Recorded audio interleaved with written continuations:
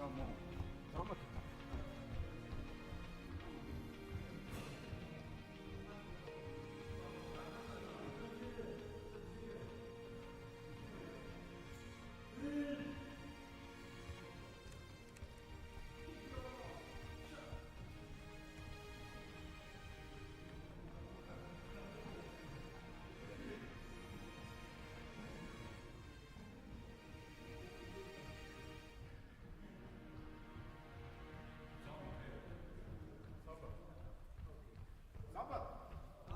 تعرف جامك؟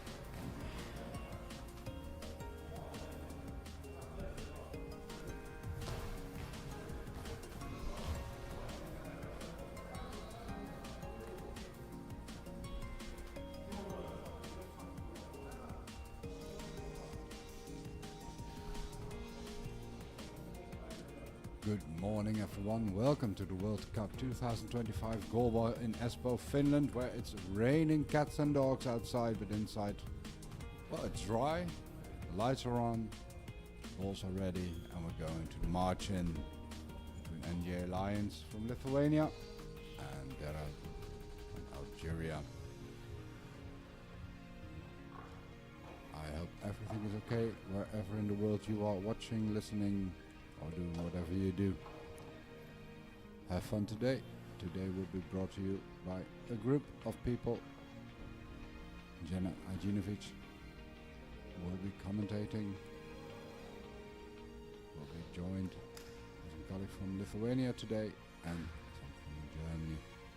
Ladies and gentlemen, it's time for this game between Edward from and Lions Amsterdam from Lithuania.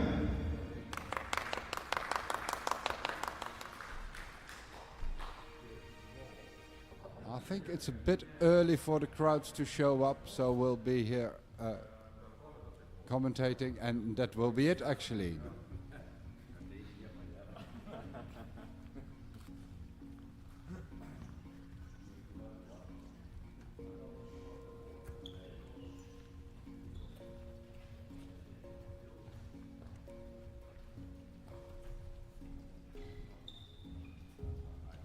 And it's time for team presentation, starting with Edward from We have number one, Honkahalli. Number two, Firas Pantria. Number three, Maxeri Boubacar. And number five, Janelle Massoum. Coach Samir Benukat. And assistant coach Hassan Missoum. And lineup for AGA Lions, Atsme from Lithuania. Number one, Osvaldas Kuchaviciu. Number two, Arturas Jonikaitis. Number four, Renigies Zvirman. And number six, Mantas Brazowski. Coach, Lailas Ganeka. And we have two referees. We have Fabiana Milaraza and Philip Shimano. Good luck in the game.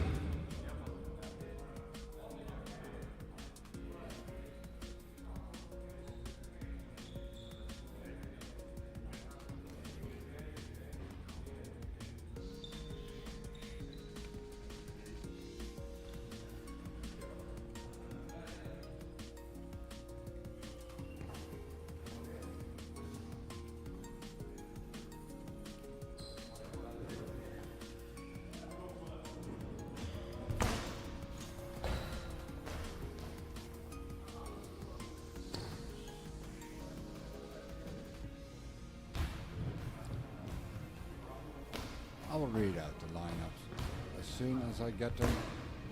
Jenna will bring them to us, and you will know who will be on the field playing, the numbers and everything you want to know. If there's anything you need to know, if you have anything we need to adjust, please tell us, no problem.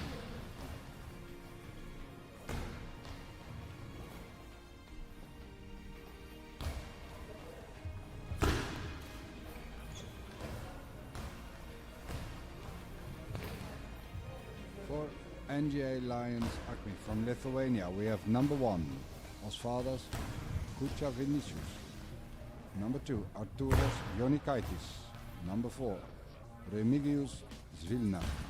Number five, Mantas Brazowskis. Coach, Laidas Janaika. And we have Bufari from Algeria, we have Abdahalim Lardi. Firas Bentiria. Maxeri Boubacar and Jamel Missoum. Coach Samir Benukat and assistant coach Hassan Missoum will be back when we're starting. Thank you.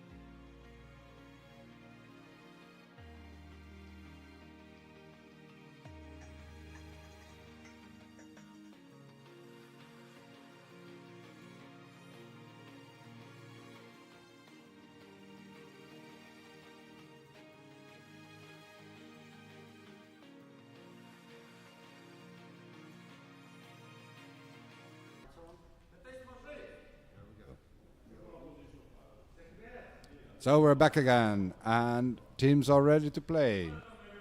On the left side, we have the Lithuanian NGA Lions, and on the right, we have EF Bufarik on the right. Bufarik, The Shooting Stars in French. the shooting in French. Étoile filante. Here we have Bufarik with the ball. Number 6, Abdelhalim Larbi. First shot blocked out by Arturas Ionikaitis. On the Lithuanian team, we have Arturas Ionikaitis on that far side. In the middle, we have Mantas Brazauskis. And on the right, we have Remigias Zvilna. With the first name I have never heard. No, Remigius. We will have to practice. Yeah, Remigias. We do our best. If we pronounce it incorrect, please forgive us. We are sorry. Or correct us in the chat. Absolutely. Do that, and we'll try to improve. Yeah, on the bench for the Lithuanians, we have Kuchavicius. And coach Kleidas Janaika. Yes. Arturas Ionikaitis now from the left-hand side. Into the center of the Algerians, picked up by number 4, Macheri Bubakar. Bubakar now shoots, and it's saved by Brazauskis in the center. Brazauskis passes back to Ionikaitis. Ionikaitis now from his left-hand side shoots straight into center of the Bufarik team. And ball over. Strong shot blocked by Firas Bentria. Ionikaitis again. Goes back center. Hands the ball to Gucha Vinicius. And he will start firing.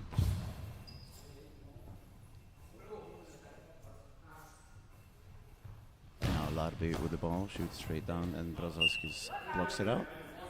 And who do you say was on the right side? Number 1, Number one. Osvaldas Gucha Vinicius. Osvaldas Kuchavicius is on the right-hand side. Takes the ball, shoots, and it's saved by Bentria, and another ball over. Another ball. Ball goes to Arturas. Picks it up.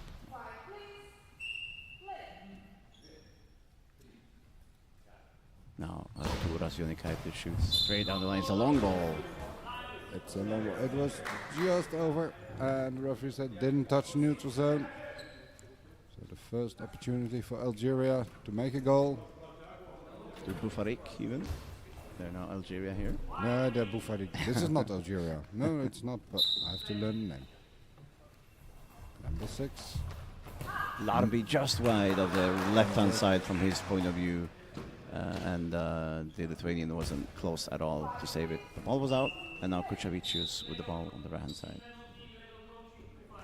And Bufarik have an illegal coaching penalty. Yeah, let's say they have some new people on the bench too. And then it happens. Yeah. Yeah. And coaches for Bufarik is Samir Belukat, former player, and Hassan Misou. Now for Lions on the left-hand side. Arturas Ionikaitis with the ball. Standing back center.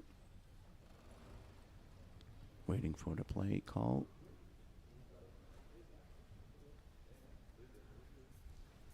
And again, there is something There's at the table. I have no idea what the problem is. Yeah, second time in this game already we have a prolonged break to something on the table. But Yeah. now Arturas Ionikaitis goes out on the left-hand side, shoots, and it's into the goal. What a Into beautiful the goal. penalty. Perfect penalty on the one spot, not even an attempt Yeah. from Bentria to save it, but this is it, 1-0, Lions in the lead. Yes.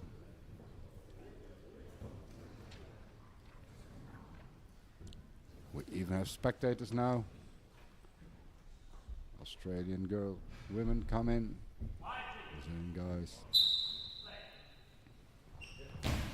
Now good shot from the right-hand side, saved by Ionikaitis. Macheri Bubakar makes a shot. Brazauskis passes back to Kuchavicius. Kuchavicius now on the right-hand side shoots, and it's blocked by the right winger. That is, who's on the right for? Number 4, Macheri Bubakar. Bubakar is there. But Now it's number 6 who takes up the shot, Abdelhalim Larbi. but he's wide by 3 meters. Now Jonikaitis with the ball on the left-hand side for Lions. Shoots and it's saved by Larbi on his right-hand side. Controls it instantly. Larbi now on the left for Bufari. Shoots and it's saved by Kuchavicius. Blocked forward. Brazauskis collects and passes back to Kuchavicius.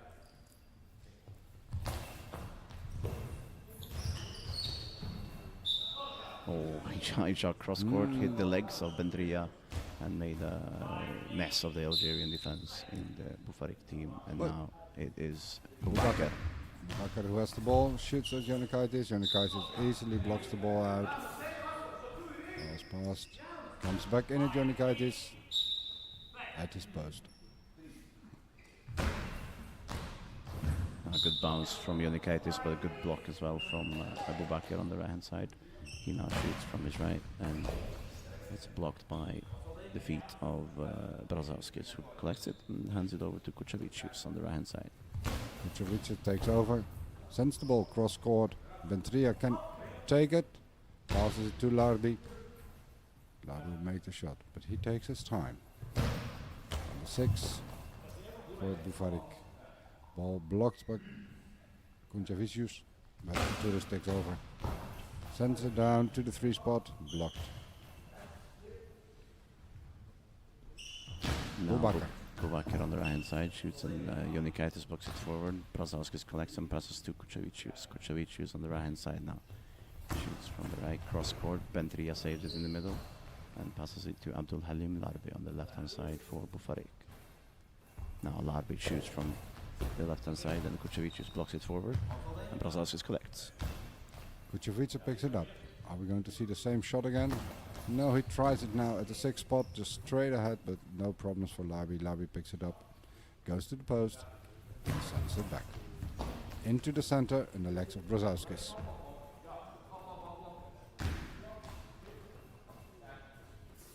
Now Jonikaitis on the left-hand side for Lions. Shoots and is blocked up in the air, but collected easily by the Bufarik defense. And Boubacar now on the right-hand side. Shoots straight forward, and Jonikaitis blocks it up. Gets the ball back. Goes back to his post. No, now he comes towards the center. And shoots away. Into the legs of Bentria. Blocked out.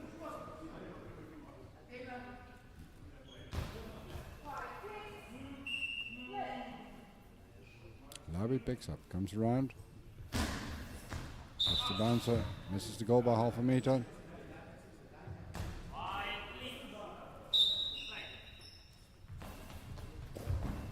Ooh, that shot. It went cross court of Arturo Jonikaitis. Bentria couldn't control it, but it was saved by the legs of Larbi. Kuchavicius blocks it around the post. Very good block there from Kuchavicius, and good shot from Larbi. Now Kuchavicius on the right-hand side for Lions. Shoots into the center, Bentria. Bentria blocks it forward, collects it, and passes it to Boubacar. Merceri Boubacar on the right-hand side for Bufarik, and it's out. He's the referee. It's the referee, Filip Cimala from Poland. Yes, on the other side we have Fabiana from Brazil. Jonikaitis from his post. Good shot there Good from shot. Jonikaitis. Hit the 3, well defended by Bentria. Boubacar. No, Boubacar, Boubacar. yeah. No, Boubacar. Out. Now the goal judge will drop the ball with Osvaldas Kuchavicius on the right-hand side for Lions. Kuchavicius takes a deep breath and now rotates and shoots, tries to cross court, hits the center, Bentria collects it and passes it to Merceri Boubacar. Merceri Boubacar now on the right-hand side. Shoots and it's saved by Jonikaitis on the left-hand side. Jonikaitis will now shoot back and hits Boubacar again, blocks forward and ball over. Ball over. It The was third- Bentria this time. Doesn't go through every time, Yes. but And the third of this half, third ball over for the Lions. seems that Bufarik has a bit of trouble controlling the ball, stopping the ball, so they can answer it with their own attack. Yes, a lot of deflections of the defense, both forward and upwards. Now Larbi collects, goes Yes. around, Comes to the other side. Sends it into the 5. No, sorry, the 4 spot. Into the body of Brazauskas. No problem. Brazauskas fast return into the corner. Larbi was there. And again Brazauskas. To Jonikaitis. Jonikaitis picks up. Towards center. Sends a long bouncer into the middle. Bentria no problems. But no control directly. Bubakar. Bubakar shot saved by the Lithuanians. Brazauskas collects it, passes it to Kuchevicius, who shoots from the right hand side of the Lithuanian goal. He shoots straight down the line, just outside of bounds, but it was also covered by Abdul Halim Larbi. Now he will get the ball from the goal judge. Let's see, Bubakar seems interested. Yeah, it's coming around, but Larbi ignores it. Larbi probably tell him to not take his ball, and Larbi shoots. Brazauskas blocks forward. Yeah, it's just another shot in the center. Jonikaitis. Yes. And Jonikaitis from the left-hand side shoots cross court, saved by Larbi. Quick return, and straight into the center, blocked forward. Seems like both centers are kicking forward. On both centers' legs, they go forward. Another one, and ball over. Another ball over. Ball to Jonikaitis. There was a smooth shot without a sound, an immediate response from the bench. Oh, that's a high ball. Not every smooth shot is a high That was ball. just a beautiful shot. It was a beautiful shot. And now it's again blocked deflected. over the It goal. goes over the goal. We are 5 minutes and 51 seconds down in this half. NGA Lions in the lead, 1-0. I don't see any problems for the Lithuanians at the moment. You don't see any what, sorry? Problems for the Yeah, Lithuanians.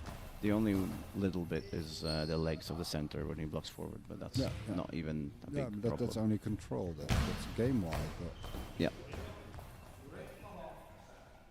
the Algerians aren't pushing it home to the Lithuanians. So they can again, Another it's ball ball over. over. It's another ball over. Yeah, number 5 this half. Yeah.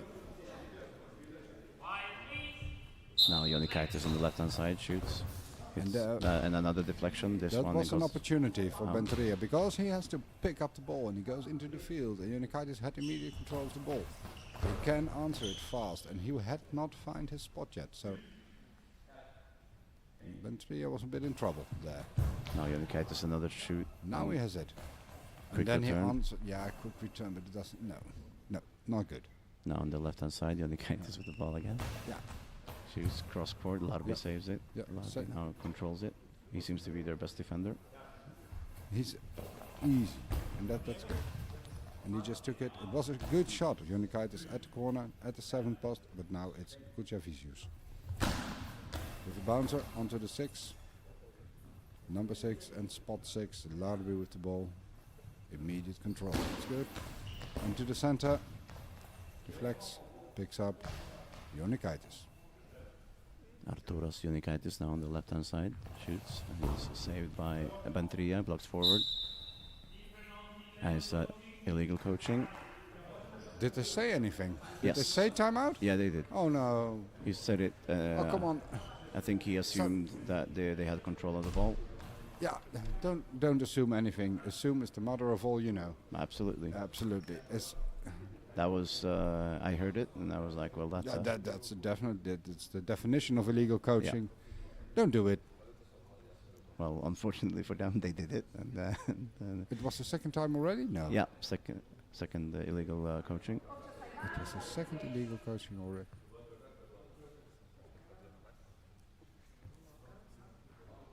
No.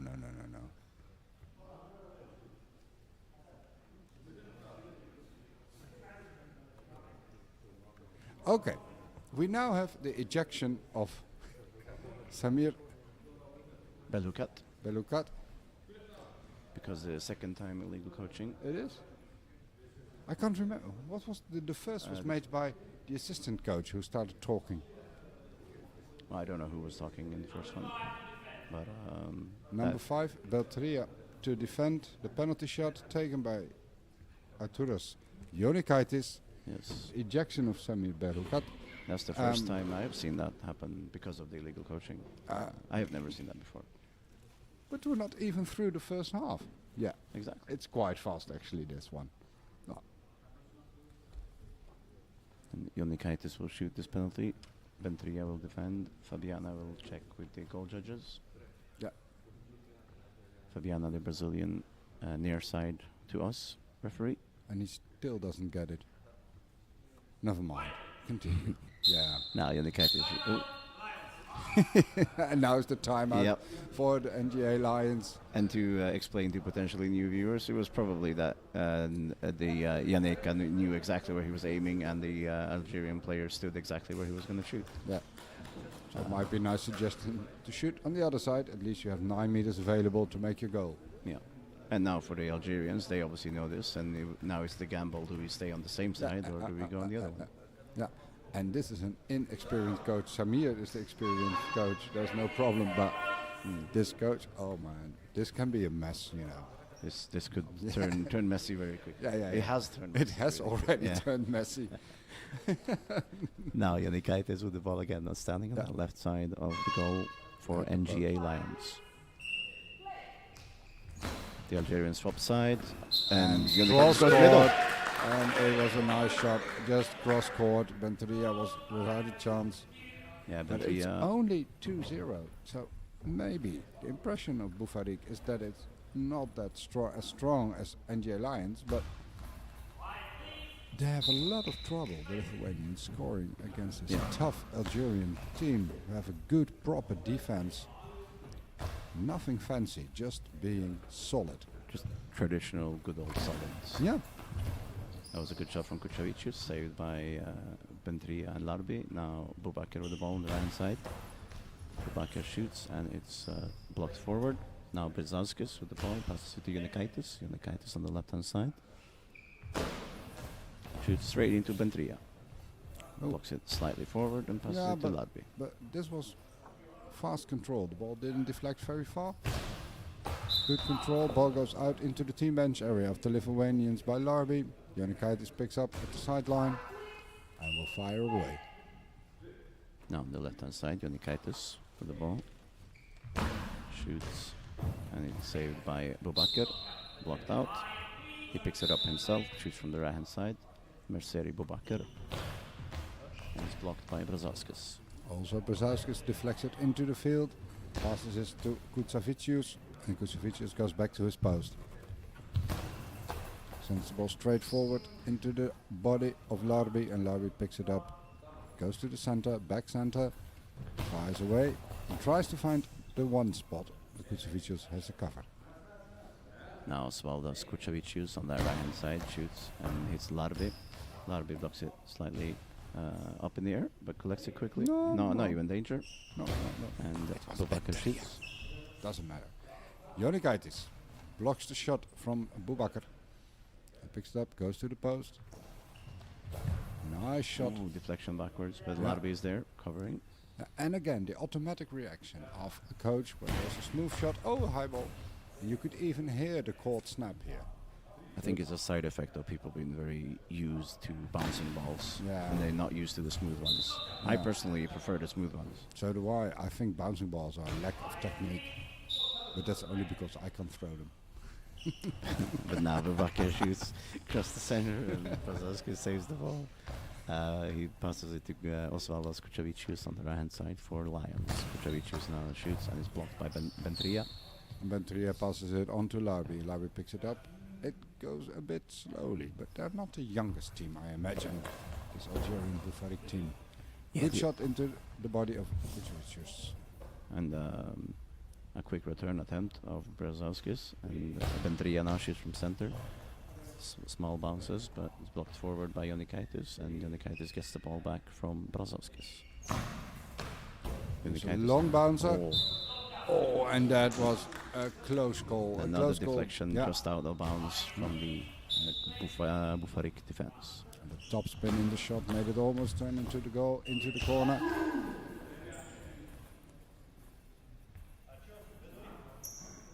I think there's some noise on the other side of the curtain. Gliders indicates that. Arturis Jonikaitis sends it down cross court into the body of Larbi. Larbi picks up.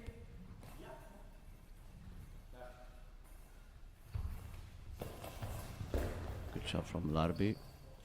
Blocked forward by Kuchavicius. He gets it back from Brazauskis. Now Kuchavicius shoots straight on the line. Larbi blocks it again. And quick return from Larbi. Bouncing ball. And saved by Brazauskis. And passes it, or hands it over rather, to Unikaitis. Unikaitis back to his post. Sends it down. Cross court. Hits the number 5, Benteria. Just in the body. Who collects it. Passes it on to Boubacar. And Boubacar sends it away. That was a good shot. That was putting a bit more pressure on the Lithuanian defense, that one. Hitting the 5 spot from the outside in. Yeah, the inward angle there is, Yeah. and with the center kicking slightly, then there is a gap there. There's a gap. You have to open it. Yeah, quick return as a response on another quick return, but just out of bounds. Out of bounds. And Kucavicius picks it up.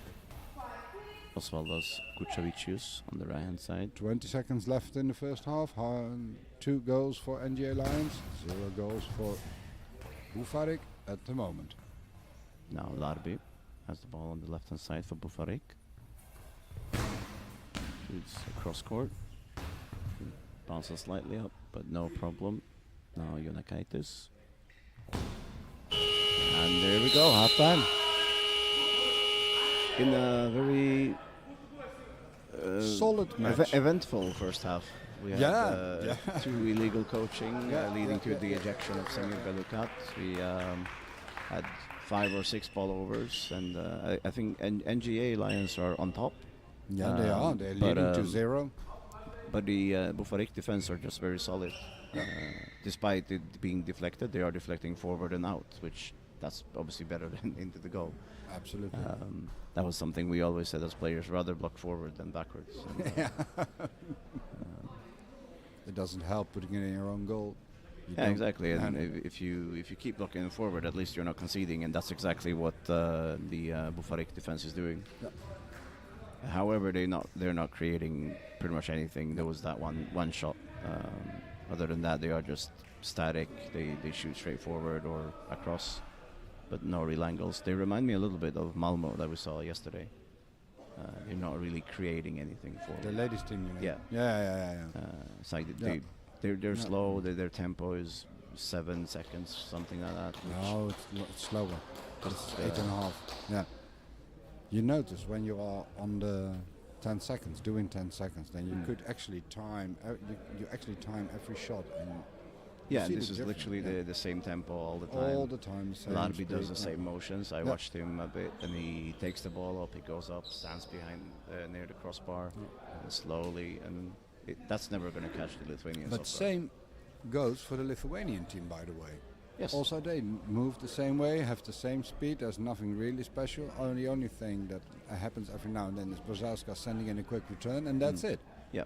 Yeah. And the difference between the wingers is that the Lithuanian wingers are hitting the angles.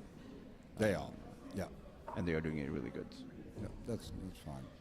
But let's see if Bufarik has something to offer. They do have one substitute in Jamel Misum. What do you know about the other players, wingers for the Lithuanians, Justas Pasodauskas and Nerijus Montvidas? Are they out? Have they stopped? Or do we know anything? I have no idea. Justas Pasodauskas I was expecting here, but but I'm surprised he's not here. And Montvidas as well, but he's also getting old. He's been around for a long time. Montvidas. Yeah, so okay. But young and old mix very well together, you know. Yeah, of course. Yeah. But and we see Genrik Pavlukijanic yeah, of course. in the chat. Good morning, Genrik. Maybe nice to Genrik have you can here. tell us what's up with Pazorauskas and Yeah, Montvidas. Yeah, we have no idea. And I mentioned the Bufarik substitute. We have a substitute for Lions as well. That's on the bench, and that's Remigias Zvilna, which is a name I had to learn 2 minutes before the lineup. Yeah, there's new names, and it intrigues me the Lithuanian names there. It's old They're amazing. They're amazing I names. love them. Yeah, I love the names, but Yeah. it's really like, okay. Like Pavlik Janets is one of my favorite names to say. Yeah. But he's a legend anyway. Oh yeah, absolutely. With a good name. A legend. A Absolutely. legend with a good name. Absolutely, It can't be better than that. Yeah. And to remind you viewers, we have halftime. On the left-hand side in the second, we will have Etoile Filande Boufarik from Algeria. That's they have 0. And on the right side, we have NGA Lions from Lithuania. They are 2.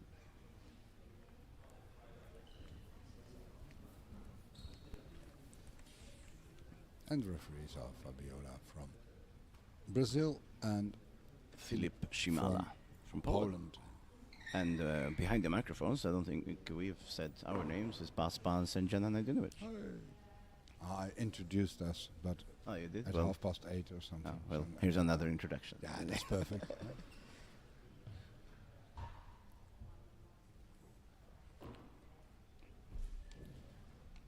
And I'm still getting used to these 5-minute half times. Yeah, it's perfect. I Of love it. course, I love them, but Yeah, it's yeah, it's yeah, a change. yeah, it's a change. This is the Yeah. first tournament I am Yeah. on with the new rules. Yeah, it's a change. Also a change that if there is a clarification at the table, Mhm. referees should remember just to explain what you're talking about. What's the problem? So Yeah, I was we gonna. had a few of those, Yeah. 2 actually, in the beginning of the first half, Exactly. and No Philip was there explanation. and no explanation whatsoever. We have no idea. Yeah. Is that a new thing that they don't explain, or is No. that just? I think he just forgot. Okay. Yeah. As you heard, Lions will start with the ball. First shot, No substitutions. nothing. Arturas Ionikaitis. On the closest to the camera here. And we on the just right side. continue where we left off in the first half. Sends it down the 3. Exactly And the ball's like we- deflected and the ball's Actually, over. exactly like we started. Exactly. We just continue the same game. Yes, Bentria kicks with Yeah. his legs and blocks over. There's a clarification. Now we have another clarification, and we forgot to change the names on the bench. Yeah, the Lithuanians don't want to be called Boufarik. Well, I didn't see them complain actually. No, maybe they like to, but Yeah. yeah. It's probably warmer in Algeria than in Lithuania. That's Yeah, for but sure. it can be too warm, you know. That's what. I do like snow every now and then. Now Arturas Ionikaitis with the ball on the left-hand side. Shoots straight into. Straight into Bentria. center, blocked by Bentria, passes it on to Larby. Larby goes back, same speed. Larby sends And it up wide. It's the same. Yeah. Yeah, Yeah, it's the same game. yeah. Arturas Ionikaitis now on the left-hand side. At his post, as he's done all game.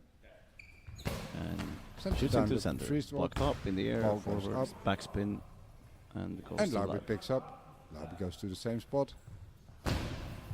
And shoots And now shoots at in the center. Brzezowskis, who doesn't control the ball and ball over. That's the first ball over from the Lithuanian side, Lions. Yeah, I think so, yeah. And, Yeah. And now we have Boubacar. He moves. That's a new thing. Boubacar now shoots. And Oh, it's Ionikaitis. and there it's in. Into the back of the net. They have used the whole first half to get to this moment, you know. It's Yes. tactic. It's Yeah, all tactic. this is tactic. He's done everything as a single thing, and now he moved in. Yeah. And now he did something else, and Yes. suddenly it was a goal. And It's when- 1-2. Yes. And he went past the legs of Brzezowskis, hit the legs of Ionikaitis, and into the back of the net. Beautiful goal. And now someone has to operate the scoring. Yeah.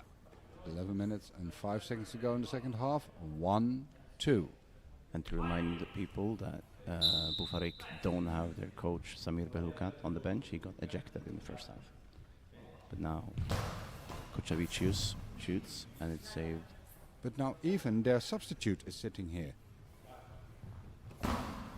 Oh, that's an interesting change of events. Well, he is on my list.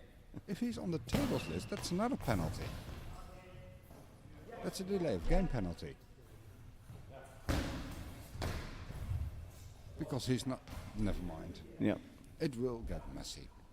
Either way, and now Kocavicius has the ball.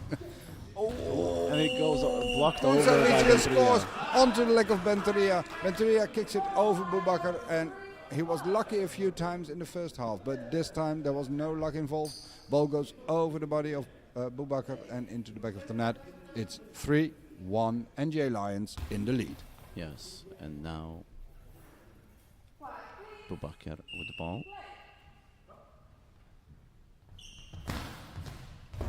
Shoots straight into Brazowski's body. He tried to find the same thing he did earlier. This time it failed. Now Unikaitis with the ball. Shoots straight into Benteria. And Benteria passes to Larbi. Benteria had problems, but had control. Larbi, cross court, out. Tries to find the 7th spot. And there's another clarification. Is that a 10 seconds? I think I heard. No, there's clarification or something. No, it's no 10 seconds. Maybe they realized that this substitute has left the bench. Yeah, or the score or whatever. I have no idea. Yeah, we'll find out.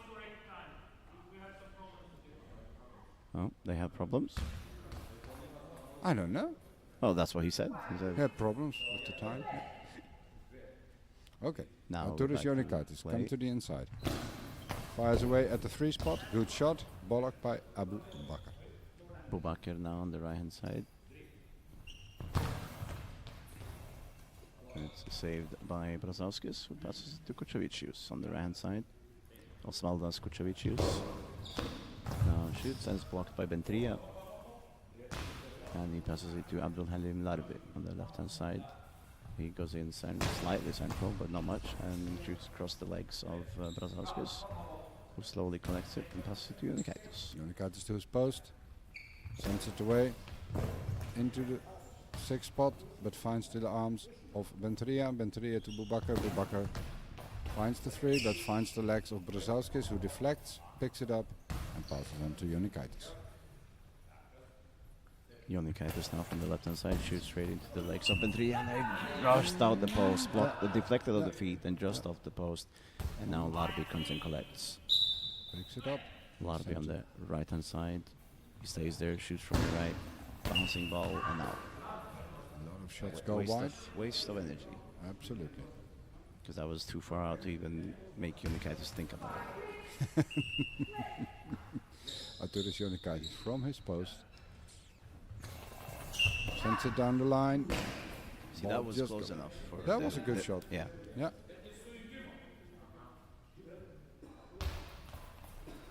Now Boubacar with the ball. Merceri Boubacar goes inwards, maybe a couple meters, and now shoots. And it's Unikaitis who blocks it up in the air. Now Brazowskis collects behind him, passes it back to Unikaitis on the left-hand side for Lions. Shooting cross-court, and it's blocked by Larbi.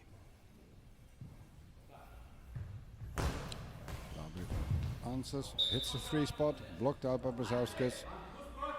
Kucevicius picks it up. Outside of the goal, different shot. Angle is different, it hits the legs of Benteria. Benteria has no problem, direct control, passes on to Larbi. Larbi goes to the same spot where he went all game and gives a long bouncer. And Kucevicius had some trouble defending it. Unikaitis comes along, sends it into the 5. Well blocked and good cover by Larbi. Boubacar tries to find the 7th spot, tries to find the corner, but just went wide. Unikaitis receives the ball. And some very strict instructions from Janeka. And now Unikaitis from the left-hand side shoots. Good shot from Good Unikaitis. shot at the 3 spot, well defended by Benteria. I love those silent releases. Those Yeah, I love him. those are amazing, and those are incredibly hard to defend against, because you don't hear exactly when they release are. Yeah, it's good. Timing is difficult. This one you can hear, you can place, you can hear them fly. Yeah. Now on the left-hand side, Unikaitis after a shot out from Larbi. Pass it on to Kucevicius. Kucevicius goes back to his post. Kucevicius shoots straight down, and Larbi saves it. Larbi now quick return, and it's across the court, and Unikaitis saves it with his hands, safe and sound. Now Unikaitis on the left side shoots straight down, and Boubacar saves it on the right side for Boufarik. goes inwards. He's trying that now. That's the thing in the second half apparently. And this was incredibly out. Yeah. And Jonikatis will get it from the goal judge. Jonikatis picks up the ball, goes back to spot, go back center. Tries to find the corner with Boubacar, but Boubacar blocks it out with the hands. No, it was called out from the It's referee. called out even. Okay. I guess his hand was outside. No, maybe. But anyway, Larbi picked the ball up. You know, even referees make mistakes. Number 6, Larbi sends it down, tries to find the corner of Kutsevicius, but it just hits the body. Kutsevicius returns into the center. Bentria deflects, picks it up, passes it to Boubacar. Boubacar to his post, sends it away, only to find Brzezowskis in his way.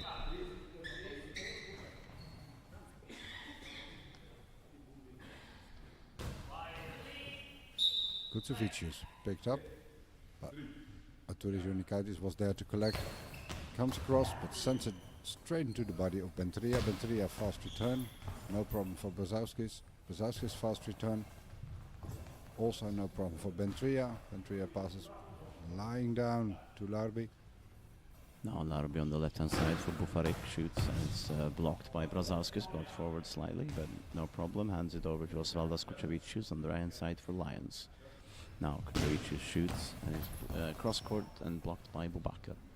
Boubacar now on the right-hand side for Bufaric, shoots straight down the line, and Jonikatis blocks it.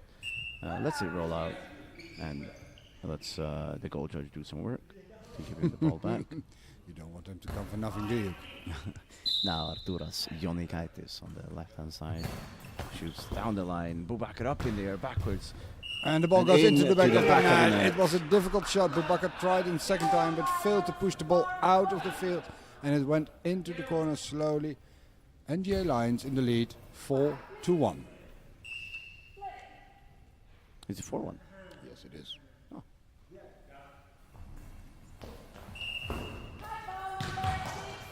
And there's the high ball. High ball for Larbi. Yeah. And a chance to make it 5 for Lions. I will guess it's Jonikatis. Absolutely, you guessed correctly. Jonikatis goes to the right-hand side, sends the ball cross-court and hits the post on the other side, and it's picked up by Larbi, and it's blocked. That's incredible. That's a pity. That's just bad luck. It's so bad luck. It's such a good penalty, and it goes straight in the yeah. post. Well,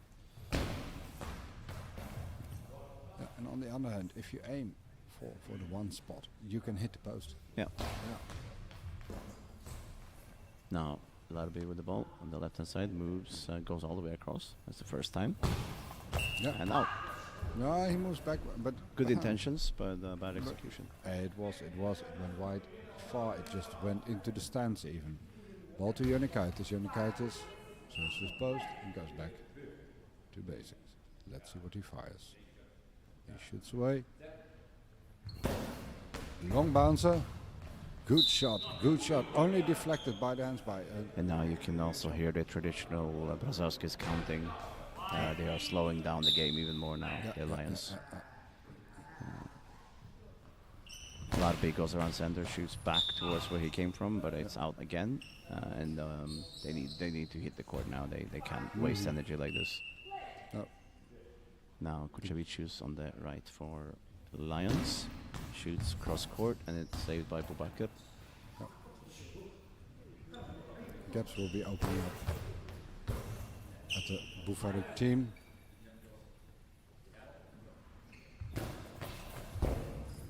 Blocked in the air for Bentria, but this time he can collect it safely. Hands it to Larbi on the left-hand side.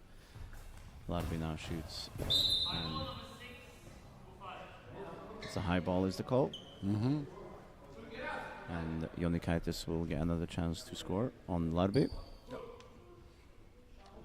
Larbi stays in the middle. And now it's Kutsevicius who has the ball. He Okay. stands on the right-hand side, so it's not Jonikatis. Larbi in the middle, chooses the right position, but it's Oh, wide, very wide. wide, Oh, very it's wide. very bad. I think he went out near the 6-meter line on the other side from Osvaldas Kuchevicius. That was a bad penalty. Yes. An objectively bad penalty. Timeout I have a timeout for AF Bufarik. It's 4-1 for Lions.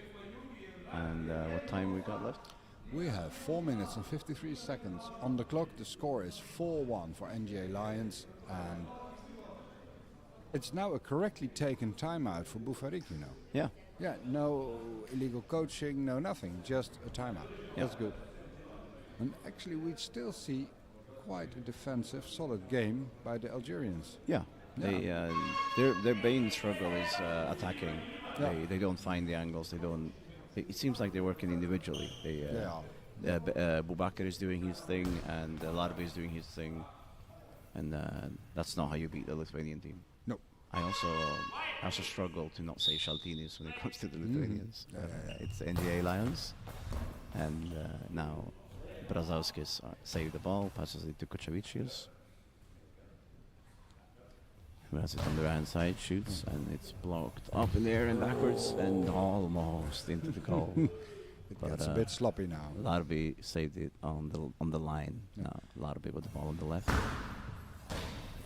That was a good long bouncer. Well collected by Brazauskis. Arturis to the left side. Sends it down into the center, into the arms of Benteria, who passes on to Larbi. Now Abdul Halim Larbi on the left hand side shoots. He's passing and legs on Brazauskis, kicks forward. And it's an official timeout equipment check on Benteria. Yep.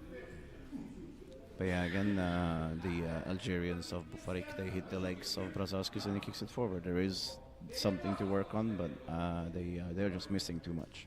Yep. Too much out, too much hitting straight on Unikaitis. And now talking about Unikaitis, he has the ball. And he fires away. Tries to hit the one spot. Well defended by Boubacar. Boubacar has the ball. Tries to return the favor. Also blocked by Unikaitis.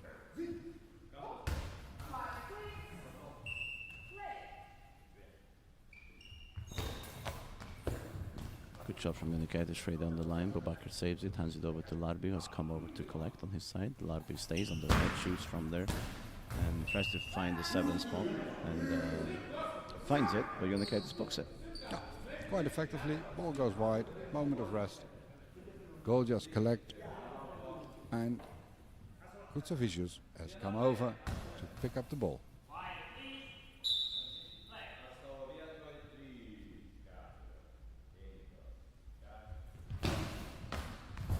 Sent it down into the legs of Benteria.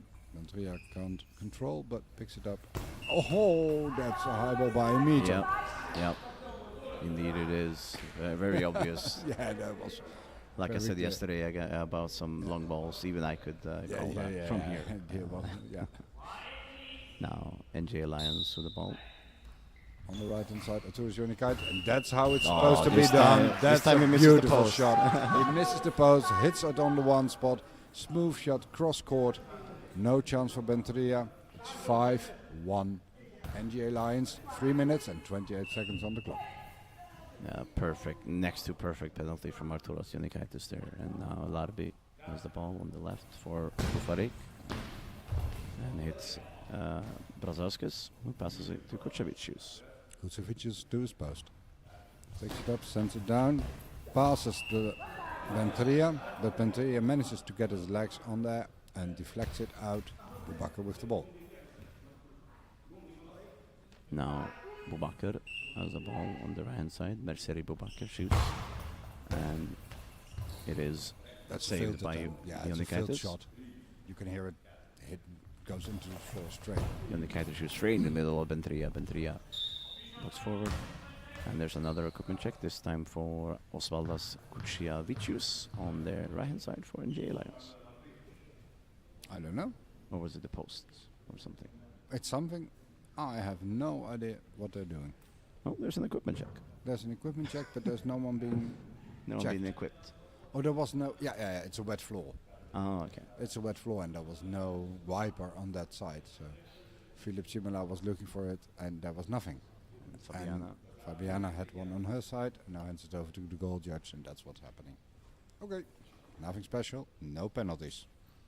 Yet. Yet. We have learned in this game that you never know. So. You never know. No.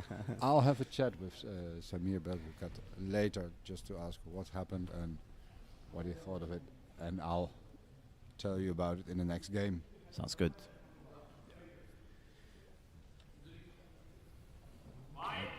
Everything is clean again. Larby with the ball.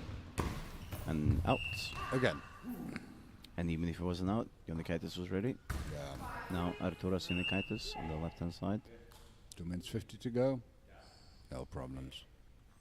And you can hear the counting again. If I know my Lithuanian numbers, they shoot after 6.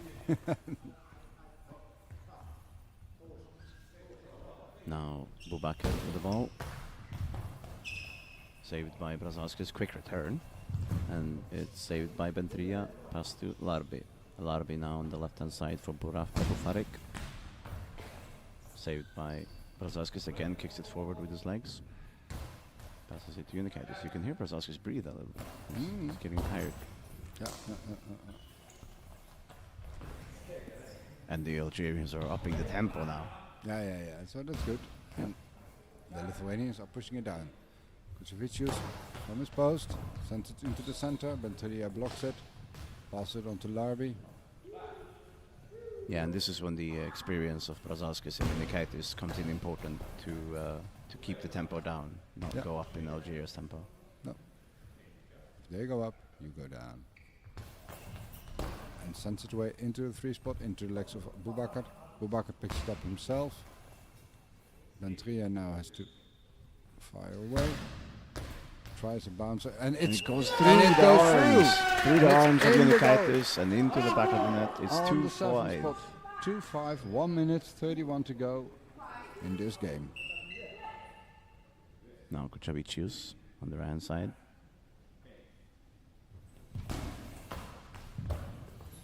It's the legs of Bubakar. Yeah, went past Bentria. Now Bubakar goes, shoots, and it's blocked by Brazauskis, who passes it out to Osvaldas Kucevicius. Kucevicius shoots away. Ball just goes wide. Larbi was there. No problems for the Algerians. 1 minute 7 to go.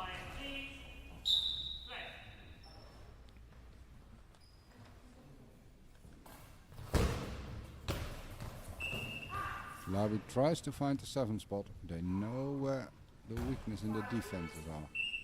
This Lithuanian squad. Jonikaitis said 6, and then Jonikaitis shoots, and up in the air, slightly backwards, but no problem in this case. Now Bubakar shoots from his right hand side, Brazauskis blocks it, and this goes out. Substitution. Substitution We line. have Osvaldas Kucevicius out and Remigias Zvilna in. Yeah, and at least you haven't learned the name for nothing, did you? Yeah, that's very Exactly. good. That's very good. And I've memorized it now, so Yeah. now we'll never forget. Remigius Zvilna, number 4, to enter the field for NGA Lions. We'll get about a minute to play. 41 seconds. Yeah. Yeah. And Kucevicius has done a great game. It's first Yeah. time I see him play, and Yeah. he's Solid. done well for himself. No mistakes. Perfect. That's really all you can ask from me. Yeah, absolutely. Yeah. Jonikaitis picks it up on the right side. Goes back to his... No, not his post. Stays there. Sends it down into the 1 spot. Blocked out by Bubakar. Now Larbi comes over to the right hand side to collect the ball. Abdelhalim Larbi shoots from the right hand side. And it's blocked by Jonikaitis. Blocked out even. Blocked out. 29 seconds to go. And Arturas Jonikaitis with the ball on the left hand side for NGA Lions. Straight into center. Bentria saves it, box forward, and Bentria with the ball. keeps it himself. Yeah. Unikaitis saves it. Zvilna still haven't touched the ball since he got subbed on. No, no. And he will not. Good shot from Unikaitis And into the it's back a of the goal. It and goes it's between 6-2 on between- the 3. Yep. between Boubacar and Bentria and into the goal. It's 6-2. 4 seconds to go. 1 second to go. And That's the first touch of first touch of Zvilna. Zvilna. With that 1 he has second the to ball. go. No, he doesn't touch it. Oh. Oh, and now he got the ball handed to him, and his touch doesn't even count. And Zvilna will hold it for a second, Yeah, and then this yeah. game will be over. That will be it. He got picked it up in the as end. the He buzzer picked it went. up as the buzzer started. That's Okay. quite a performance there from Zvilna Zvilna. was No magnificent. mistakes. Nothing. Didn't even break a sweat. Yes, the game is over, 6-2, Yeah. and just very secure performance from MGA. Yeah. Bufarik did well as long as they had energy, and then they kind of dipped, but didn't find anything attacking. And No. then the next game starts at 10:15. I will have.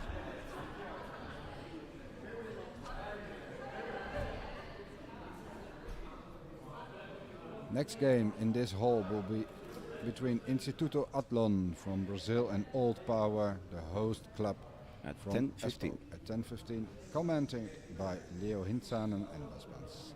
See you later. Yes, see you then.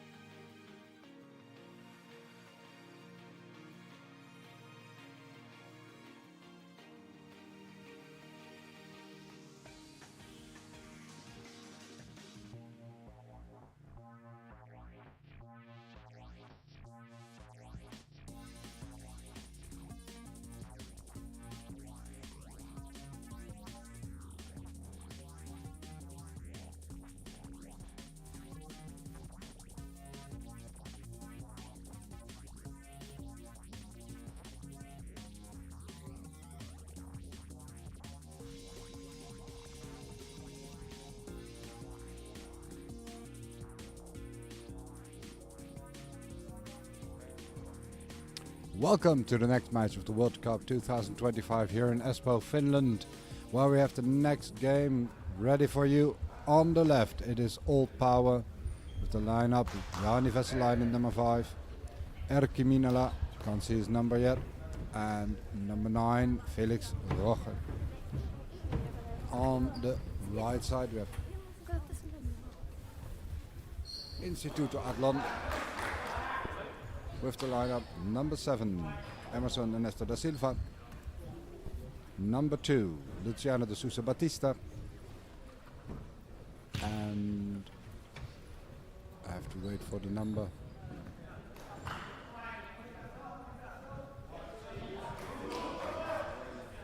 Number 3, Paulo Rubens Ferreira Saturin. Welcome everyone in the chat. Welcome everyone online all over the world, and in Brazil we've seen a lot of people who are tuning in. Bom dia. Referees for this match are Antonius Christodoulos from Greece and Warwick Jakes from Australia.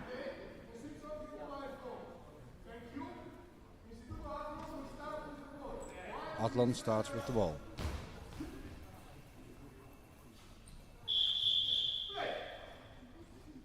Batista goes to the post. Sends it into the defense of Veselainen. Veselainen picks up.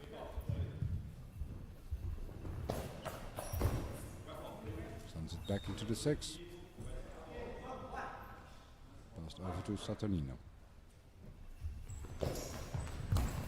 Cross court. Veselainen passes to Roche.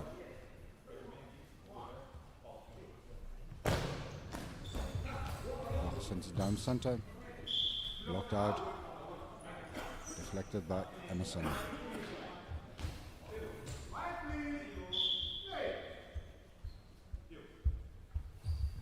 Batista, cross court, saved by Erkki Minala.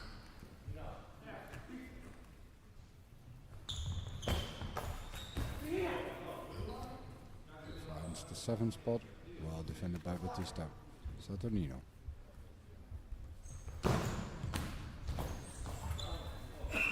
Locked out by Veselainen. Veselainen picks up. Back into the field.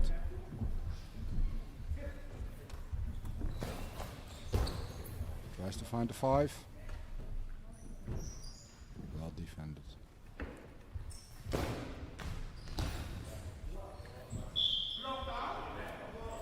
Emerson sent it. Quite a careful start here. Yeah, nice and easy.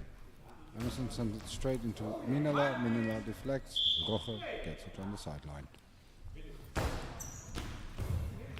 Fires away. Batista blocks. Emerson picks up. Hands back to Batista. Batista back to his post.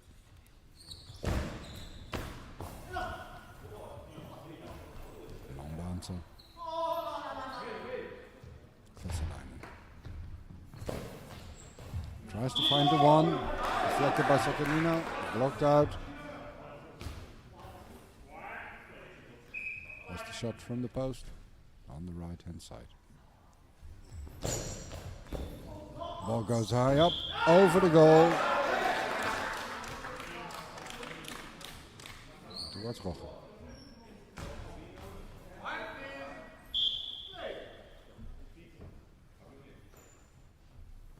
Roche fires away. And finds a spot at the 3. Ball goes through. Emerson couldn't reach it. Saturnino wasn't there. Gap opened up and Roche knew where to find it. 1-0 All Power. That's a good change by Rocket to throw the high bounce every now and then, because all 3 of All Power players like that fast, low bounce. And he has a good smooth shot too. I like that. Definitely.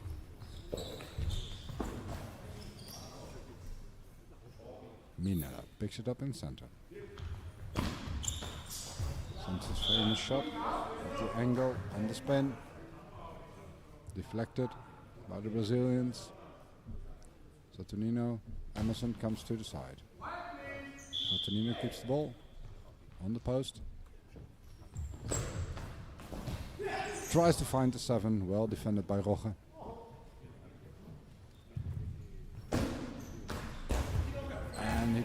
finds the 5. Blocked out by Emerson. Good shot, good defense. Ball to Batista.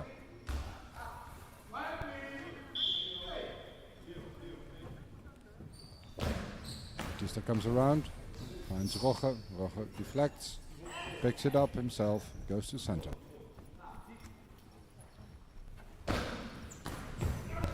Hits hard and high. Emerson blocks it in the air. Goes to the post. Saturnino out. Tries to find the 6. No. Defended by Roche. Roche hands it to Veselainen.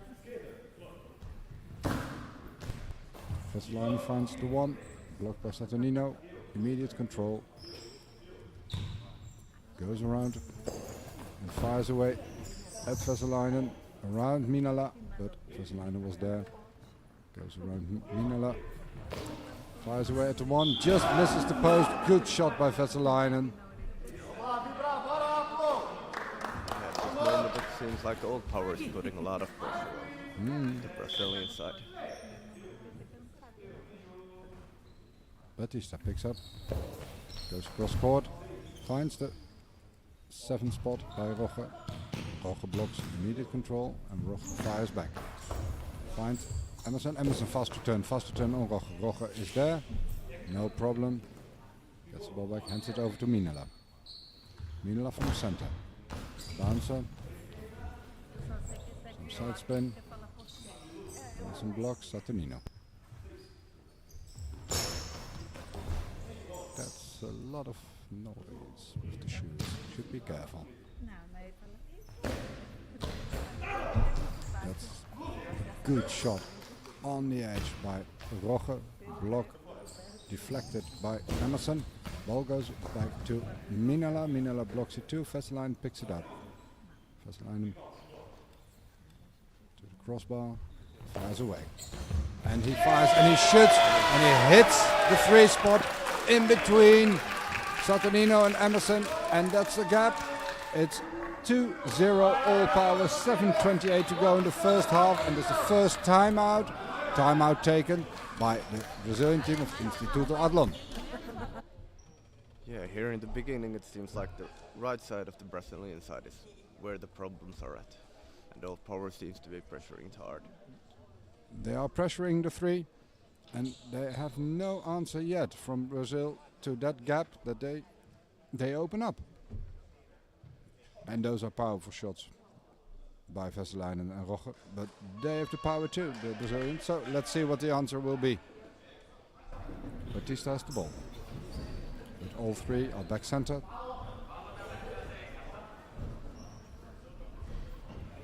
There are a lot of kids coming to watch this game. That's good. We have a full... and we see Warwick looking at the kids. And he wanted to say something. And so, oh, those are kids. That's good. And it's great to have a full stands with a lot of people spectating, getting to know the game. Yeah, I don't think we had the hall this full in any match yesterday. No, that's perfect. It's perfect. So he just waits for them to sit down and be quiet. Batista fires along, just misses the post. Veselainen was there.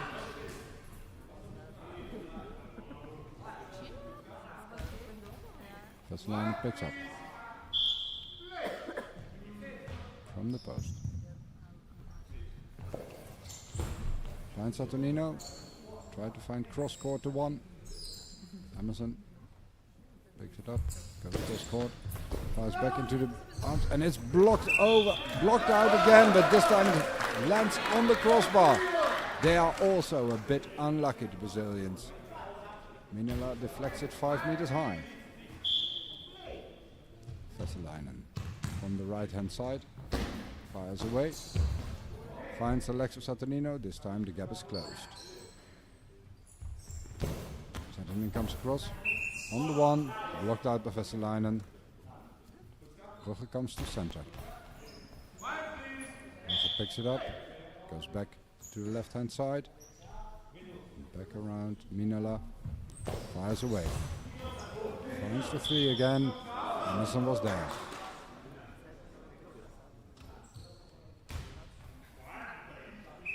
Batista picks it up at the side of Saturnino on the right hand side, goes around, finds the corner at Rocha. Rocha deflects. Minala comes to the side.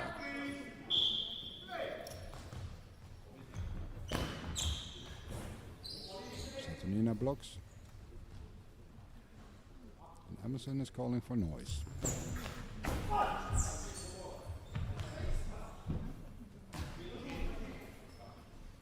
Rocha picks it up. Rocha fires back. Tries to find the 7.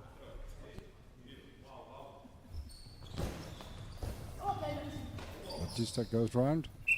Deflected by Minala. Veselainen has the ball. Just outside of his post. There he comes. Right hand side. Finds. Oh, good shot at the 7. But well defended. Immediate control by Batista. Emerson gets the ball, goes to the post on the left side, and fires away. Almost finds the gaps. A good shot. Minala knows to pick it up. Minala seems to want to attack quite a lot, even though he has wingers as powerful as Vesalainen and Rocha. But Minala always has some special shooting, so it's always good if he can put in a throw every now and then, even if he's playing center. Yeah, definitely he has.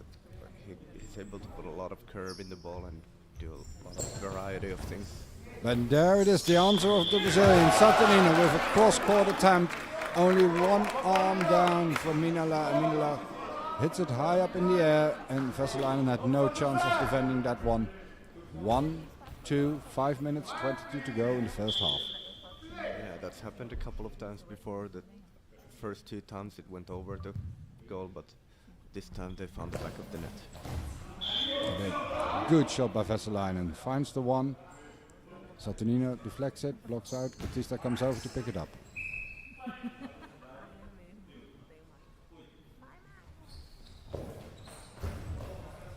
Well defended by Rocha. Timeout taken by Timo Lehtinen for Old Power. What do you think of the match so far? Well, I think we've had an exciting start. Both of the teams have found the spot to pressure. For Old Power, the problem has been the gap between Minala and Rocha, and on the opposite side, it's been the exact opposite on the right wing and the center, between the right wing and the center. And yeah, I think Old Power has fine control there, but they were lucky too. yeah, They should be careful with the noise. Both teams, by the way, with the shoes squeaking and everything. And we don't want the game like this to be decided by penalties. So yeah, there's quite a lot of echo in the hall, so yeah, the foot stomping can be heard. yeah, there we go again. Felix Rocha sends it down, finds a 5 spot. Emerson blocks it with the feet. Picks up the ball himself, fires away. Straight into the body of Minala. Minala can't control. Passes the ball to Veselainen. Veselainen answers into the body of Batista. Batista picks up, goes back to the crossbar. One bouncer, well defended by Minala. Can Minala reach it? Yes, he can. Passes the ball to Rocha. It's entertaining to watch how quickly Minala is in the half court when the ball gets loose.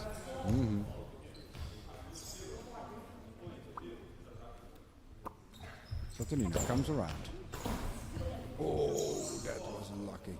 Onto the feet of Veselainen, into the back of Minala, onto the feet back again. Veselainen, now Veselainen answers. Into the 3 spot, Emerson, immediate control. Batista, back to the goal. Flies away at Minala. Minala controls it. Fast return from Minala. Tries to find the 3. Saturnino there, onto the bar. Legs of Saturnino. Emerson picks up and fires away. Tries to find the gap. Veselainen is there. Veselainen picks it up himself, runs back to the goal himself, and will score or throw himself, and he might even score. No. The ball was for the 3rd attempt. The Brazilians defended it, blocked it out by Batista, and the ball is handed back in. Batista will throw.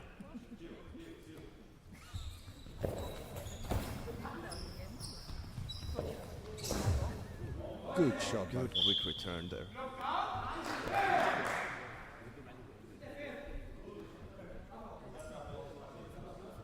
both teams clearly like to up the tempo every now and then a little bit and keep the match entertaining, keep the opposition on their toes. Good shot by Saturnino. Fast return Erki. And a lot of comments even from out of the stands. Brazilians call for noise. And when you start doing that, Leitinen will automatically answer, said, hey, if you're calling this. Yeah, I'm not sure about the noise call, whether they were complaining about the audience or the feet of Minola. No, they were complaining about the feet of Minola. I can assure you. It's a well-known fact by Erki. The tighter the game gets, the more noise his feet make. Come on.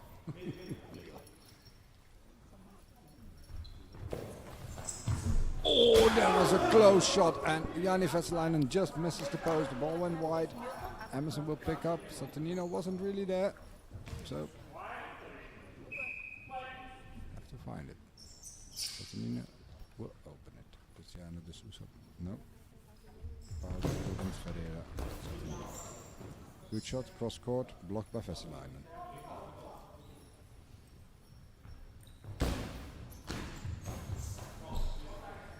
Vesalainen throws into the body of Saturnino. Emerson comes over, wants to pick it up.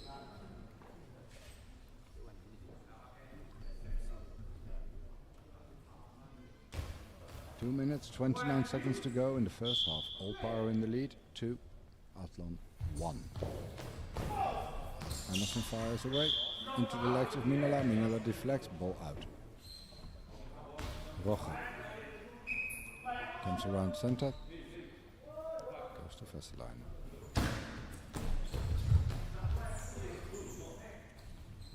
Emerson picks it up, hands it to Batista. Batista from back center. Into the body of Roche. Roche fast return. Oh, that's a good shot. Emerson, immediate control. Roche blocks it. Minola.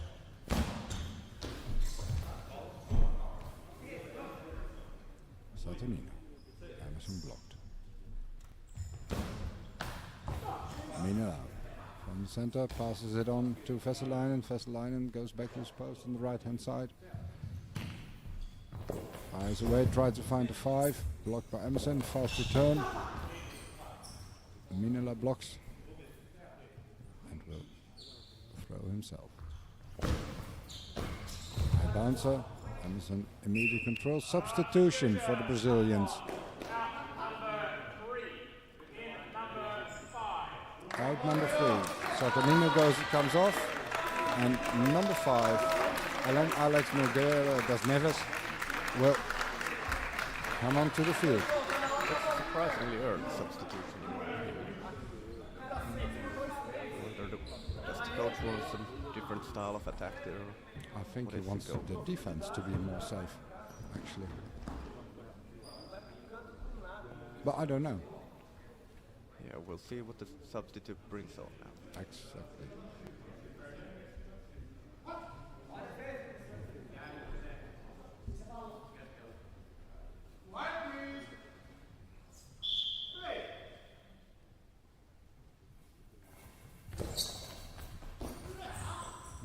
Emerson tries a curveball, didn't fool Erkimila in the center, Vesalainen from the post. Tries to find the new player, the number 5 who just came in, but ball goes wide by 5 meters. Das Neves.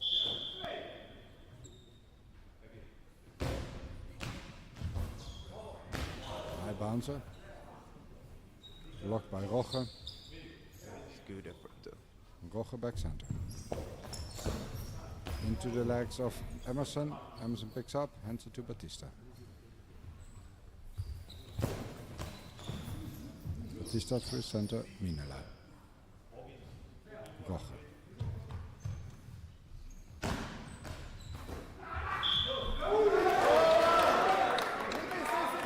Blocked out by Neves.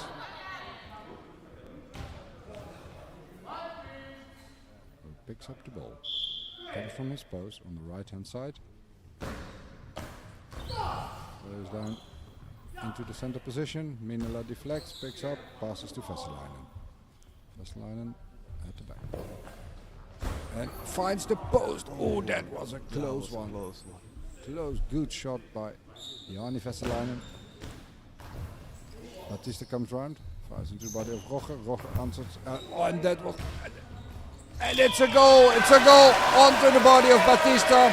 Comes onto the crossbar, hits the floor, and then bounces back in. And the Brazilians were not capable of getting control of the ball in time.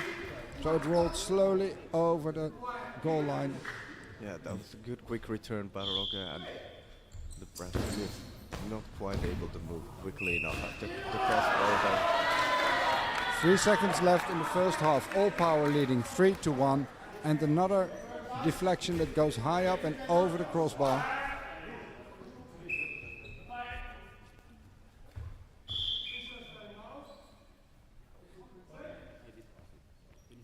That's always a good way to end the first half, by getting into one last goal there. Go with a good momentum to the second half.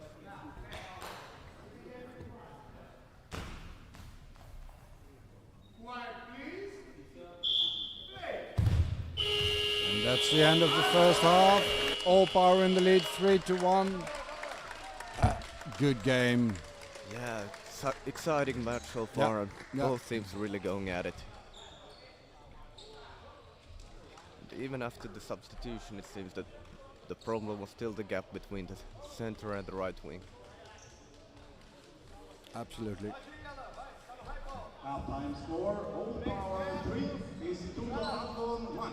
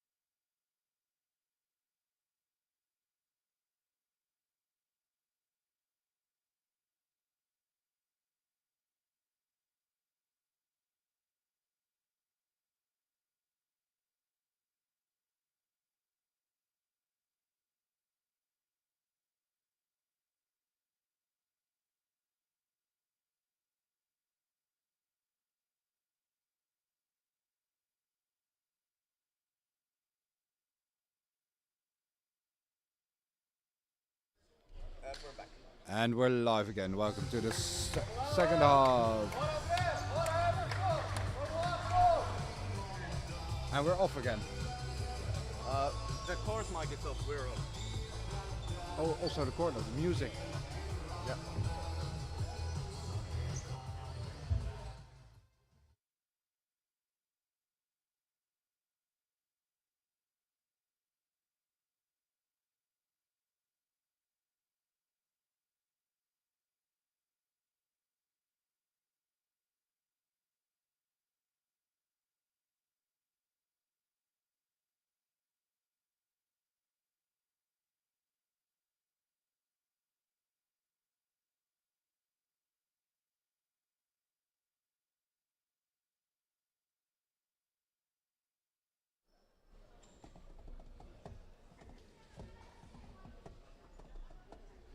Okay, there we go. And we're back.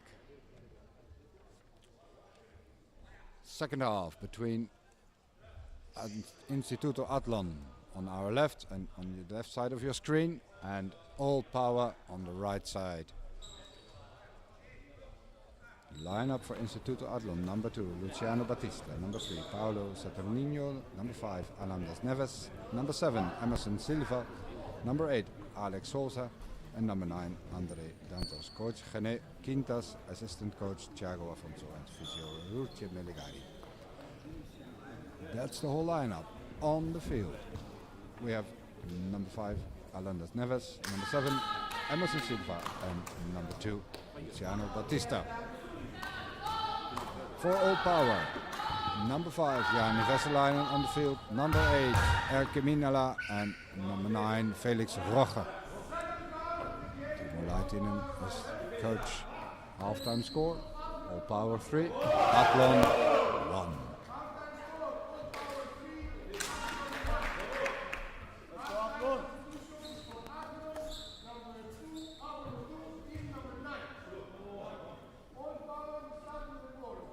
Okay, number 9 has come on for Athlon, so Luciano Batista is off and Andre Dantas is on the left side of the team area. First shot by Jani Vesselainen into the 3 spot, into the legs of Das Neves. Picked up by Emerson. First shot by number 9, Andre Dantas. Blocked by Erke Minala, handed over to Felix Roche. Fires down, hits the 5, immediately goes up. Dantas collects it in second defense attempt. Good shot by Dantas. Erke has moved 1.5 meters back in defense to be able to pick up the long bounces. Neves from the post.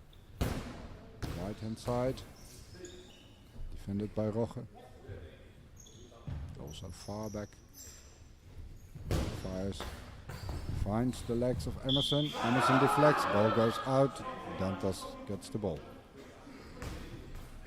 I think it's always interesting to see how tactically different European teams seem to be compared to the American ones and the Asian ones. How in Asia and America they seem to use substitutions a lot more. Yeah. I don't know. I think the bench of the Finnish team is quite strong actually. Yeah.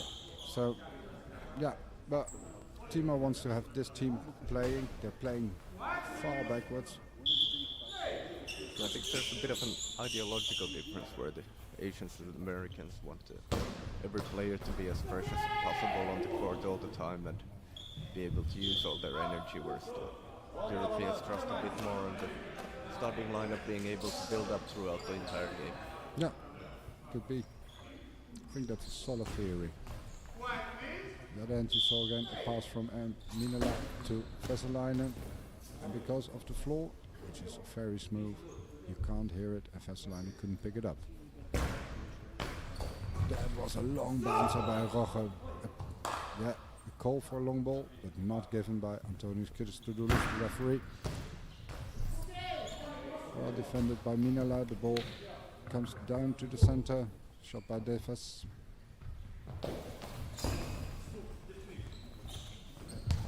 Good power shot by Vesselainen. To Emerson. Emerson returns the favor. It's Minala. Also Minala deflects. Ball goes back into the court. Minala back center. Comes around. Tries to make the curve shot. Dantas answers, hits Minala in the chest, perfect defense. Vesselainen, oh, and just misses the post by a few centimeters. Another strong shot by Jani Vesselainen to hit the one. Dantas come over, picks it up at the one position. On the right hand side, gives it back. Ball, and there it is, onto the legs of Felix Roche, and it went up again. Roche not capable of blocking it out, deflecting it out of the goal, and it went in, and the score is 2-3.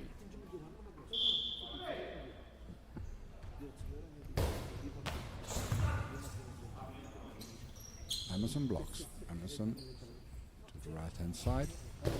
Sends it down into the legs of Roger. Defends it well. Vitselainen picks up. Strong shot at the 5 position. Emerson picks it up. Halfway court. Shot to Dantas. Minela. Back to Dantas. Dantas comes round. Desnevis wants it. Dantas keeps it. Dantas tries to find the corner, the 7th spot at Roger. Roger was there. Ball goes wide. Ball being brought back in. Roger picks up. Goes back center. Sends it down pressure. Blocked out by Desnevis. Dantas comes around. And back. Desnevis tries to find. And it's a long ball by Alan Desnevis.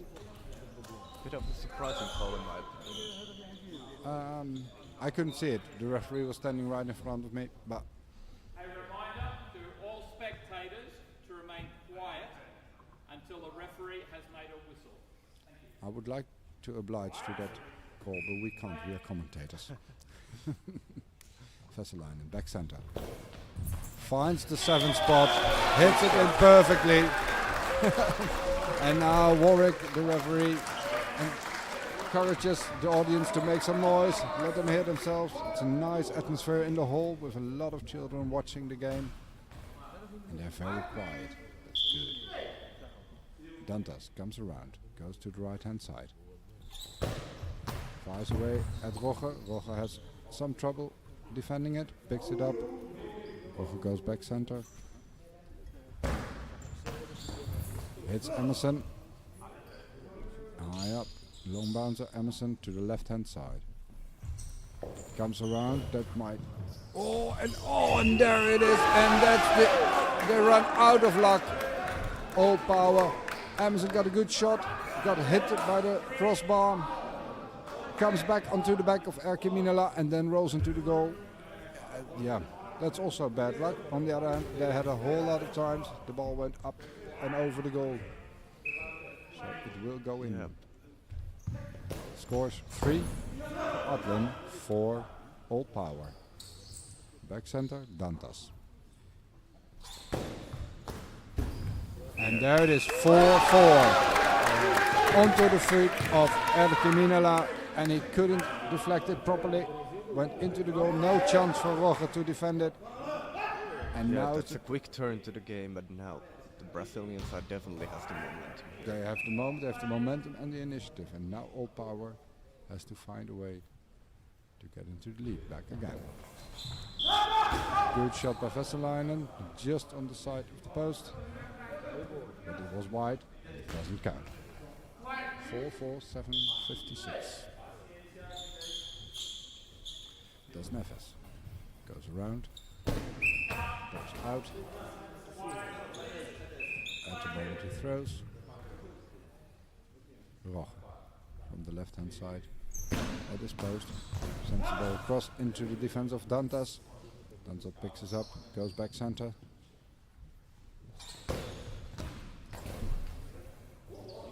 And there is the timeout for All Power. What is Timo going to do to solve this problem? We only see Oliver Heurauf being patched. So far in this tournament, Mattila and Sovedavi from the All Power side have not been on the court yet. In the Lions match they relied on Heurauf, Minela and Rocha. I can understand that. Strong German players playing for All Power. But And Minela is an experienced center player. absolutely. But Mattila is a strong player too. But also golden medal winner in London 2012. Jan Mattila. But that's already 13 years ago. Erkki Minela. Fires away. Defended by Desnevis. blocked out. All three of the Brazilians are now on the right-hand side. They field. Emerson picks up, Dantas goes back. Emerson goes cross court. Let them here. Comes back in. Fires away. Tries to find the one, but the ball's wide by a meter. Light even want to be the goal to be in the correct position. I think he's more than entitled to ask for that. Ball to Veselainen.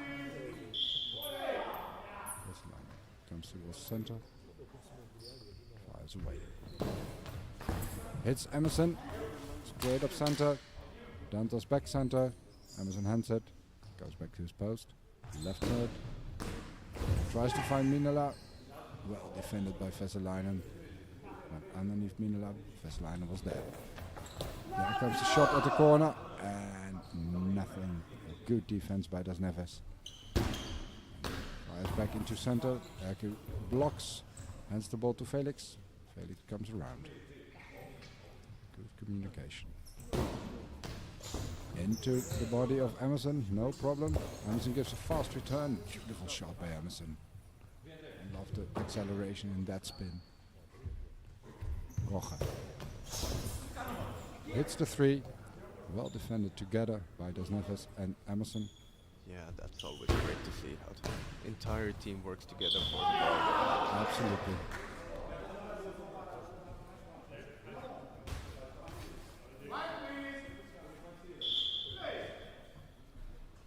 Veselainen cross court.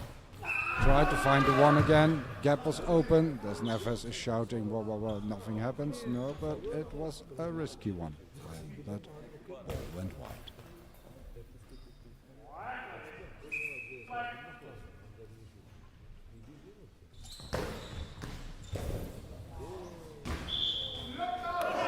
Blocked out. Another deflection that went wide. By Old Power. 6 minutes to go in the second half of this thrilling game. High quality goal ball blocked out by Das Neves. The shot. Veselainen again cross court. Batista comes. No. Dantas comes over to pick it up and fires from the right hand side. Whoa. Good block by Felix Rocha. Second attempt. Cover for Minala was good. And Rocha into the I think center. the team defense might end up being the deciding factor in this match because both players have strong shooters and every now and then the ball is gonna get through. Yeah, You'll see how many times the wingers are able to cover up. they need to.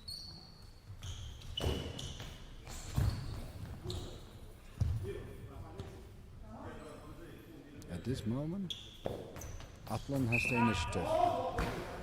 And the Finns are more or less reacting. They make a goal, but Yes, definitely they need to find somehow to they're on the receiving end at this moment.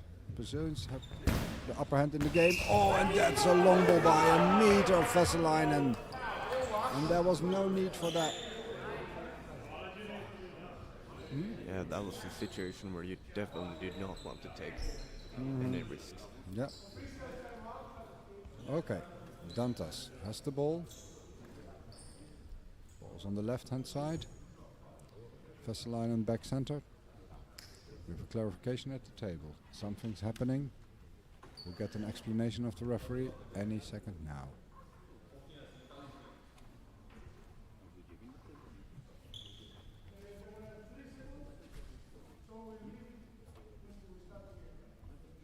Okay, the clock is still running. 3 seconds added to the clock. Ball on the left-hand side. Dantas. And hits the post and the ball goes in and it's 5-4 and for the first time in this game Instituto Athlon is in the lead. 5 goals to 4. No way to deal with the accurate shot like that. No, it's perfectly taken penalty.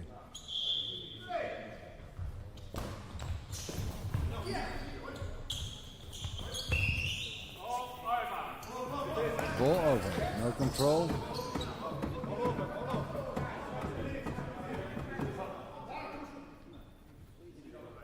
Yeah.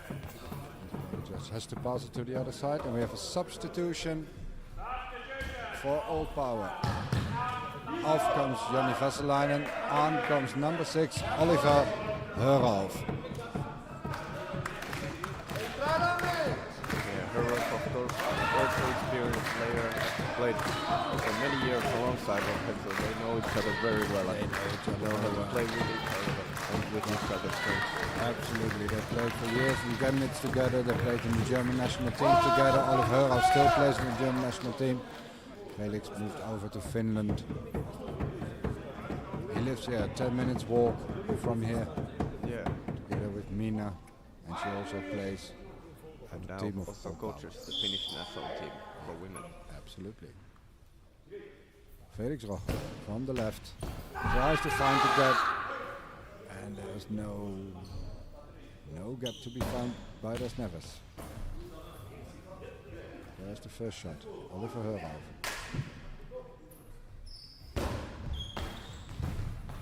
It's a difficult one. Emerson has some trouble defending it, but picks it up from back center. Yeah, it seems like after the penalty, Old Power has found the control for them again, and they're really going for really hard shots. No, but we'll see. But also the Brazilians, all they need to do is defend, because they are in the lead. They're in the lead, they're slowing up the game. And oh, that was a close one. And a narrow save by Felix Roche. The kid deflected it into the corner of Felix, and Felix could, with a final attempt, could push it out with one hand. Felix has the ball, goes around. Into the body of Dantas. Dantas has defended it well, picked it up, goes back center. Long defense, and it's again high up, and this time they're lucky and keep the ball in front of them. But those are difficult defenses. Shots go up high in the air.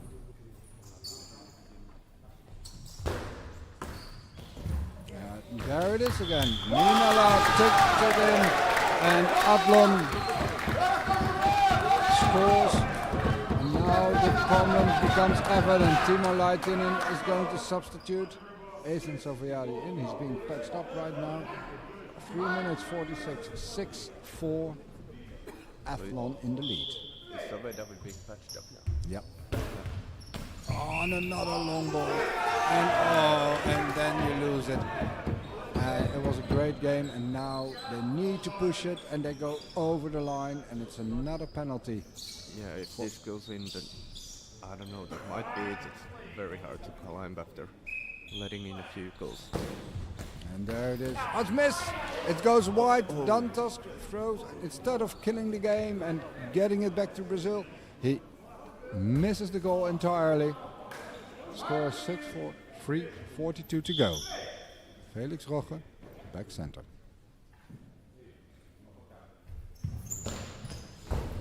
Blocked by Emerson. Emerson picks up, passes to Dantas. Dantas backs to goal. Big bouncer, easily defended by Roche. Roche returns. Tries to find the one, hits it two, does never defense. Gets the ball back from Emerson. High bouncer. He picks up. Substitution, Old Power. Off comes Erkki Minala. On comes Ehsan Zoveadi. He goes into the center, we don't know. I would imagine so. That we have seen him play there in the European Champions League for Old Power. Then I think that will be the answer. But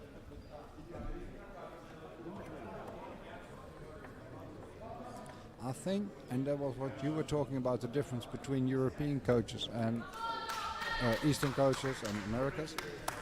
Maybe Timo left the initial lineup there too long. Yeah, seems like in this match it went like this. Yeah.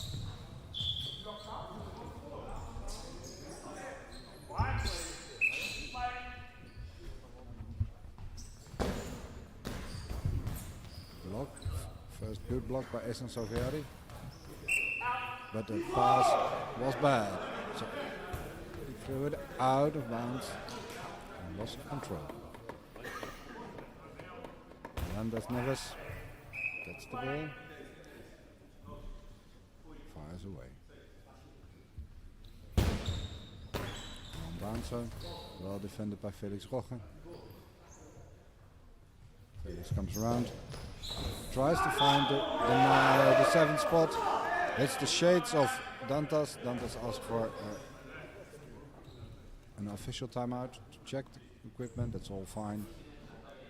I think if you want to rely on the starting lineup being able to play throughout the entire match, you need them to defend very well and keep the score low and let the wingers try to find the places to score over throughout the match. Absolutely. And the defense of the starting lineup of All Power has been risky all game through. Yeah, they were attacking very well, but the balls were rising too often. Yeah. Dantas hits Asoviadi in the center. Hurav comes around. Hits the 3. Good. Fast shot. Well defended by Neves. Neves tries to find the 1. Hurav is there and ball goes wide. 2 minutes 13 to go. Athlon in the lead. 6-4. Hurav back center. Tries to find the gap at the 5. Dantas defends, picks it up, goes back to the goal. Shot Sofiadi misses, being covered by Roche. Then we go back center. Fires away, but never mind. Fast shot. Dantas on the left hand side. Finds Sofiadi. Sofiadi hits it high up in the air, but the ball goes out, blocks it out. Now he wants to try it for himself. Picks up the ball at Heuravs, goes back center. He gives a different shot, a variation. Now the defense, Athlon, is there. Neves comes around, finds Heurav. Heurav with a fast return. Ball goes wide. 1 minute 20 to go. 6-4 still. Yeah, definitely a possibility to score 2 goals, but it's gonna be hard against the defenders like this. They are confident. Yes. It's solid. Went through Sofiadi. Another substitution. Out number 9. Felix Roche comes off and Jarno Mattila, number 1, comes on the field for All Power. Sofiadi has the ball, stands back center with the ball. Mattila also another very experienced player. He's part of that Paralympic winning team in 2012 for Finland. Has won almost everything there is to win. Yes, but now with 13 years down the road, Yeah, that's a long time. yes, definitely. Yeah. We'll see how strong he is today. Yeah, he's not in the same shape as he was back then. Yeah. But back then he had long hair and everything, and now it's But even if you're not in the same shape, experience can give it counts. more a different advantage. yeah, it does absolutely. They need to do something.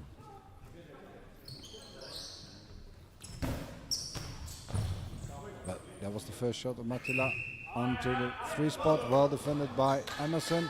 Timeout for Athlon.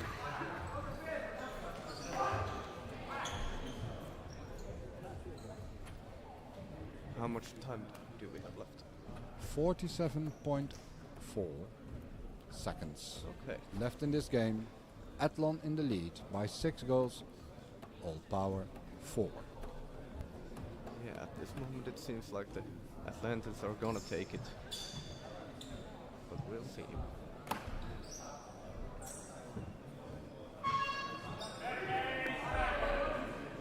Maybe 4 or 5 shots for all power remaining. Try to equalize the game. There's a question, why is the referee firing up the audience? Because there are a lot of kids here and he can create some atmosphere, and that's good. He's impartial, he doesn't care who wins. tries to fire up the squad.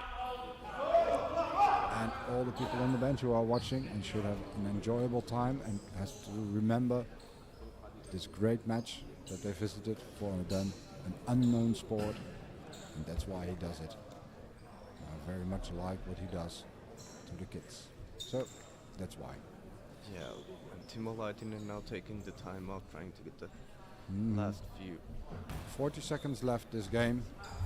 Mattila has the ball.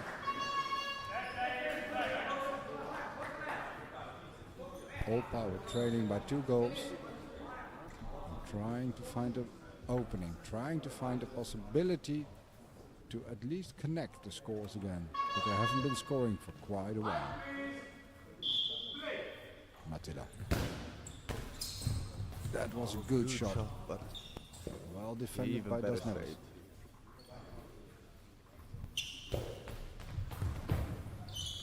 Return from Das Neves. Time out again. All Power. Martinen trying to create, trying to break the rhythm of Athlon. Yeah, I have not been counting, but I would imagine that this is the last time of a timeout of all He's power. been mostly using subs, huh? Now at the end. Yeah, we'll see if they have another one in their sleep. Yeah, I haven't been counting. And you know, we don't have a table in front of us, so we can't keep score like it. So that's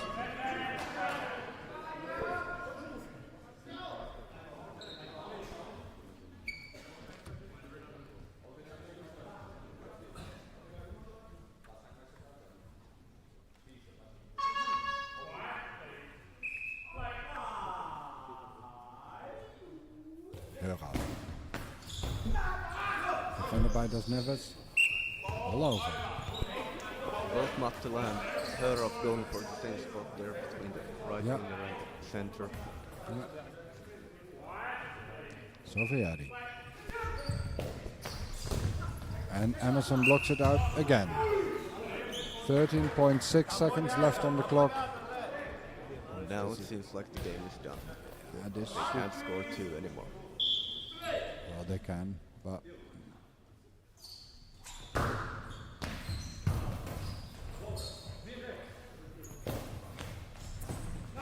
now they can't anymore. The game's over. Ladies and gentlemen, after a great game, Instituto Athlon beats All Power 6 goals to 4. Yeah, it was Both teams definitely an gave entertaining everything. match. Absolutely an entertaining match. I hope you enjoyed it too. We had a great audience here. Full stands. Perfect. Daar is Kari Rijshan. Hi there, Kari. Final score of that game, All Power Switch him off. 4, Instituto Athlon 6.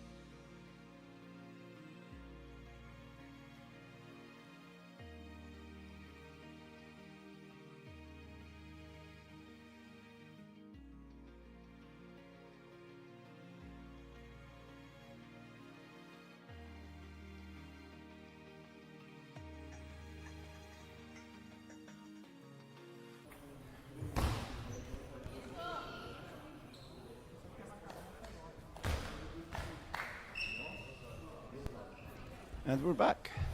Very good. And the next game is between CC Sao Paulo on our left and South Australia on our right. Yes. We have on court. We don't know the lineups yet, so I'll read out the whole team.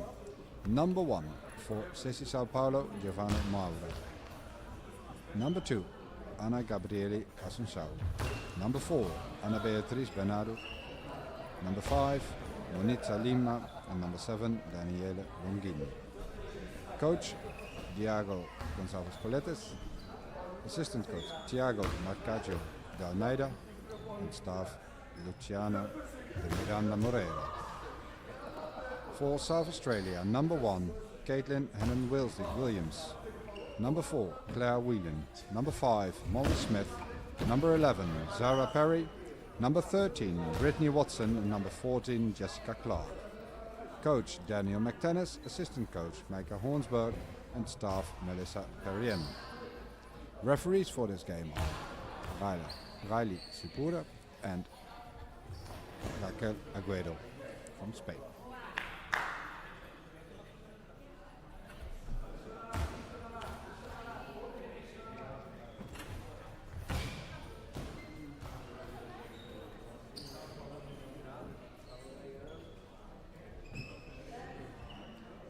And this is the second game for both teams, I think, at least in this venue. In this venue it is.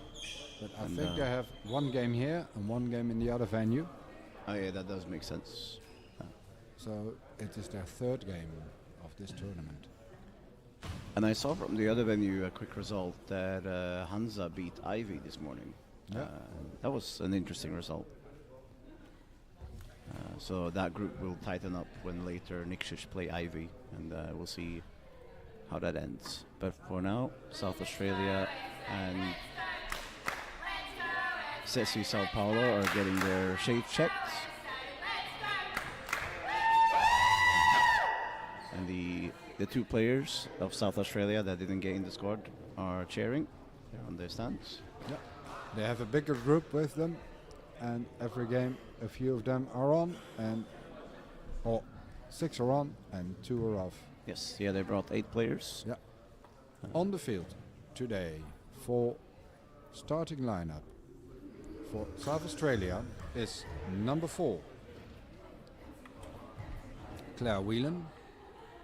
Number 14, Jessica Clark. Yes. And number 11, Zara Perry. So Zara Perry, Jessica Clark, and who Claire Whelan. Claire Whelan. Number 4. For starting lineup for the Brazilian CC Sao Paulo is number 1. Do you know by heart? No? Giovanni Maura. Yeah. Moura. Moura, yeah. Moura, eh? Yeah. Number 2, Ana Gabriele Assunção. Center, most likely. Center, most likely, yes, absolutely. And number 4, Ana Beatriz Bernardo. Oh, okay. Surprise to me.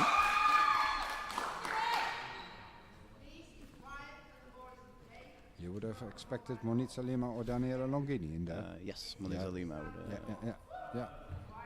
And the But she's not. referees, table side, Riley Sipura, and this side, Raquel Agaro Gomez. Yes. And we're starting. First shot by the game. By Bernardo from the Brazilian side, blocked by Claire Whelan. Claire Whelan to her post. Saved by the center. On the right hand side, Giovanna Moura. She released it out, goes post, but now South Australia has 10 seconds to get rid of it. Sunday. Number 14, Jessica. Jessica Clark to throw. Comes to the center. Good shot from Jessica Clark, saved by left winger Bernardo. Bernardo shoots, and it's saved by the center of South Australia. Now Clark with the ball on the right side. Comes cross court. Ana Gabriela picks it up nice and easy. Moura Goes around center, fires away at Perry. Perry picks it up halfway the court and throws it out. Maybe a bit too quick. I feel like they had enough time to do They had something with that. plenty of time. But I guess better safe than sorry. Maybe. I don't agree in this case, but maybe that's the way they were thinking. Yeah, they were thinking that way. But Now on the left-hand side, it's Bernardo. Bernardo now moves over to the right-hand side, shoots, and saved by Perry. And hands it over to Whelan. Whelan now on the left-hand side. It's a quick check, 10 new seconds. That's uncommon to get it once you have the ball. Usually they wait until the usually shoot they is wait, and in this case the shades were high up. And then as ref, I would say normally when the player has the ball, the eye shades are really dislodged. just out. It was too high up. Raquel had to Raquel it was made the more. right thing, It was more that she didn't have the ball either, so that's why. But No, yeah, but it's fine. yeah, it was really high up. Yeah. Patches were totally visible, and then you can't continue. Yeah. Now, that was Asun Sao with that shot. Yes, blocked out by Perry. She doesn't shoot often, but when she does, Clark comes over, picks it up. Jessica Clark on the left for South Australia. Moves over, shoots from the right. And it's stopped by Asun Sao. Passes over to Moura. Moura now with the ball on the right for CSB. Good save from Perry. Kicks it out. Good block.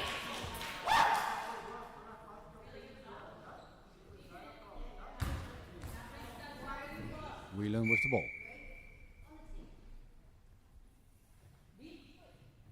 Whelan just left of center, shoots straight into the center of Ana Gabriela Asun Sao. Quick return, and it's saved by Clark. Clark to the post. Fires away. Good shot. Well defended by Bernardo. Tries to find the 7. Found the 7, but Bernardo covered it. Bernardo comes back. Perry saves. Hands the ball over to Whelan. Whelan goes back to her post. Ball down the center. Pass to Moura. Moura now shoots from left of center and hits Perry in the middle. And it's ball over. The ball goes straight back to CSP. And Bernardo and Asun Sao are having a conference out on the left hand side. Now Asun Sao shoots from the left, saved by Perry. Perry will hand it over to Whelan. Now to Clark. A substitution. Okay, that's a fast one. We have only had 3 minutes in the game. Whelan comes off and substituted for number 1, which is Caitlin Hannon Williams. absolutely. You remembered it well. Yes. Ladies and gentlemen, he's I doing have this a by decent heart. memory when it comes to names. Yeah, but numbers too. The Yeah. names I can remember, the numbers I never do, not even of my own teams. Yeah, I usually match them together. So That's what screws me perfect, over that's is when they perfect, change number like the Algerians. Yeah, no one knows the number. That Yeah, was a bit messy. now Caitlin will make her debut in this venue at least. Yep. An early substitution. You don't often see these early substitutions. No. But now Clark with the ball on the right. And yeah, Yeah, that's they, a 10 seconds. that's the risk yeah. you get when you take a substitution. Yeah, that like nah, that. yeah, like this. Because the ball wasn't out, it was in their possession. Yeah, and you quit coaching. Yeah. Yeah, and then you know, okay, just pass it out because it was too long. No, bad coaching. You can't blame the team for this one. Well, in my opinion, the coaches are a part of the team. Yeah, well, the teams tend to differ. If they lose, it's the coach. If they win, it's the team. Yeah. We all know how On that the works. left-hand side, Yeah. and it's in the goal. And there's Beautiful the goal. penalty. Good, beautiful penalty by Moura, and the Brazilians are in the lead. It's 1-0. Yeah, cross For court Ceci. from left to right, cross court, and no chance for South Australian defense. Absolutely none. Caitlin. Oh, that was a lucky one. It was a deflected defense and yeah. just out of the post. And That was a shot by left winger of South Australia, Caitlin. Hannon Williams now on the right hand side. Bernardo for Ceci, there and it's through it the arms goes of in, and Nguyen. it's 2-0 for Ceci. Bernardo came around, made a line drive, and Caitlin wasn't there to cover the corner. And the ball went in. Clark comes round. Yeah, through the arms of a newly subbed on Hannon Williams. Now Clark shoots from the left hand side, hits the center of Sunsao, who hands it over to Bernardo. It's the other way around. It The other doesn't way matter around? at all. Yeah. Yeah, Asunsao comes with the shot, and Asunsao has been shooting more than usual in this yeah, game. but Now, Hannon Williams shoot from center and saved by Asunsao. the Australians seem disrupted. They've lost. They have to get their defense back up. It's sloppy now. It's This time you could save. finding. They need to build up again. Yeah. Otherwise, this is going to be a tough game for them. Yes. Now Hannon Williams shoots and it's saved by Moura. Moura shoots quick return out. But she Good, misses. good idea. The idea was perfect. Yeah. You know, that's usually the case with my ideas too. Ideas, they are sound. The they're so executions good. are less. That's really bad. But never mind. Now Jessica Clark gets the ball off of Hannon Williams. Yeah, she goes round, back to her own position. Very silent. Tries to fool, but no one fools. Comes to Shao like that. Very easy. There she comes to Shao with a strong shot. Down to the 3 position. And Clark gets the ball off of the center parry. Yes. And No.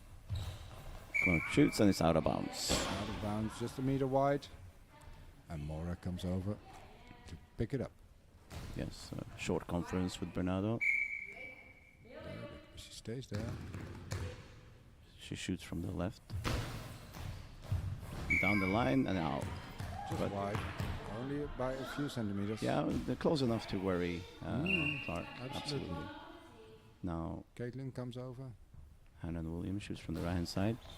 Shoots and is blocked by Bernardo. Doesn't worry Bernardo. Now Bernardo walks around Asunsao, shoots from the right hand side of the goal. Shoots and it's And it's in the goal. It's in the goal. It was shortly crossed in front of Perry, and Perry made the wrong decision. There was no cover up from Clark, and the ball goes into the 3 position, or 4 actually. And Ceci is in the lead, 3-0. yes, now Jessica Clark with the ball on the right hand side. Shoots, not worrying the Brazilian defense. Now Bernardo hands it over to Moura. Moura goes over to the right hand side. Shoots and it's blocked inwards and backwards, but together they manage to get the ball out of bounds. And they only have like 6 seconds to go on the shot clock. Now Clark with the ball takes her time, Takes a lot of time. worrying which goes to 10 seconds. And I saw the 10-second timer, Warwick Jakes, looking, and that will be something. Now Bernardo shoots, blocked forward by Perry. Perry collects it and says all mine and keeps it. Yeah. Now Wants to Perry do it. shoots from center. Perry is very well recognizable with the yellow bandana.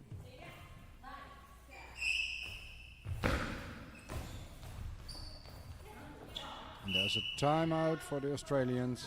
They need to talk about this. We're 6 minutes underway in the first half. Ceci is leading 3-0. And as far as I can see it, there's no trouble for the Brazilians. Yeah, So- the Australia and the South Australia need to find something offensively, work different angles, maybe different speeds. Right now, it's very comfortable for CSB. Absolutely. As you can see by how comfortable they are in the timeout as well. Yep. Defensively, I think South Australia are good enough. They do some mistakes here and there, but, Yeah, but they need to. Some mistakes here and there is killing. Sure, yeah, especially if you don't score, and that's Yeah. the thing they need to. Yeah, They need to rattle the Brazilian defense because right now, Ceci can just focus on attacking. Yes, no worry. Moura goes past the center on the left-hand side, shoots and straight into Perry. Perry blocks it over, maybe. No, she gets it. Yeah, ball over. Nope, ball over. She waits. Now she has to find her way back again. And it's just not as safe and sound as you want it to be on the Australian side. As a Shao comes with a shot down to the center, onto the 3 spot, blocked on the legs by Clark. Clark goes back to her post. Now Clark on the right hand side for South Australia shoots, and it's saved by Bernardo. Bernardo now on the right hand side, left hand side, sorry, shoots. And it's Perry. Perry bucks up in the air, collects it, and passes or hands it over to Caitlin Hannon Williams, who shoots, and Asusao saves. Asusao passes it over to Moura. Moura now on the right hand side for Ceci Sao Paulo. She hits Saved. Perry Blocked in backwards, the center. center. Perry deflects. Caitlin's out of position, and the ball goes into the goal in the corner pocket of Caitlin. And now Caitlin goes center. Yeah, Perry blocked it, but backwards, and by that time, Caitlin had already slid in behind her, leaving the goalpost open. And it's 4-0 for Ceci against South Australia. Perry tries to find a spot. Perry is lost. And there's the 5 underneath Caitlin. That is the result. Hannon Williams. 5-0, 5 minutes, 20 on the clock this halftime. And That's when you need communication, when you can't find your spot. You need to Yep. talk to your teammates. dark clouds are gathering over the South Australian team this match. There was no answer, no response, nothing being brought to the Brazilians to wear them down. Now on the right hand side from Bernardo shoots. It's And chaos all over in the defense of the Australian team. Here comes Caitlin Hannon Williams shooting, and it's saved by Moura. Moura on the right hand side. The Brazilian team in black and red, all properly dressed. They look very professional. The Australians in blue and red striping. Oh, and that was a good shot by that was Clark. very Just good from it Jessica hit the Clark. post. Bernardo was there, couldn't deflect the shot, but the shot just went wide. It is enough to defend it. Asensao picks up, goes back center. Assunção shoots from center now. That's a high ball. It's a high ball. That's absolutely Yeah, a high ball. absolutely. Yeah, there was no question about that one. I know I sounded more surprised than, than anything. But this could be a ticket back in for the Yeah, Australians yeah, if they can maybe. calm themselves Yeah. down and score this penalty. Jessica Clark with the ball. Now on the right hand side. Shoots down the line And she does into it the goal. very nicely. Very nicely. Line drive up to the 7. Timeout for CC Sao Paulo, and now they're going to talk about it. 1-5. A beautifully taken penalty Yeah. from Jessica Clark. Well aimed. You know your own strengths and weaknesses, and you use it to score the goal. That's good. Are they able, by this one goal, to get back into the game? Yeah, this could be the shaking point for the SESP. They need to recover. They look confident, but we all know how quick they can turn in goalball. One little absolutely. mistake, 2 small mistakes, you start doubting yourself. And but they are very experienced, these players, so they should be fine. But we'll see. We'll see what happens. It's 5-1 currently for SESP against South Australia.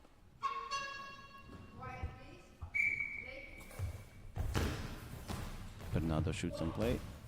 Blocked That up one in is the air. blocked past Caitlin, but Perry saves.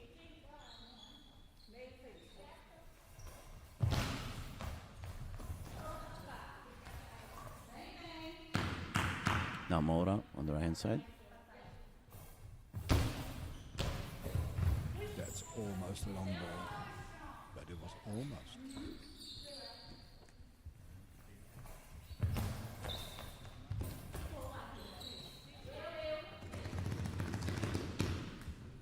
Now Bernardo with the ball on the left hand side. Shoots it, saved by center of South Australia. And Caitlin hands the ball over to Clark. Clark shoots. Fires away, just missed the post. Bernardo was there, well defended, no problems whatsoever. Now it comes over, picks it up, and shoots from the left side the field. Good shot from Mora, but just outside. Barry comes over to pick it up.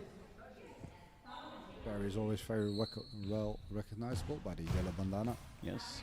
And Caitlin Hennon-Williams now in center. But now Perry with the ball on the right side.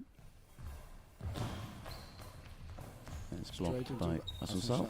Quick return, saved by Caitlin Hannon-Williams. Oh, good idea, but substitution. Okay. So Caitlin Hannon-Williams goes off. Yeah. And number 13, who I don't 13, remember. I will check for you. Number 13 is Brittany Watson comes on the field. Watson comes in. Yep.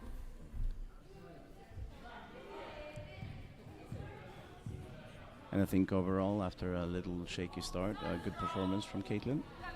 Yeah. She had those maybe couple first shots where she had to get into the rhythm and feel the floor and stuff, but after that it looked good. Yeah. I doubt whether she will think of it that way.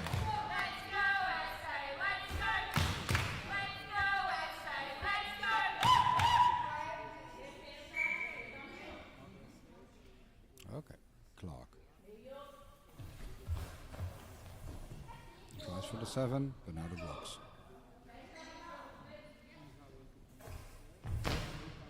Now he fires back at the newly brought Watson. Now Watson shoots and Asunsao blocks it, hands it over to Mora. Mora now on the left hand side and saved by Perry. Perry blocks it out rather effectively. Ball will be brought in with Clark, and Clark will shoot. No movement.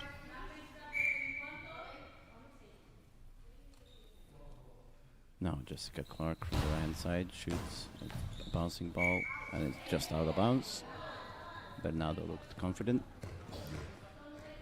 Yeah.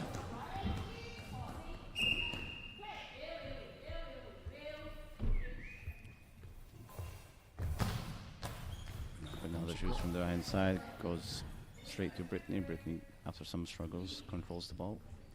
Now Brittany Watson from the left hand side shoots and straight into middle where Asunsao collects it. A good save by Perry. Blocked, deflected, picked up, handed over to Clark. Clark trying, insisting on scoring on the 7 spot. And Bernardo is there. Blocks it well, hands it over to Mora, who comes over. Maybe Sud will see a surprise shot in the gap from Clark. Get Bernardo confident on that post. But now Brittany Watson shoots cross court, straight into the center. Quick return from Asunsao. Brittany's there. And Perry got it. Goes back to this back center, shoots from middle. And hits Asunsao. Or hits Bernardo rather. No, Asunsao. Oh, it was Asunsao. Yeah, it was Asunsao. Was I should believe in myself. Yeah. Bernardo fires away. And straight into Perry. Yeah. Perry now hands it to Clark. Clark from the right hand side. Clark going for the gap. She might have created herself. Mauro comes over, picks it up. Mora now from the left hand side of the Ceci goal. Shoots and is blocked by Perry up in the air. Going out, but she collects it before and Brittany Watson gets the ball. No, she doesn't. Oh. Oh. A Miscommunication. mishaps, Yeah, and yeah. Ceci gets a free 10-second Yeah, sharp. opportunity to aim. Yeah. Quite disruptive if you can't pass the ball properly. Straight into center Yeah. from Good shot, good block. now Jessica Clark on the right hand side. Also straight into center. Asunsao passes to Bernardo. Bernardo out. Yep. You saw already before she was throwing. Yeah. She wasn't oriented. She was misorientated, Yeah. faced almost us. Yeah. Yeah, well, no, because she is throwing backwards. So she faced her own team bench area. Brittany Watson from the left-hand side. tries to find a gap. Conceicao blocks. Hands it to Bernardo. Bernardo goes back. Now she uses the goal. There's a good shot. Deflected by Perry. Blocked out. You hear the instructions from the Australian coach for Brittany to watch out for the high balls. She's very close. That's good feedback from the coach. Yeah. Then you know you're on the line. Or maybe even a bit over it. I'm just lucky. Good shot and good defense. Good shot from Mora there. Yeah. But she was there alone. That's a bad sign. And again, Yeah, Perry there. chose to be This- safe. And This was a border region. If they could do something, it was about 5 seconds in. So yeah, you only need 2.5. Perry now saves it. Quick return. Assunção passes to now halftime. Half time. It's 5-1 for Ceci. But you see that Ceci lost the initiative that they had during the game Yeah. with that penalty shot, and since then they haven't been able to put the pressure back on. Yeah, and now it's up to South Australia to capitulate on that and start to work the Brazilians. Yeah, to try to bring something back to Brazil. Pressure. But then in the same way, we still see in the South Australian team, we still see the small miscommunications, Yeah. small. Yeah. And I don't know the ins and outs. I don't know if these are a newly put together team or anything like that. That could be something to do with that. But we'll see. Yeah. See how it looks in the second half. I think they're building up this team for the new nationals. It's a new national team, and they play under the flag of South Australia, which is the state team. But of course, it's collected. It's very hard for a club from Yeah. down under to get the funding as a club-wise to come over here to play a tournament. It's Yeah. very, very expensive. It's very few select clubs that can do it from nations, and I also know in some nations that the national team is basically the team that wins the league. I know Russia had that system back when. I know Turkey has that to some extent, Yeah. where if you win the national championship, you become the national team. That's also a reason why some clubs are the national team. Yeah. It's an interesting system, but. Yeah. I don't know whether that's the And then obviously system we or- have nations like Montenegro, who only has one team. Yeah. And, That's quite obvious. And Lithuania. yeah.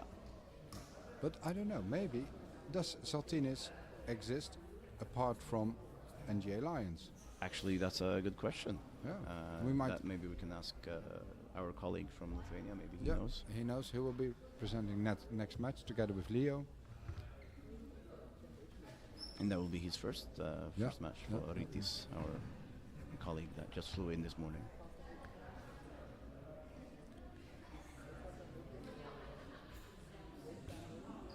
That means that we can have lunch at this. That's good. Well, at least more time than 5 minutes. like Exactly. yesterday. Yeah, that would be nice. That would be nice. Yeah, yesterday was. Yeah, it was really quick. It was good, I think, but I just ate it. And Yeah, I think it was good. I'm not sure. I have no idea actually. I wish I could have tasted more. But, No problem. yeah, of course. We are. Oh no, we're not, because it's 5 minutes. I keep forgetting. I was like, oh, it should be time to start soon, but it's not. No, it's not. No. But you can just tell in the movement of the players and coaches that these extra 2 minutes, they do so much Yep. for the halftime break. People are taking it easy now. They don't need to rush anything. Yep. And, It's way less stressed. It's yeah. good. And that's really good. And that could work very much in favor for Ceci, for example, who were a bit stressed, who were a bit rattled after that penalty. And now they got plenty of time to reload. Yep. I believe Ceci is taking off Anna Gabrieli. Now we're getting Assunção. some more Brazilians in the stands. Yeah. That always means some more noise. Doesn't matter. I think that's the Institute guys. The Institute guys, Athlon guys are here, and you have the Ceci guys in front. And to the left, we hear the South Australian women. Yeah, the two of them.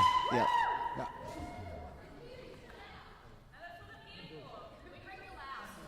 Now let's see. We are currently checking the eye shades. We have South Australia to the left, and we have Ceci Sao Paulo on the right. It's 5-1 at halftime. I should check is on the way.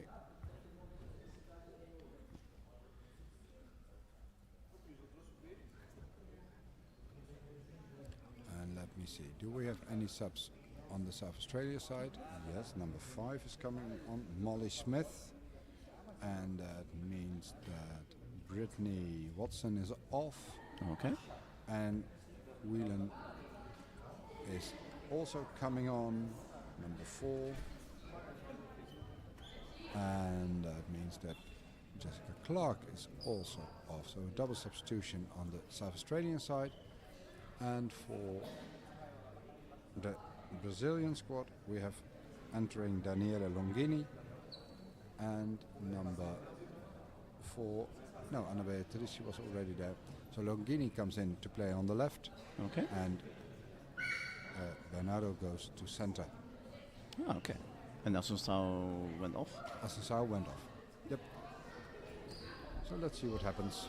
And we still have Mora on the right for Yep. Ceci. I'm still surprised they don't play Moniza Lima, but maybe they're resting her. Maybe there's some internal stuff that we don't know. She's patched and ready to go, but she's on the bench. And on the South Australian, you said Whelan and Molly Smith, I think her name was. Mm-hmm. Yeah. Coming on. Yep. And so there's Perry, Whelan, and Smith. Yes. And tableside referee is Riley Sipura, and the this side referee is Raquel Agaro Gomez from Spain.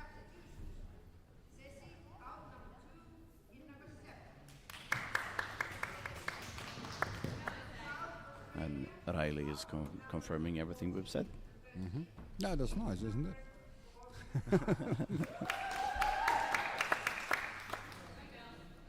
I still need to get used to that. Players have numbers like 11 and 13 and 15. Yeah.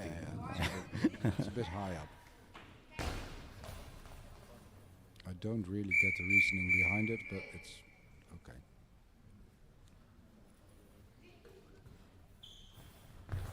Claire Whelan. Opening shot. Aiming for the 7th spot.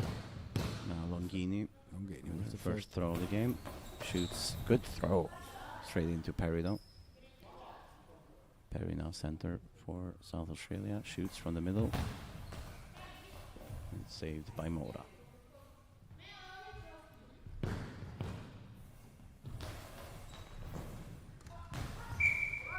Good block there from the left winger of South Australia. Whelan with the ball. Goes back center. Tries to find the gap on the 1. Ball goes wide by a few meters. Longini comes over to pick it up. Number 7 for the Ceci Sao Paulo team.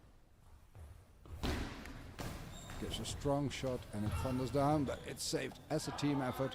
Perfect effort, good save by Molly Smith. Gives the cover to the other 2. Perfect. Now Bernardo from center. Shoots out towards the right. It's saved by Whelan. Whelan now goes slightly inwards.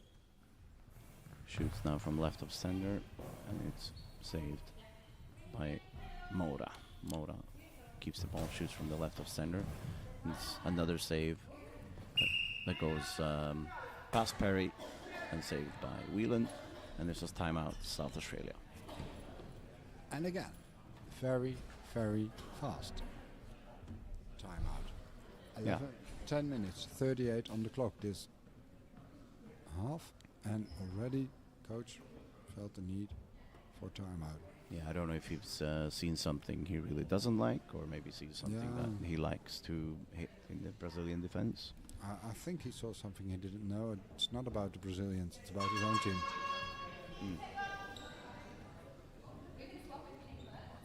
I think the Brazilians added something to their attack, and there is no defensive answer yet. Yes. I think he needs to straighten them out. Now on the left-hand side for Whelan. It's out. I don't think that was the plan. Nope. No, it seldom is. It rarely is. But Now Mora. goes across. Fires from the left hand side. Also misses the goal by a meter. Perry comes over to collect it. Sarah Perry from the right side.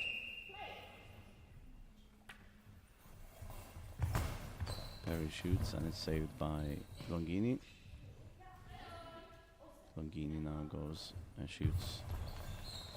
Another good throw and it goes straight past. Past Perry. That's why I don't like centers to throw. They're out of position, and if you're confident and in the game, it's okay. But if you're not, Goes straight through the South Australian Yep. defense. yeah, it was an ace. Now Mora. Does she have an ace in her sleeve? Let's find out. Here comes Mora from Nope. the right side. No. No. Immediate out. And now Smith comes over to Whelan. Smith picks it up. Goes back around.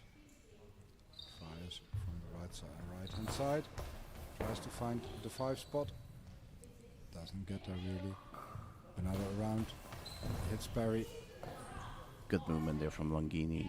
Quick and then shoots and Perry saves it. Perry now from the center. Shoots and it's an official timeout. That's a nice tactic by Perry. You have the ball, you call for the eye shades, and then you make your shot, and you prevent the other team to be able to retaliate quick, because you Yeah. know that you'll get the official timeout. Very clever and That's experienced. Playing with the rules. That's high ball. Good call, Rakalu. High ball from Mora. Yeah. The last high ball, and therefore the penalty in the goal, disrupted the Sessi offensive. Yeah. And Really did. I don't think they've fully recovered. And there's another high ball. Yeah. Let's see if South Australia can capitulate on this one from the left hand side. Cross court and a high ball. It was a nice shot, well taken, but it was a bit too long the run before the throw. He just stepped over the line. And that was from who? From Smith. Smith. Molly Smith to defend this penalty. Bernardo. And she does. She does nothing. And now's the question, what's going to happen? Who picks up on this one? 9 minutes, 35 to go, second half. CC in the lead, 6 goals to 1. Perry with a shot. Save. Okay, Mora comes off. And Moniza Lima comes in. Lima comes in.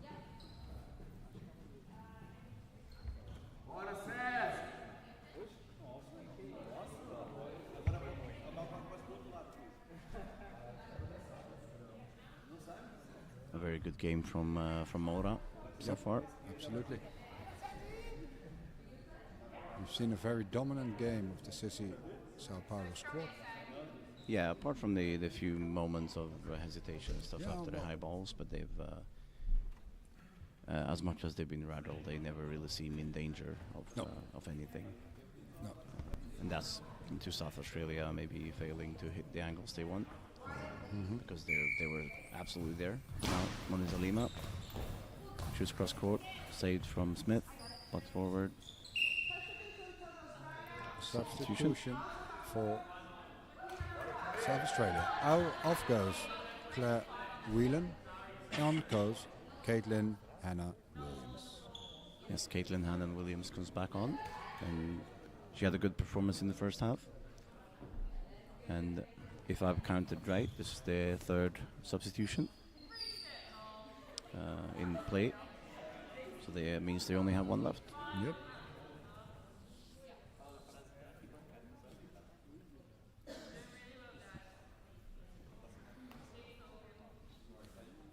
Leo in the last game had a nice theory that in Europe we try to leave the basic line standing as long as possible. And that you see that the other continents are changing way more all their players, using the whole squad way more than the Europeans do. Yeah. And the all-power team held their basic line for the starting line for a very long time last game, and in the end lost to the Brazilian team. Yeah. So I think, well, I think you can know what I think. Now we have Moniza Lima with the ball. That's a good shot, powerful shot, blocked by Kate Perry. Blocked out, well, Zara Perry, by the way. Kate Perry is a singer, I believe. And I think with these subs that CSC have done, they've very much improved their attacking game. Both Longini and Lima are shooting much faster, much more accurate. A high ball by Caitlin Williams, Hannah Yes. Williams. That's, Caitlin Hannon Williams will defend against. and if they break this one, we need Salima with the ball. No, Break this one, Lima. come to 7-1, then it's over. And what are we going to see then? Just from the center, Lima goes. There it goes, and it goes in. No chance. Good shot by Benita Lima. It's 7-1. 7-1 for Ceci.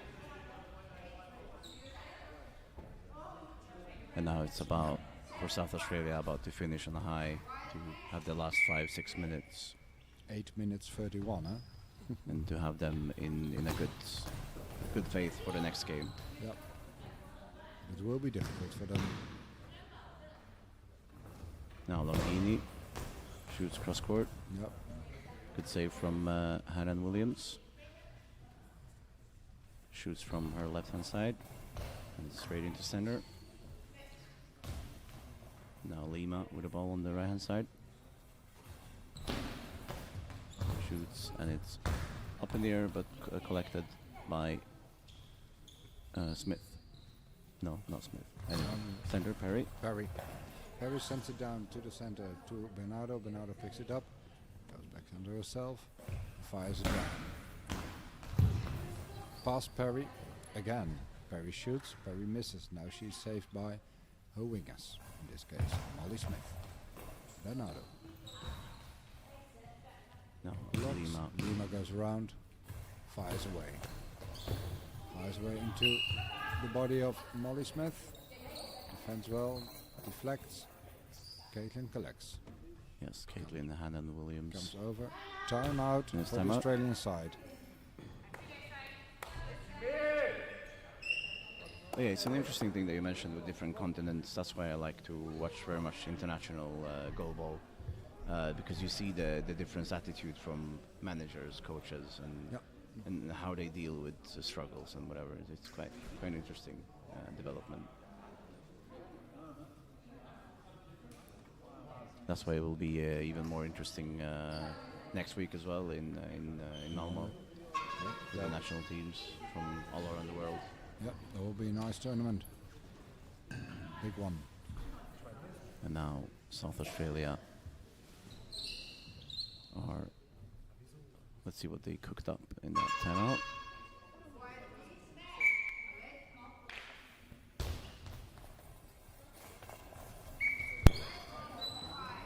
Well, they tried something. They tried something, and that's nice. Always nice to see that positioned. I like the idea. Yeah, the I idea is really nice. like the idea. That was really Yeah. nice. They positioned Molly Smith on the sideline, just 1.5 meters before the 6 meter line. Okay, Zara Perry had the ball back center. And they missed, so they're Yeah, they not missed the punished for it. penalty. That's good. And But yeah, the if you can idea- describe what they yeah, did. and what they did was Yeah. they made a pass from the center, pass to Molly Smith, and Molly Smith there tried to get around the defense of the opponent by hitting it from up front. It didn't work out. She got penalized because of a high ball. Never mind. The idea is fun. Welcome it. Yeah, but yeah, the idea was very nice. the idea is yeah. nice. Something And new. next time it might not be a high ball, and they might score. Exactly. That's a strong shot by Oh, Monitza Lima. really good shot from Lima. Into the body of Caitlin. Hannah Williams. she wasn't able to control it. It went over, a lot of spin. Yeah, really good shot there from Lima, and Hannah Williams tried her best, but this time Lima got the best of the last shot from that. And it's 8-1 for CSP. Yes. 7 minutes and 6 seconds to go in the second half. Now Perry with the Sarah ball. Perry. Perry in the center. Shoots from center and hits Bernardo in the middle. Bernardo passes Longini. Longini now on the left-hand side. Shoots and is saved by Smith. Perry goes again. Here goes Perry. Shoots and it's saved by the Brazilian ladies of CSP. Yep. Now Moniza Lima on the right-hand side. Shoots and it's blocked out. Very good block there. Good diagonal there from Good 7 to diagonal 1, one. but Yeah, also it very good was. save. By Molly Smith. Molly Smith picks it up at the sideline, goes back to her post. 360, tries to find the 5 spot, blocked out by Bernardo. Longini gets the ball, picks it up. There's Daniele Longini shooting her characteristic between her legs. And scores. And it's in. Finds the gap. Finds the gap from the outside in on the 3 spot. That's where the gaps are. 6-15, 9-1. Beautiful shot from Longini. Yeah, it is. And nothing Smith or Perry could do about that That's a one. high ball. Yeah. Again from Was it good? Caitlin. Good release, maybe Williams. too far forward. Yeah, no, too high. Oh, too high, Too okay. high, you could hear it. I wasn't listening, I will be honest. I was talking. I was listening to you and the ball. Yeah. I was listening to my own voice. Oh, that's good. That's good. You like to hear your own voice, though. So do I. Okay, Monisa Lima, back center. Caitlin, also back center. Missed it very well. And the ball Out. goes wide. Again, a miss. That's something for the Brazilians. Already 2 missed penalties. 2 in a row. 2 I in think a row. 3 in the Yeah, game. 3 in the game. All missed. Yeah. Yeah. So, And that's- look at the scoreboard. If they score those 3. yeah, then we would have been having lunch by now. Exactly. Yeah. Talking about lunch, there's timeout. Yeah, there's a timeout for who? For the Australians. Yeah, the for Australians South took the fourth timeout. That's good. Yes. Is it the fourth? I think it's third. Third. But they're using up a lot. But I can imagine if you fly 30 hours to be here, you're going to use every minute of it. Yeah. Yeah. No, I'll do I the same. like the active coaching. Yeah, I This do. gives them extra time. Yep. Every substitution obviously gives you an opportunity to talk to your team. I like this active coaching from South Yep. Australia. It's a very big contrast to the Bukafir manager, Bufakir manager. He from was actively coaching too. too active.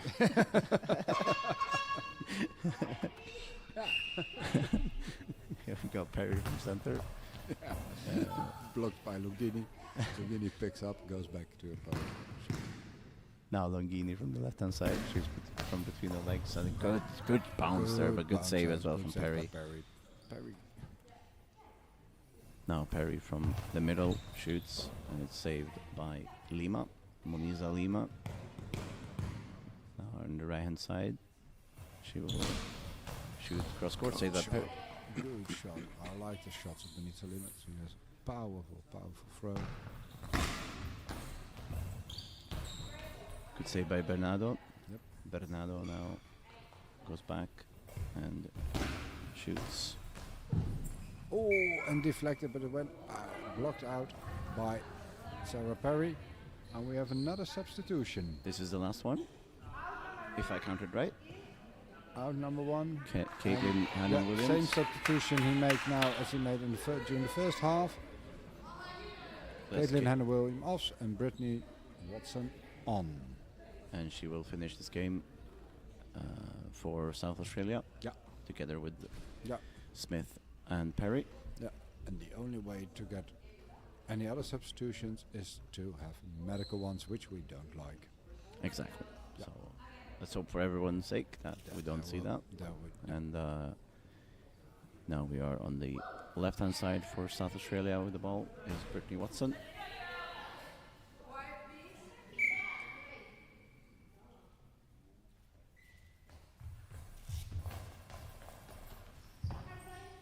And it's a good save from Longini. goes around the center, shoots from the right hand side. Perry saves it, keeps it for herself, goes back center. Now Perry with the ball, shoots, and it's blocked by Bernardo. Bernardo passes to Moniza Lima. Moniza Lima on the right hand side for Ceci Sao Paulo. Good shot. That's a beautiful shot from Beautiful shot. Lima. And even better save Yep. from South Australia. Yep. What I don't understand is Zara Perry throws a lot, takes a lot of risk in throwing. Mm. The only goal made by against SCSP by the Australians was a penalty. Mm. So use your wingers to do the shooting and keep your defense there. Yeah. That's it. Yeah, but that's what I think. And maybe I'm also old-fashioned. Another great block from a good shot from It Longini. was. That was a good bounce from Longini. They're That was- putting the pressure up Perry and just tearing the team down. Here is Smith, shoots, and it's saved by Longini. Quick return. They're trying to get Australia to, or South Australia to get up in the tempo. Mm-hmm.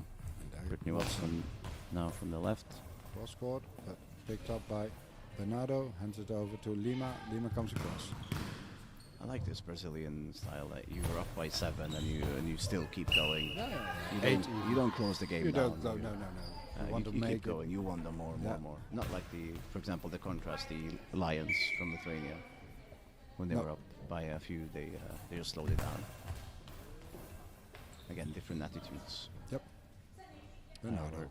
Now, Back center.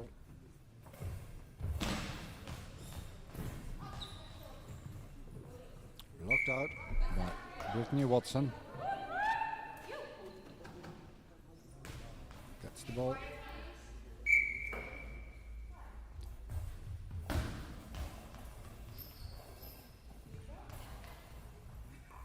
Now Longini on the left-hand side for Ceci Sao Paulo.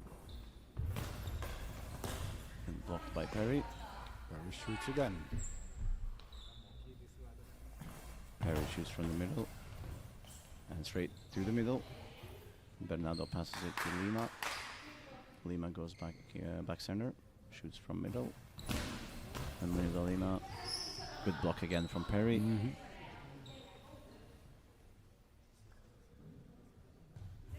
And Brittany Watson shoots from the left-hand side.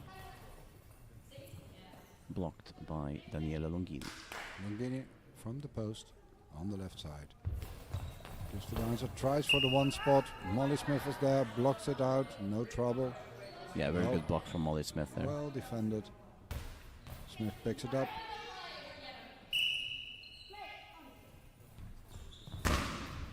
Tries to bounce it, it goes wide before it reaches the team area, the orientation area to be precise. Ball handed over, Moniza Lima. Moniza Lima now with the ball on the right-hand side. Shoots. High It's a ball. high ball.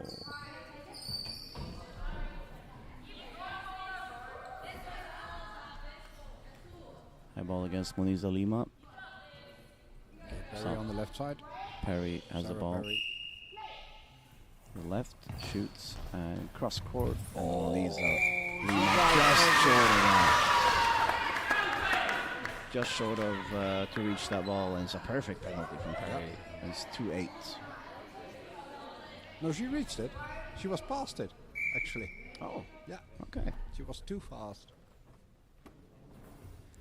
Longini. Good shot into the body of Brittany Watson. That was, Blocked out. that was a brilliant shot from Yeah, Longini. it was. Let's keep the attack going. 9-2. I don't think we'll have early lunch. No, sadly Does- the does- lunch will get cold. Yeah. Here is Bernardo from the center. And it's blocked by Perry. Ball over. Yeah.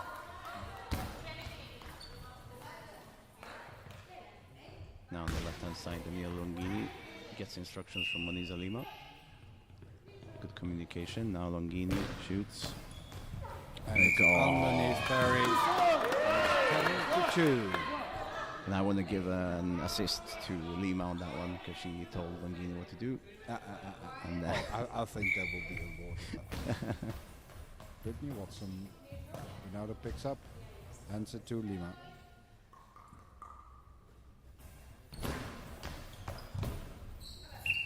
Good block from Good Smith. block for Smith again. The one.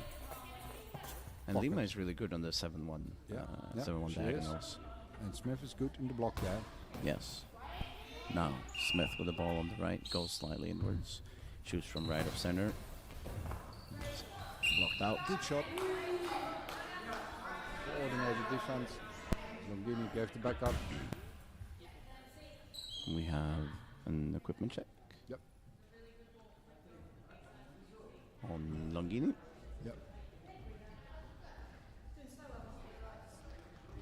But yeah, there's not many feelings that are better as a player than when you tell your teammate to do something And they they score. do Yeah, it and that's they great. score. Yeah, It's that's a great. great Yeah, feeling. yeah. And now we are back in play. Ball is dropped. Longini picks it up.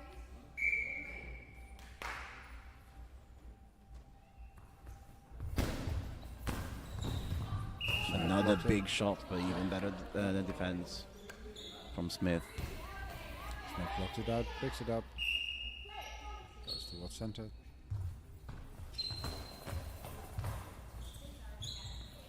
Oh, quick return from Longini. Saved by Perry. Very good. Rushes the shot. And it's out. Yeah. Lima comes over.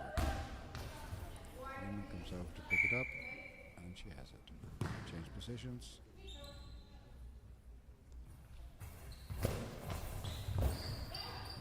They are really chasing Smith's post. yeah. And I feel like soon they're going to shoot in the gap between her and Perry. Yeah, they are. They are opening that gap. Now, Smith on the right hand side for South Australia. Shoots. Lima with the ball. Lima, quick return. There it is. There it is, yeah. No, not yet. It was on the 2. Should have been on 3. From the outside in. Now Perry with the ball. Perry again. Good save by Bernardo. Passes to Longini. Well, swapped over to the right side. She shoots from the right side. Shoots. straight And down there it line is in. goal. In the corner of Brittany Watson at the 7th spot. Longini towards the other side. Everything was on Smith. Smith. Yeah, and a perfect 7-7 from Yeah. from Longini. And then it just went straight in. Now Lima with the ball. Intelligent play by the Sassi Sao Paulo. Their shot outside. Yeah, they're In going on the into 3. the gap there. Yeah. Now Perry with the ball in the center. Bernardo. Is this the final shot of the game? Nope. Good save from Perry.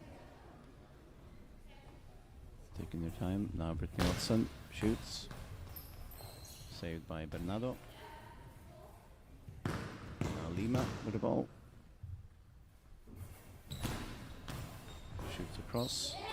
Good powerful shot. Good block by Brittany Watson.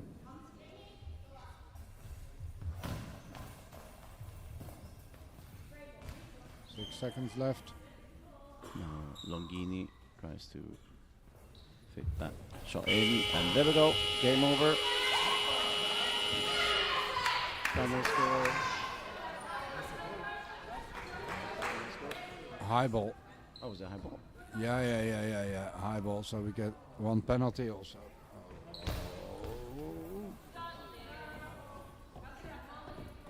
An interesting end. Okay, what happened, ladies and gentlemen? The whole... No, Lima still has the shades on. There are 2 Brazilian girls with their shades off. It wasn't clear enough. There was the buzzer and there was a high ball call by the referee.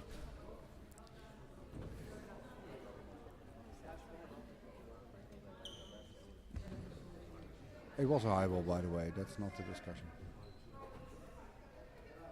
So Longini, yeah, she took off their eye shades. So now the question is if there's going to be more penalties. There should be. there should be. There should be. Then we'll see if that happens. Yeah. First the high ball. And South Australia have scored all their penalties in this. But they missed this one. One's out. Okay.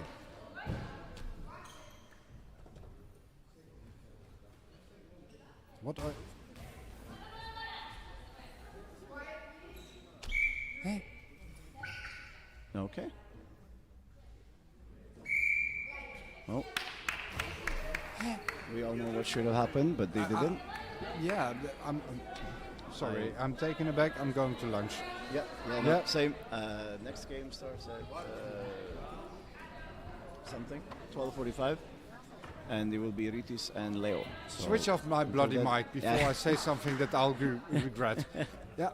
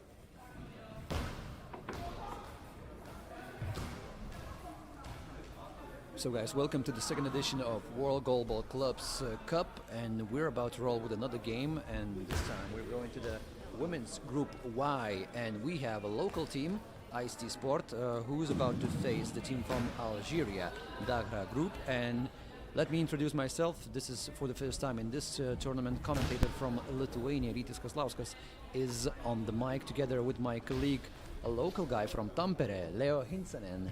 Hello, Leo. Once again here. How are you, and how are you predicting this upcoming game, Ice-T Sport versus Dagra team? Well, so far, Ice-T has lost both of their games yesterday, and sorry, how did you pronounce the other team? Dagra. Dahrad. They had a really close game yesterday evening, and the game before that I didn't get the chance to see, but I remember that their right winger, she was really strong throwing wise, and she was the main threat in their attack. But I would imagine that if Ice-T is able to keep her in bay, then they might have a chance that way. Yeah, so Ice-T team desperately needs at least a tie game today to earn those first points in the table. Yesterday they lost to All Power team 1-4, and to a side from Germany, Fuchs Berlin 1-6. You were commentating that match, yeah, Leo? Yes, that was unfortunately a very one-sided match, but I would say that the key for Ice-T is if they can get their defense together, play in the same manner as they did against All Power. That game went just by a few mistakes. They took an unfortunate penalty there and let in one or two easy goals. But if they can play again the way they played against All Power, I think that they might have a chance that way. Fuchs Berlin played also against Dagra Group team that we're about to see on the court. The score was 4-4. And they had a great game. I'm talking about the team from Algeria. Number 5, Bakta, she scored 3 goals in that game. And Lamia Boulfakhar, number 4, she scored 1 goal for her team. And in the second game, about which Leo just talked, Dagra Group lost by 2 goals from the side from Brazil. Isamat 5-7. Bakta scored 4 goals, and Boulfakhar scored additional 1 goal. So right now, after 2 games, Dagra Group has 1 loss, and they played 1 tight game. And like we I mentioned, remember that from yesterday. I was also commentating on that one, and it was really a tight game. And unfortunately, they lost it by a few penalties. They had 3 10-second mistakes, and that is just something that you can't take away from them. so another game and another day is a new chance for both of the teams to achieve something great, something big, and we know that every point in this group is very important. So we wish for both of the teams good luck and for the best possible goalball performance. This is the second day of the second edition of World Goalball Club's Cup, and we have seen a lot of great matches. We have witnessed a lot of great matches just before this game.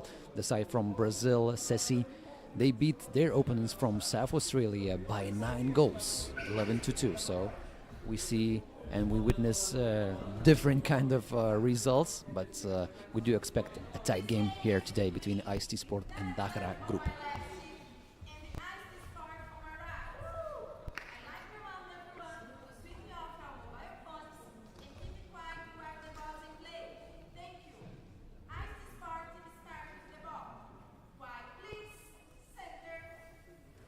On the left side from the viewer's hand side, Ice-T Sport team, they start the first possession of the game. Number 2, Yasmin Nikola. With a clean throw. Good defense by Algeria team, Dagra Club. Number 5, Benelou Bakhta with a bouncy throw. Once again, straight to the middle. Good defense by Ice-T Sport. So yeah, we have seen a bit of change by Ice-T there. Jasmine Mikkola, who yesterday played in the center, is now on the right wing there. She was the main attacking force for her team. against Fuchs Berlin, and now they probably want to see more of her attack there. Jasmine Mikola, she scored 1 goal yesterday, and another goal was by Solina Rosti. Once again, IST Sport, another throw. A change of attack for the Dagra club team. Now number 3, Slimi Saliga tries her luck. No good this time. Jasmine Mikola aiming for the right goal side. Looking from the defense point of view.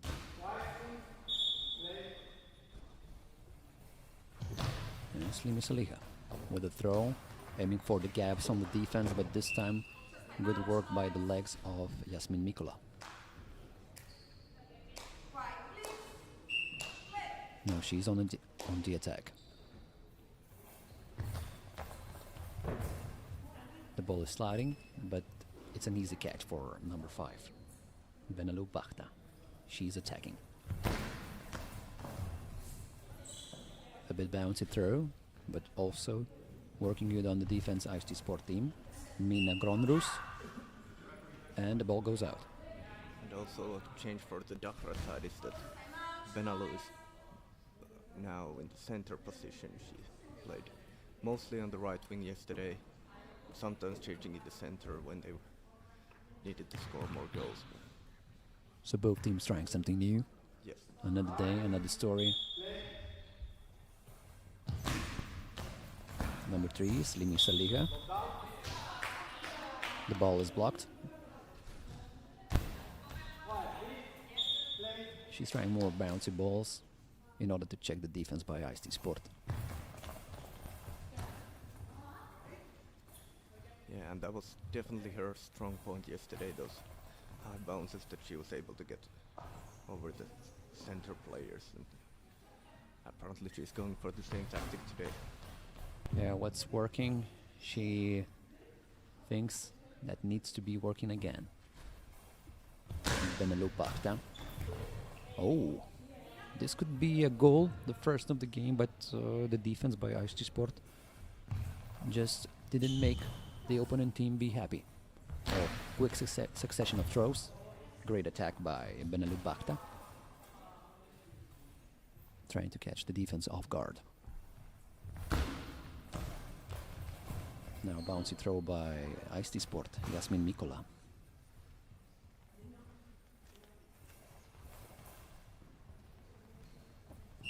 And this time the ball goes out. Ibzis Kalida throws the ball straight out.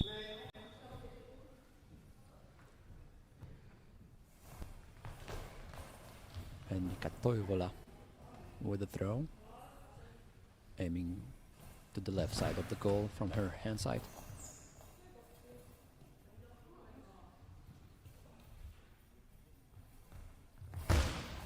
Jasmine Mikola tries a bouncy one. This time no good also.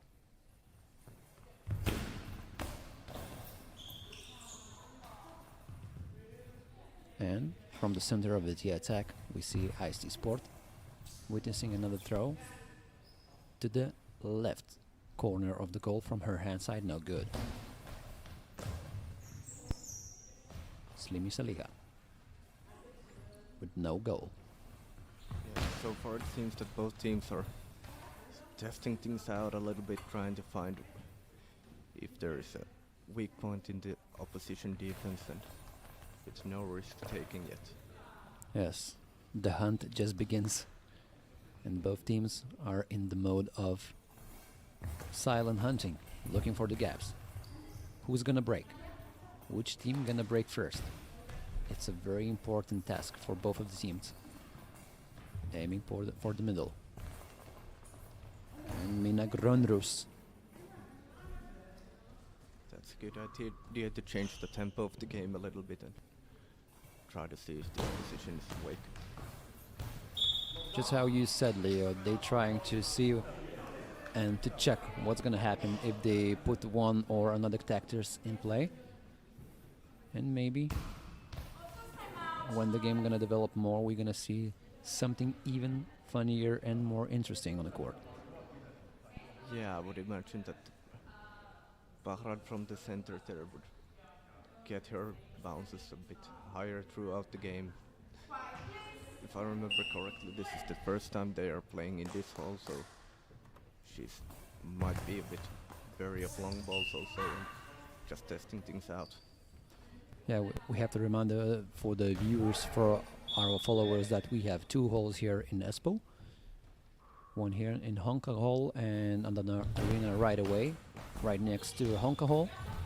And they have a different flooring, so it kind of changes the whole vibe, yeah? And then there we saw a little bit higher bounce and immediately some problems in the ice defense, but the wingers cleared it out well. Benelux Bachta now with a throw. Aiming for the corner of the goal, almost got in the ball, but the defense was working. Yeah. Yeah, now the Dahrat side thinks that they have found a gap where to put the pressure, and they're aiming for it. Short stop of the game.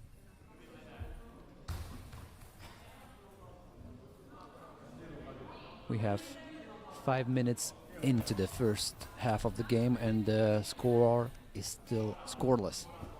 Both teams have 0 goals so far. And now number 2, Yasmin Mikola with another throw. The ball is sliding, no bounces. Could be difficult for the defense, but this time the defense was working by Dahra Club. And now right from the middle, another sliding ball. Mina Gronrus tried her luck. Good defense by Algerian team. Benelux Bachta on the attack. The ball just misses the corner of the goal and goes out. At this moment it seems like the hard side is definitely the more attacking one, and Yeah. Ice is trying to keep up the defense and maybe find a scorer there once or twice. Right now in this jungle of throws, the one that is most aggressive is definitely Dahra Club, but a lot of time left even in this first half for Ice support to score the first goal. If you don't score, they're gonna score on you.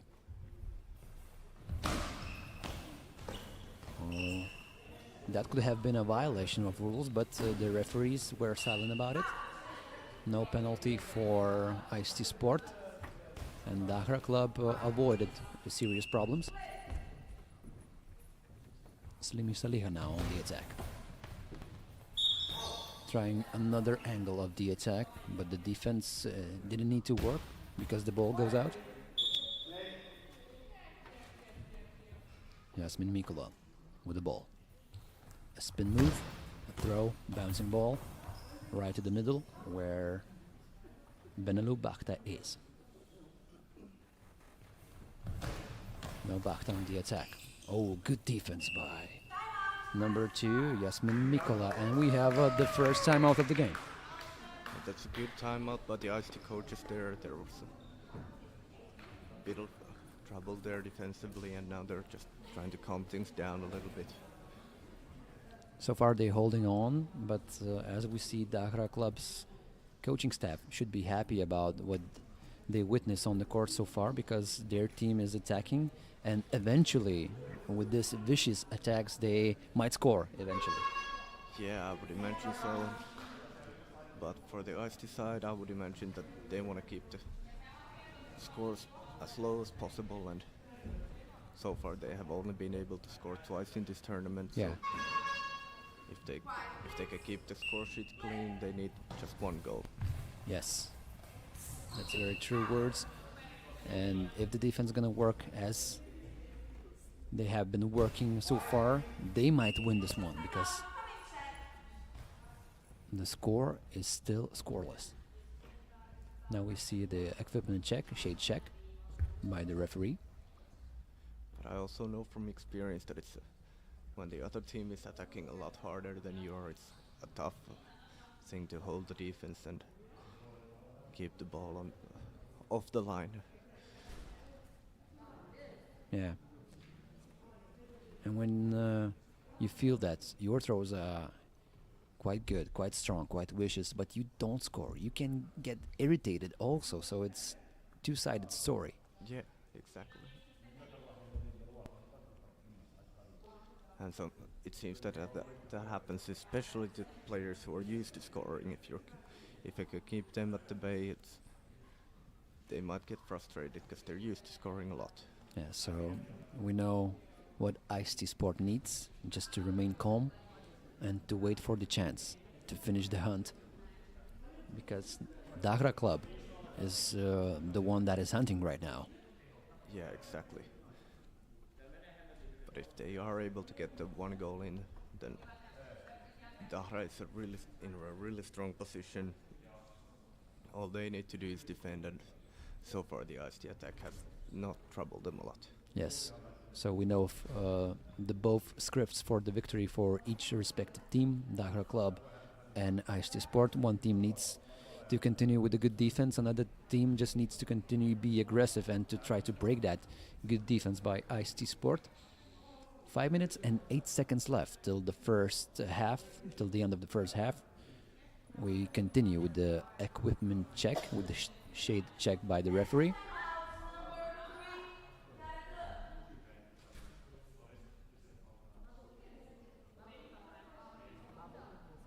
And the timeout prolonged, and I think we even need a substitution, yeah?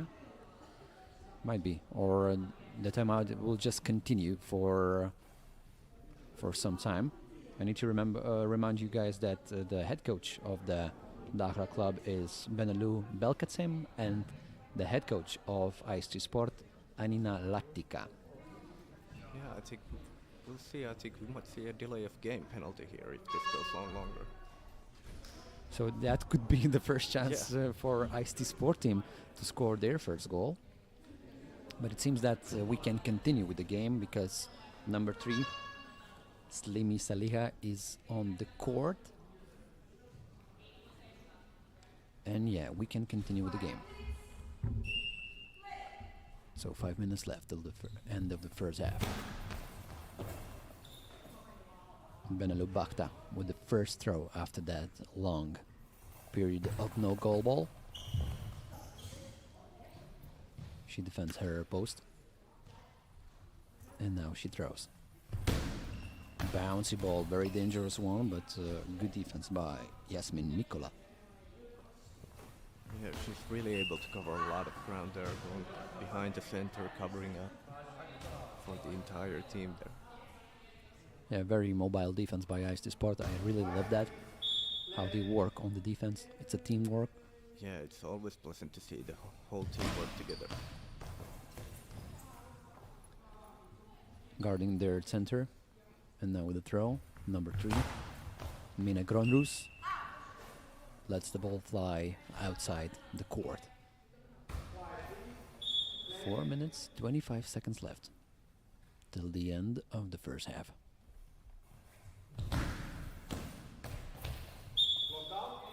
Good save by number 2, Yasmin Mikola. And now she lets the ball fly. Sliding ball. Might be dangerous on this hardwood. Another sliding ball right to the right corner of the goal, but saved by Ice-T Sport. Another throw right to the middle. Henrika Toivola.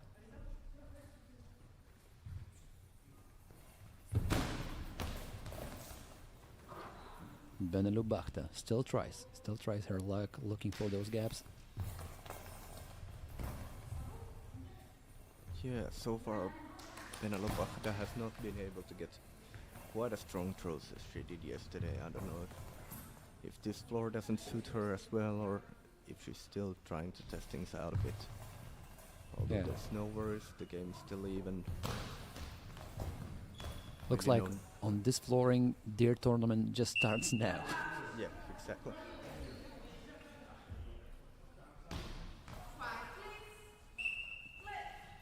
Ice-T Sport. A throw into the gap but the defense by Dahra Club was working. Henrika Toivola tried her luck. Benelu Bakhta once again. Ooh. That could have been a very dangerous throw, but Henrika Toivola saved it. But we see a violation and the Yeah, first penalty. 10 seconds penalty again for the Dahra side. They took 3 in their evening match yesterday, and that was their downfall then, and we'll see if the same thing happens today. So the first penalty of the game, and Dahra Club needs to defend their goal. On the defense, number 3, Slimi Saliha. On the offense, number 2, Yasmin Mikola. She can score the first goal of the game from this penalty. Attacking, throwing, good defense by Slimi Saliha. Yeah, it's a great save at an important time. This could have changed the whole rhythm, the whole vibe of the game, but the score is still 0-0. Yes, and it's still Almost saved by Henrika Toivola.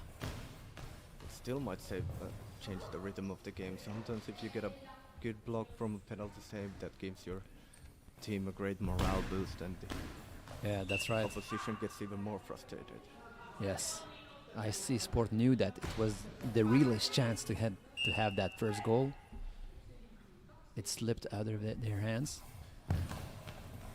and it might not be any other chance like that we witnessed.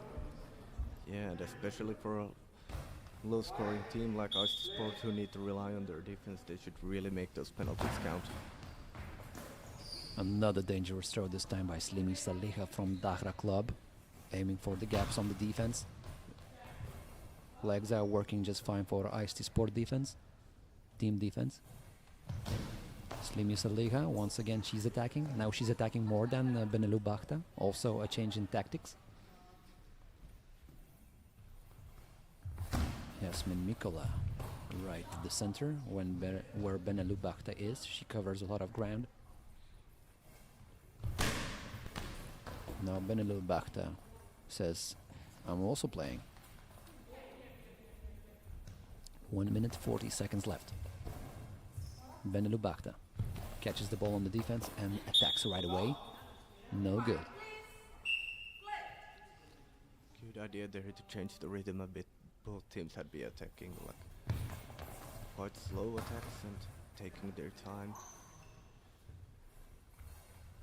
So we see both teams sprinkling something more and more into this game, and we're gonna witness if the first half ends in 0-0 or someone break.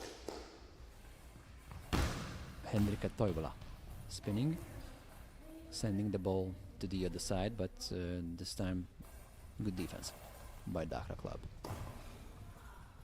Ibzis Khalida, no good. And the ball once again goes out.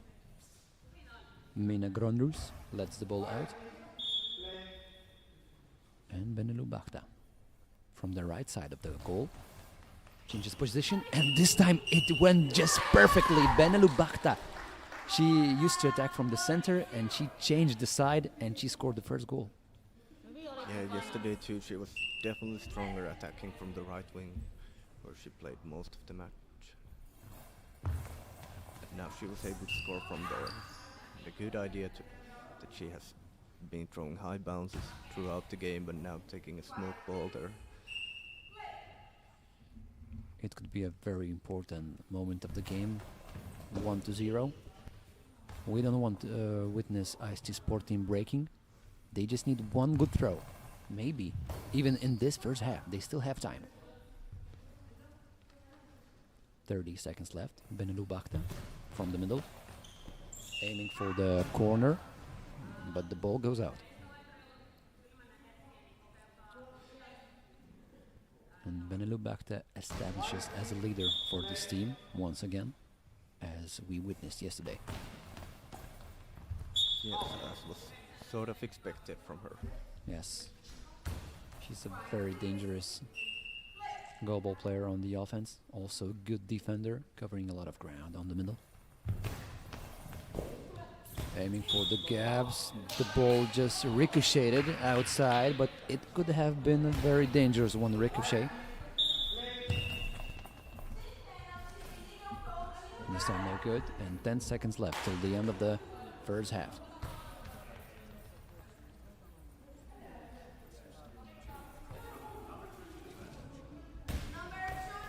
Yasmin Mikola. And we have another penalty throw.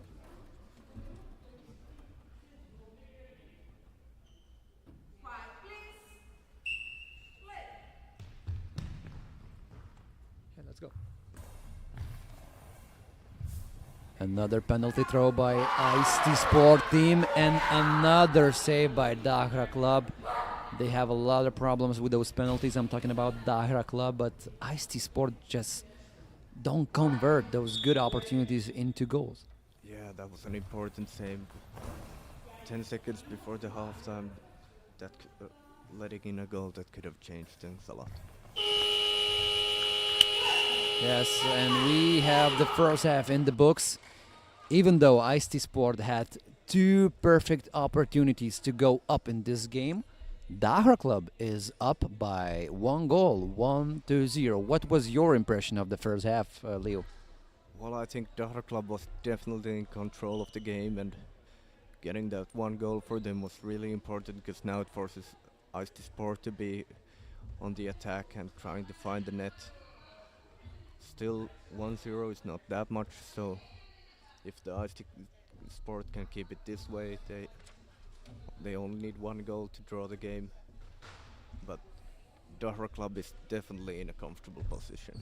Yes, it is. But on the other hand, Dahra Club needs to rethink their choices when attacking because they got too many penalties for the 10-second violation. Yeah, that's definitely true. If the same keeps happening in the second half, you're not going to save penalties forever. So Dahra Club is very generous for the Ice-T Sport Club team, giving those penalty opportunities, but at the same time, taking those away by good defense. And we saw Slimi Saliha, number 3, defending her team's goal. Also, Ibzis Khalida, she also defended her goal from one of the penalties thrown by Ice-T Sport. So 1-0 after the first half. We have a very interesting game so far, and 12 more minutes of fine goalball awaits for us, guys. So stick around with this stream from Honkahalli. We have 2 streams at the same time going from 2 arenas in Espoo, and you're witnessing the 2nd edition of World Goalball Clubs Cup. And aside from Finland team and aside from Algeria, facing each other for very important points in Group Y. Ice-T Sport team lost both of the games yesterday, and I need to remind you that Dahra Club played 1 game equal and lost another one, and 2 more games awaits in the group for both of the teams. And if Ice-T Sport team loses this one, of course, we won't be able to talk about this team as a high finisher in this Group Y. Yeah, I would imagine that both teams, if they want to get through to the medal games, they want 3 points, and Ice-T Sport definitely needs the 3 points. They need to win the rest of their matches if they want to get to the knockout stages. Dahra is a bit safer, maybe 1 point for them could be enough, but it would really get tight.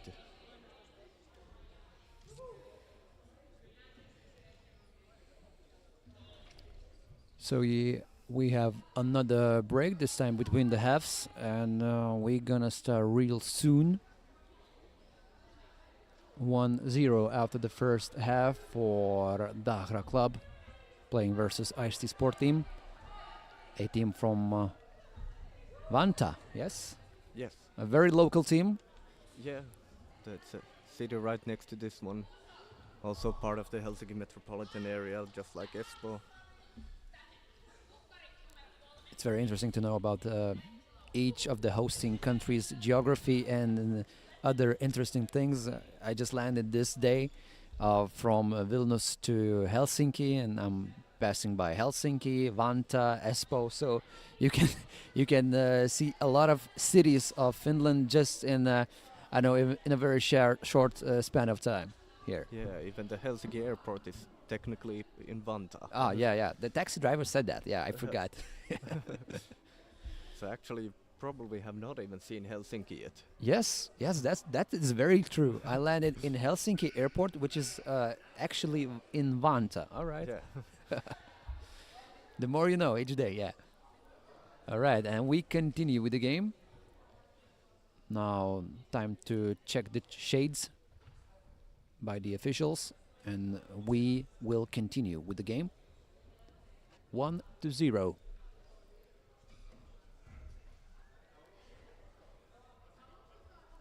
Dakar Club is in control, as Leo explained for us. They were very aggressive on the attack. Ice-T Sport team showed good signs on the defense, but it's not enough. You also need to score. We can now hear a couple of the old Powers women's team to come and support Ice-T here. The Finns keeping it together. Yes, the support is strong there. Ice-T Sport faced Old Power team yesterday, and Old Power showed their power, winning the game by 3 goals, 4-1. And of course, Old Power wants to win it all in their homeland. Yes, on the women's side, so far have done it. They won Ice-T Sport 4-1, and their next match, I think they won 6-3. And the match before this one, they won in the other hall against Füchse Berlin. Also 6-3. No, it was more than that. Maybe 9-3 or something like that. Yes. Yeah, All Power team, they won versus Icemat team from Brazil, 7-3. Yeah, it was their second victory yesterday. So yeah, so far so good for one of the Finnish sides. Not all teams can win everything, but at least one. Yeah. So the team's changing the sides, and right now, from our point of view, on the right, Ice-T Sport, on the left, Dakar Club.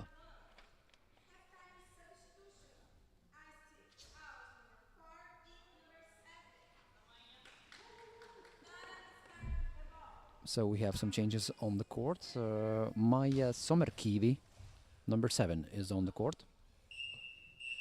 Yeah, she's a really experienced player. Used to play for the Finnish national team for many years. And now has played a little bit less in the recent years, but has come back with force. Yes. Very experienced veteran player, 43 years old. Henrika Toivola was substituted. She's 25 years old. Jasmin Mikkola is still on the court. And of course, when you talk about Dakar Club, you talk about number 5, Benelou Bachta. She's once again on the attack. This time the ball goes out. And Maija Sommerkivi. Her first throws of the game. She didn't place in the first half.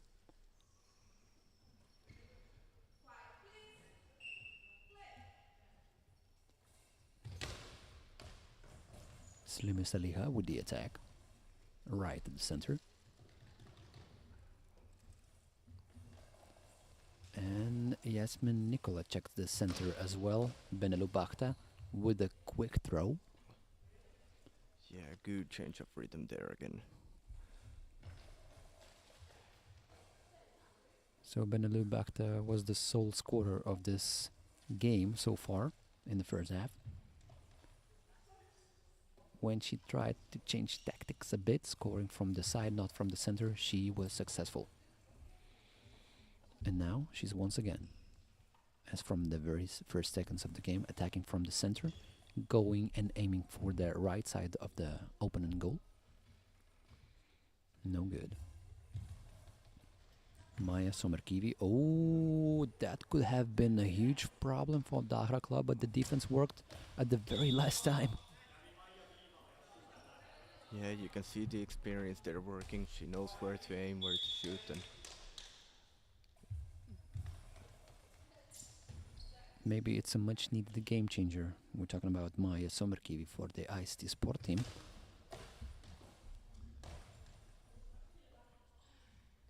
They need very smart throws, very strong, very good aim throws in order to break the defense by Dahra club. Yeah, exactly. You can see the difference how Dahra definitely has the stronger throws, so Isti needs to find a way to be more intelligent. Yes. You have to compensate the lack of power in the throws by being smart. And it can also be a tactics, of course. Yeah, definitely. But of course, Benelu Bakhta once again. Very fierce opponent. No good this time. Bakhta catches the ball. Throws another bouncy throw. No good this time. The ball goes out.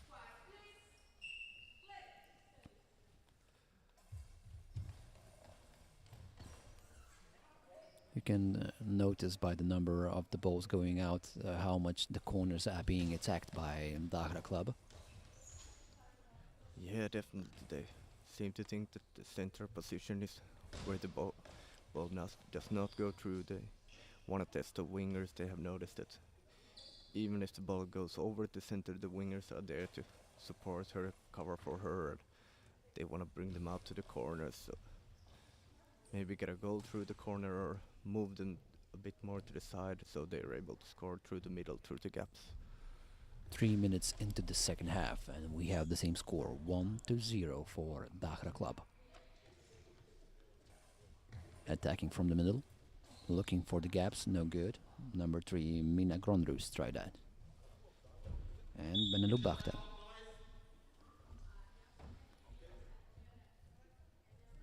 Benelu Bakhta will attack right after referees notified one of the attending teams here to be quiet.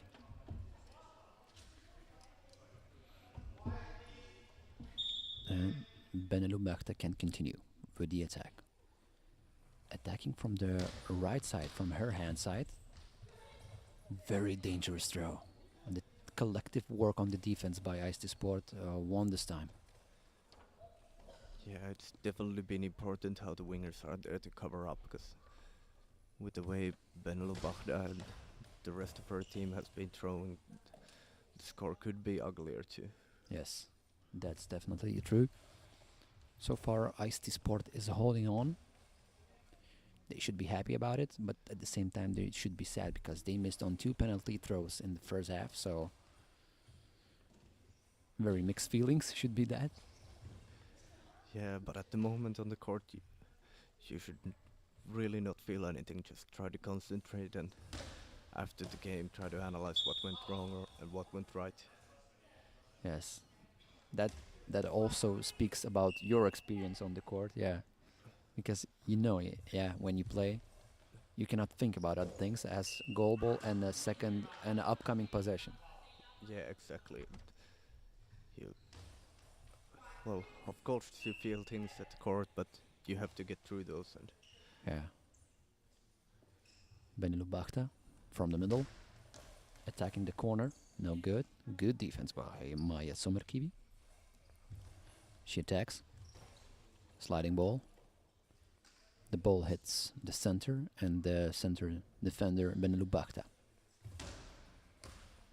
Bouncy one. Could have been a dangerous one, but Maya Somerkivi blocked that shot.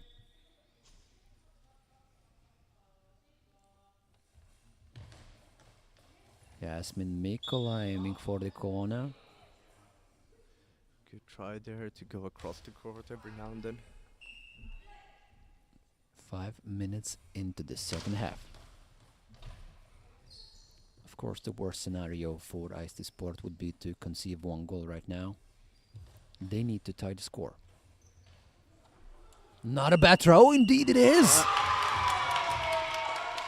What a throw by IST Sport. The defense by Dahra Club was not working as they should have been working, and IST Sport tying the score. Yeah, that's the equalizer they were looking for and the one they needed. Now we have a really exciting game in our hands. We have the game here. The score is tied. I would imagine that the Dara club wants to go and attack even harder now. Yes. They want 3 points and they want to get through to the medal games, to the semifinals. An IST Sport team just needs to remain patient. They've been through a lot in this tournament so far and in this game also. But the patience gave their best credit so far. Yeah, definitely. We're back in the starting position. Isti wants to defend and get a shot like that somewhere. And the Dahra is definitely attacking harder once again. 6 minutes, 10 seconds left till the end of the second half.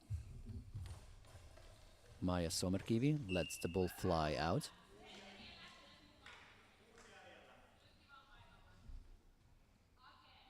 And Benelou Bakhta with the ball on the attack. Bouncy ball might be dangerous. Good collective work on the defense by IST Sport. Yeah, definitely. That was a close one. And once again, Benelou Bakhta. The world spins around her when she plays for her team. Yeah, I think she has put a bit more force now in the second half to her bounces. Really wants to score one more for her team. And she needs to remain fearful because she's the most dangerous thrower, and I might say of the tournament also, because she's one of the best scorers. Yeah, definitely. And sometimes it can also be a risk, especially as a center player, to be throwing a lot. It might open up the defense, and it might be the thing that gives us the sport the chance to score another one. Yeah, it's hard to work overtime both on offense and the defense. And yeah, exactly. And as a center player, it's the main job on the court to defend the goal. yeah, and she just does just that. And IST Sport team asks for a timeout. 1-1, 4 minutes 49 seconds left till the end of the game. So far, so good. Leo, we are in the very interesting game, I would say. Yeah, definitely. And well, personally, I was a bit surprised about the timeout. Baghdad had been throwing a lot recently for the last 6 throws. She threw most of them. And I think there could have been a chance to pressure the gaps now that she was attacking a lot. And now they gave her a chance to rest. Oh, yeah. Chance to get those throws again. That's a very interesting take on what's happening right now. So we're gonna see if this timeout will play better for Dahra Club, because there is a chance that it might be like that. But right now, IST Sport with the attack. Bouncy ball right to the legs of Benelou Bakhta. She is in the middle. Her chance to shine. Aiming for the gaps. No good. Yasmin Mikola. Quick throws by both of the teams. Benelou Bakhta aiming for the corner. No good. The ball goes out.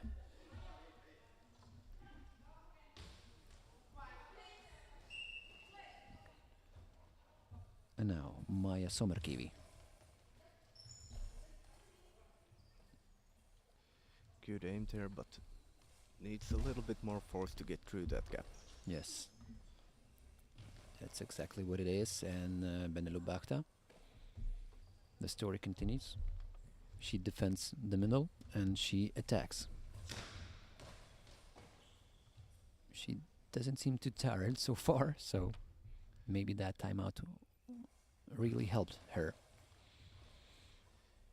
Yeah, but there's still a few minutes to go. Let's see how long she can keep up the pace. Yes.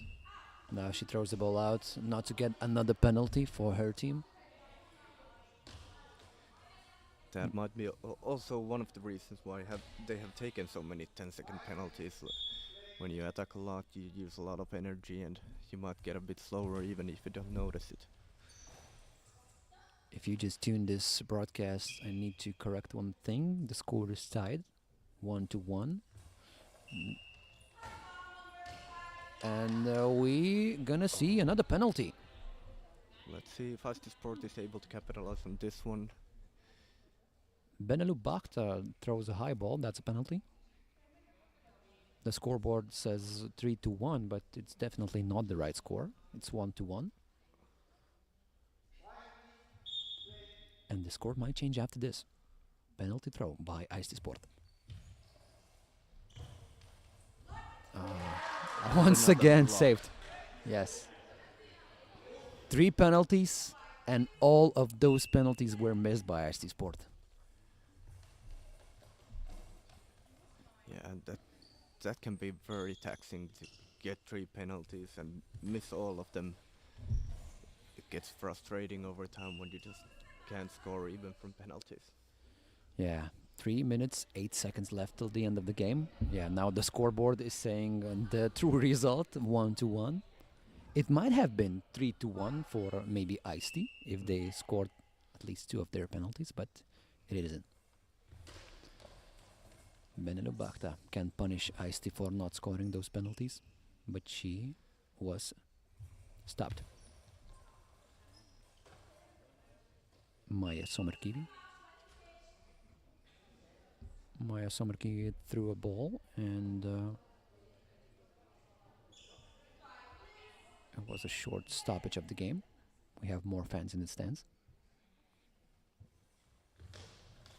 Benelux Bakhta with the nice throw, and eventually she has done the job. Oh, that was a powerful one. And once again coming from the wing to get her a bit stronger position, a position where she's more used to throwing, and it finds the back of the net once again. Benelux Bakhta, of course, she scored both of her team goals, 2-1. And no matter how Ice-T Sport is good on defense, Benelux Bakhta might find those gaps, and she eventually did 2 times. And less than 3 minutes left till the end of the game. Ice-T Sport, of course, they still have chances of even winning the game.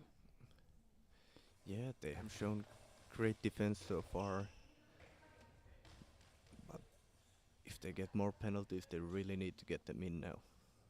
Yeah, it seems now their only chance is those penalties. Because Benelux Bakhta just defending too good in the center position, and throws to the corners are not that strong. Ice-T Sport, nice throw. Quick succession of throws, but no good. Now Dahra Club just changing the tactics a bit, also letting Benelux Bakhta to rest. Yeah, it's a good move. She's been working very hard, and now she can focus more on the defense and keep the scores as they are. And only 1 minute and 45 seconds left till the end of the game. Now the time is pressing Ice-T Sport team, and it was a quite dangerous moves on the defensive end, catching the ball. Eventually no problems there. Another attack with no Benelux Bakhta throws. She's resting. Her teammates do the job right now. And it might be a change of the attack right now. Benelux Bakhta is back on action. She rested a bit. Once again a strong throw, no good. And another throw by Ice-T Sport. Just an easy job for the defense by Dahra Club. And only 1 minute left till the end of the game, and this is a very crucial moment for Ice-T Sport team. The coach of the Ice-T Sport team just asked for a timeout, and it could be the last chance for Ice-T Sport team to talk the things through with the coaching staff and to think of something.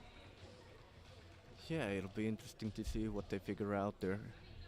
Has the coach seen some gaps where to throw and what places to aim? Maybe to even risk a bit, because like if you don't risk it for the biscuit, you're just gonna lose another game.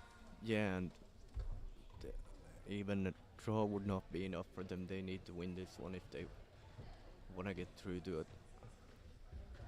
Future games too on Saturday and Sunday. Yes, so maybe quick throws after defending the post, just trying to have something very quick.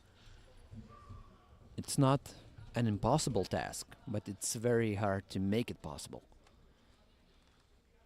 Yeah, so far, recently I would say that the gap between the right wing and Benelu Bahda has been the one that has caused a couple of troubles. Of course, that's not where the goal went in before, so there could be a couple of places to shoot. 45 seconds left. Throw by Benelu Bahta, the ball goes out. And a substitution by IST Sport Team. We're gonna see Henrika Toivola on the court once again. She started the game. And Maja Sommerkivi will be on the bench, as she was for the first half. Yeah, I would imagine that we're gonna see even more substitutions by IST just to break the tempo, get their attackers a bit of rest so that they can throw as hard as they can. They can concentrate on the throw, take their time and think a little bit. If the game finishes in the score 2-1, it will mean that IST Sport Team will have 3 games in a row with only 1 recorded goal. Let's just go hope we're gonna see more goals, but not on this attack. Mine Gronrus. Yeah, Let's that double went out. far wide. Of course, IC Sport coaching staff understands that the corners might be the chance to break the defense. Benelu Bahta, the ball just hit the post, but That didn't was go in. That was a close one, and that could have been the last nail. Yes, it could have finished the game, but it didn't happen. And we see another substitution. Henrika Toivola is once again back on the bench, and Maja Sommerkivi is back to the game. Yeah, once again, I think they just want more time to think where to throw and find the right places. Now So every if- throw is crucial for IST Sport Team because there are no time left, only 35 seconds. So maybe 2, if they're lucky, maybe 3 throws, but I think it's more logical to think about 2 throws.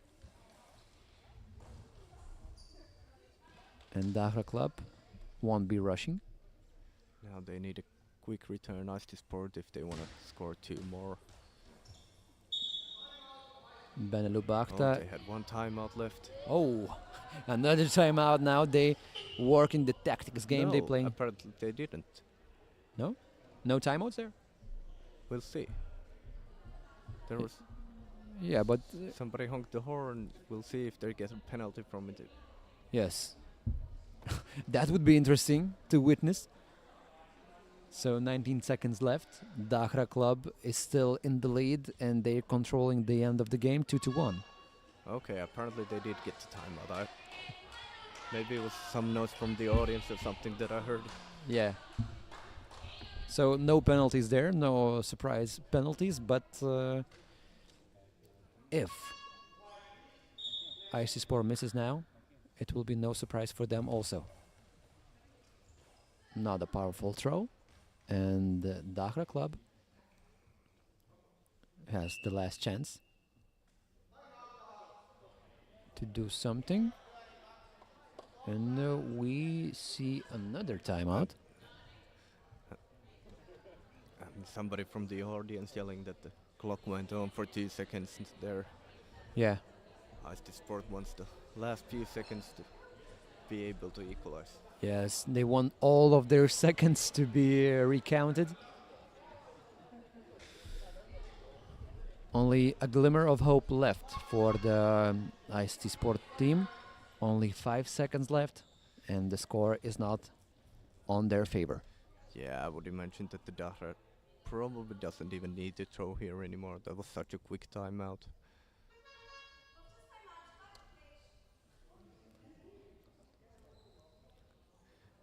Okay, maybe they do if we get 2 more seconds to the clock. Yes, That might be enough to have to force them to throw.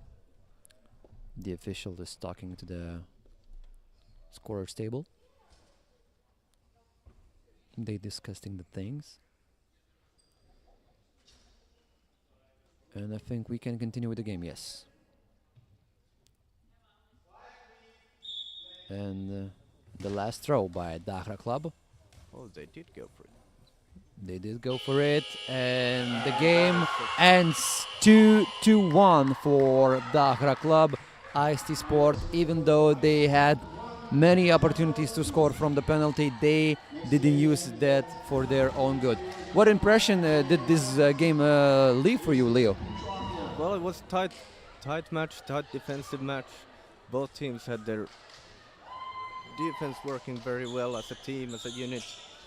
I think that for the future, for the Dakar club, their problems will be that they still take too many penalties. They can't afford that if they want to keep if they want to keep winning more games. Now we thought it was enough to save all three of them, but you're not going to keep saving penalties forever.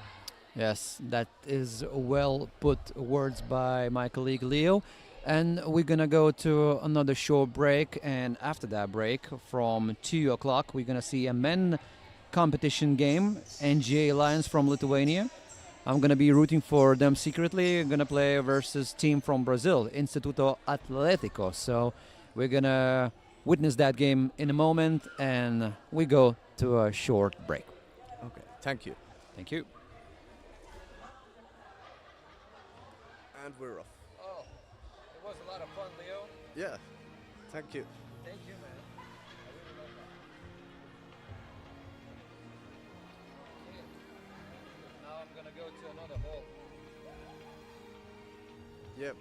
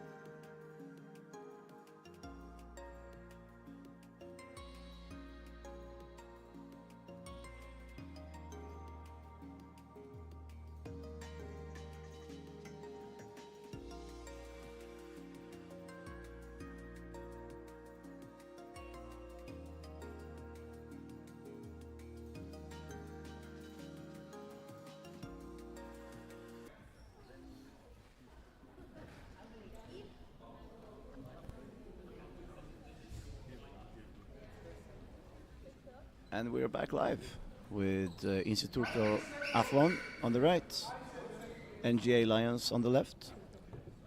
And we have the lineup for NGA Lions with number 1, Kuchavicius Osvaldas on the right side.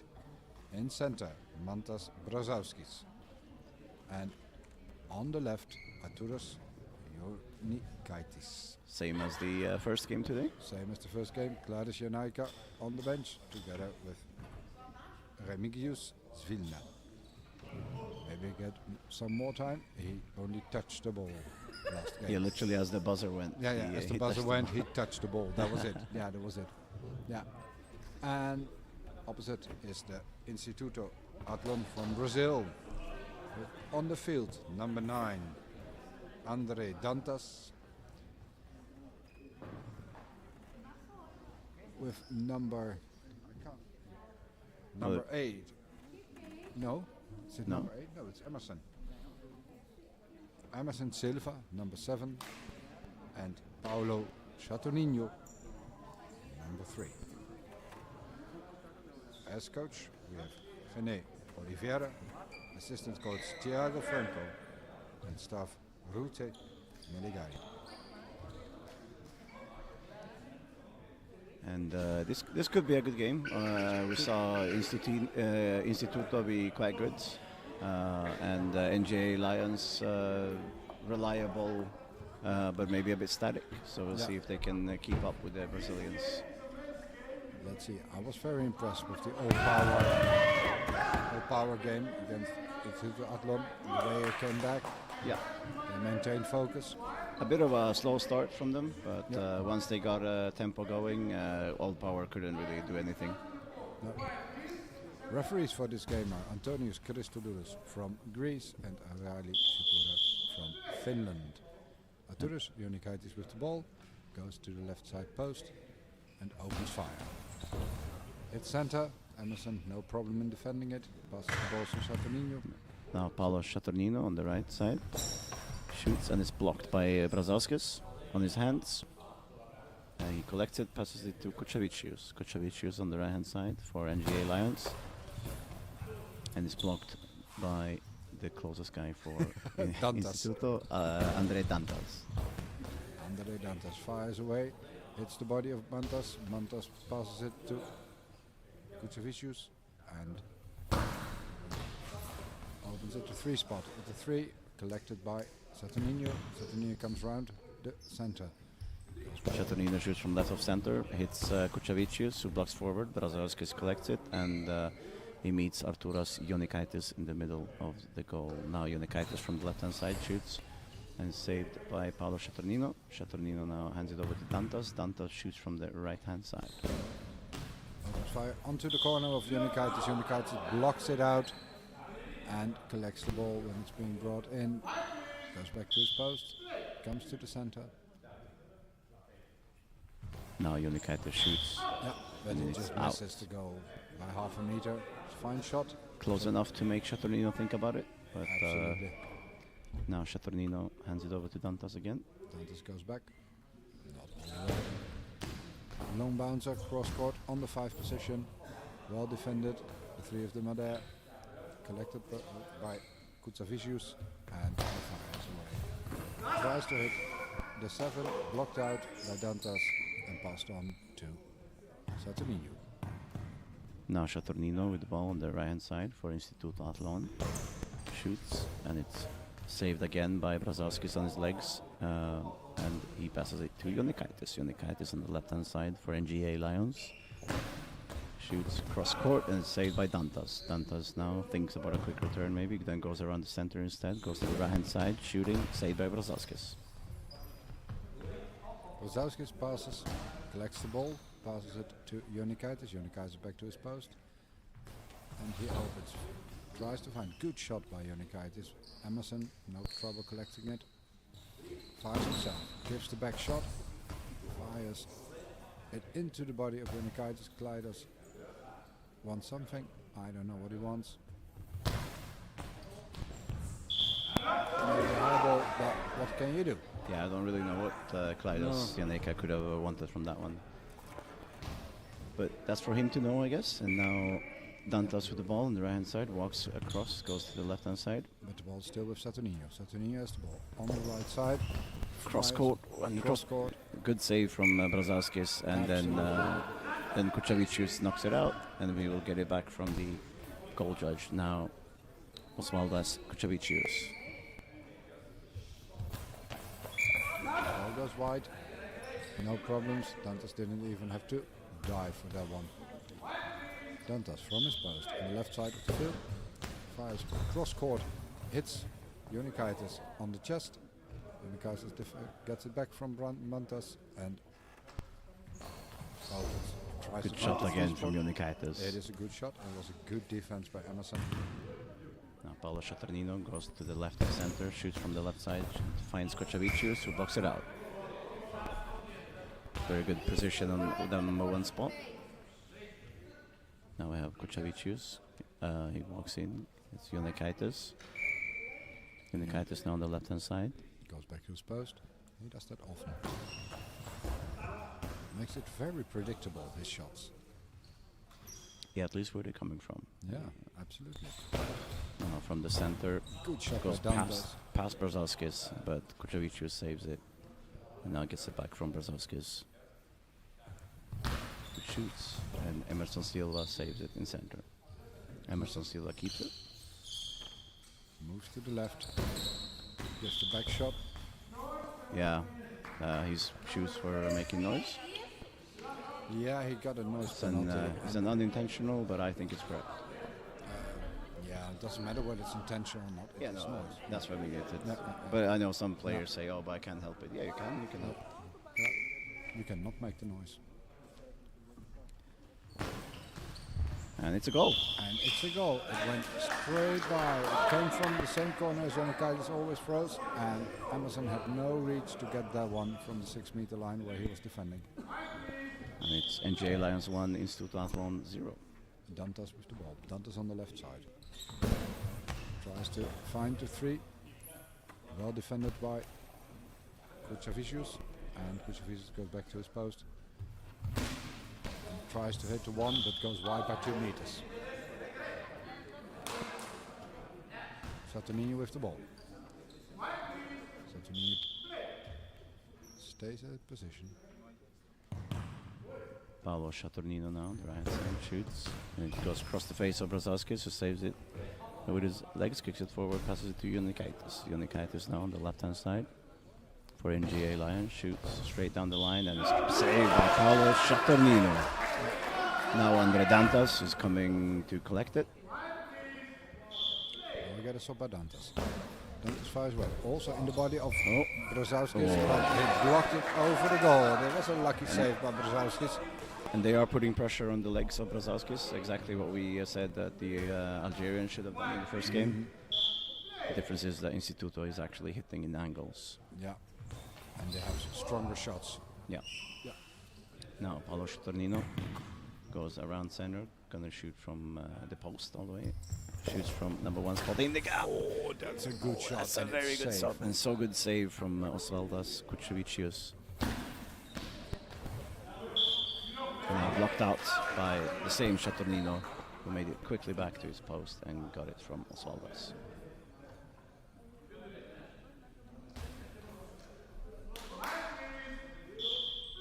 Dantas goes back, gets away from Saturnino, goes to the left side.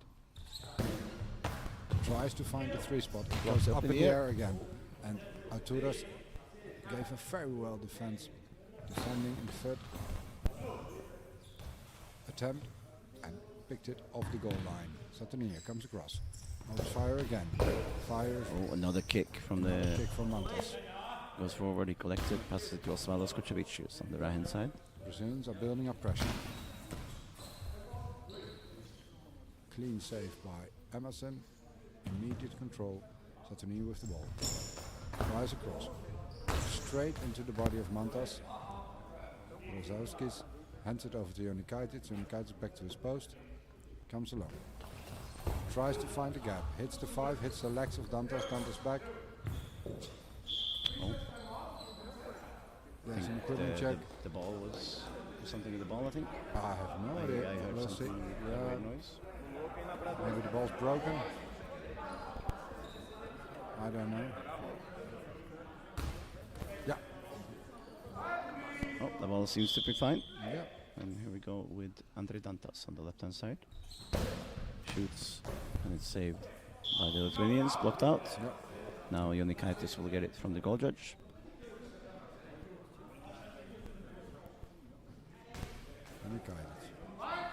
Kutsevicius wanted to have it, Jonikaitis keeps it.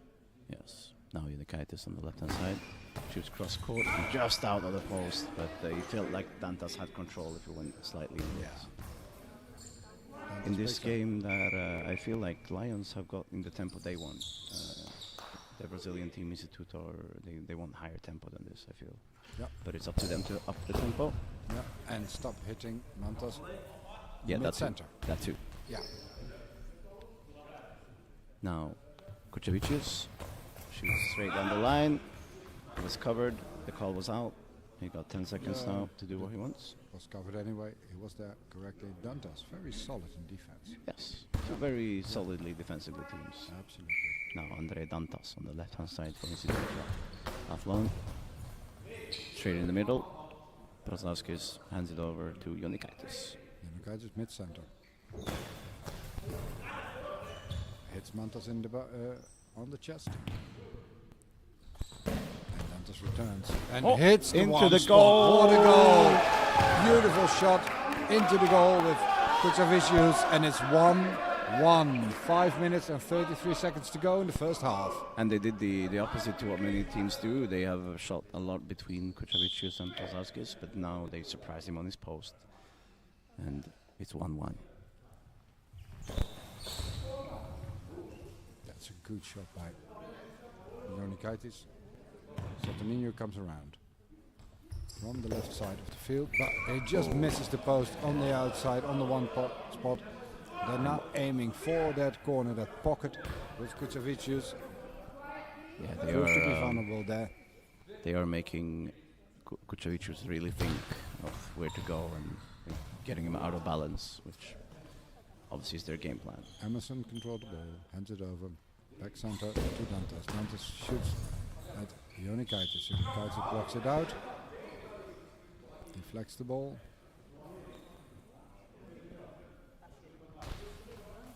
And gets it back. The goal touch.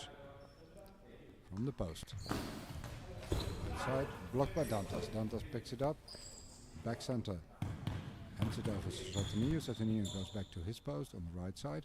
Opens up fire. Tries to find a 5 spot. Hits the legs of Mantas Brazauskis. Brazauskis passes it to Kutsevicius. Kuchevicius shoots. It's a long ball penalty. Good save despite the long ball from Emerson Silva. They got it anyway.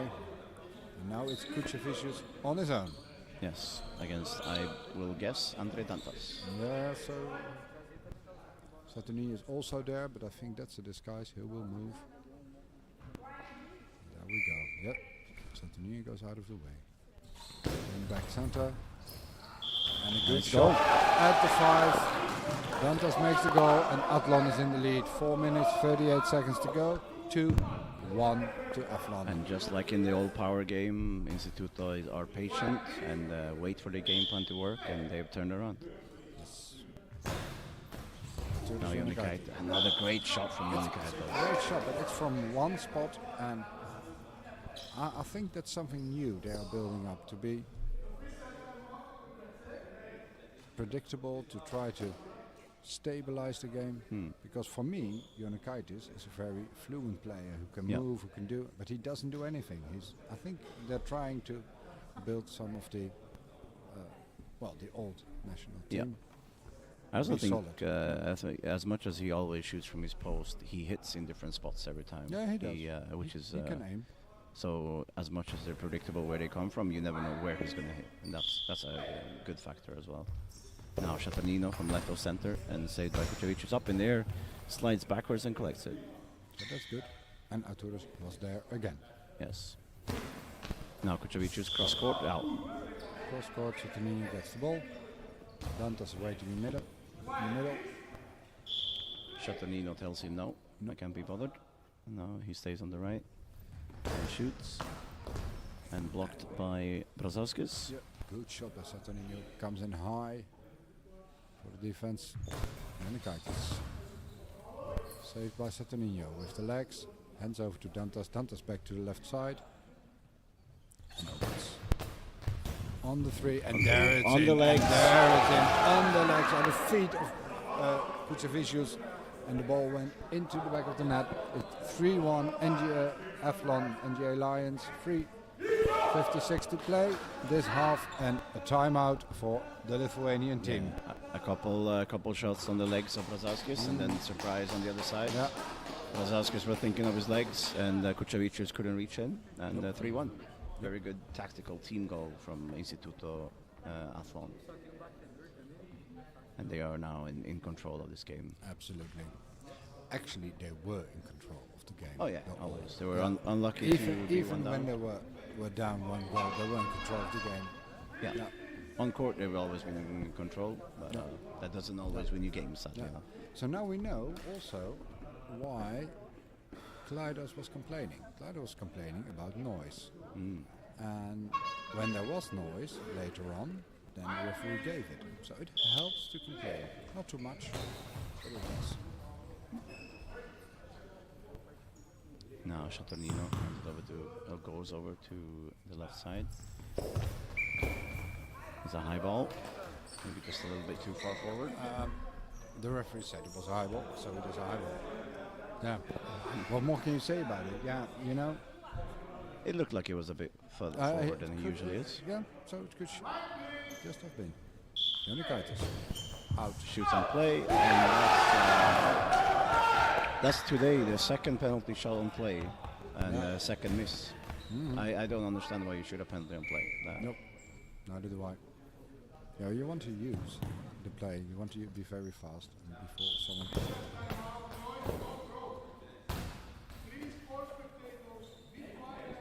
Was there any noise here apart from us? I don't know. No, I couldn't hear anything. Well, I've had headphones on, so no problem. 3:38 in the first half. Athlon leading 3 goals to 1. And Instituto are getting the ball back.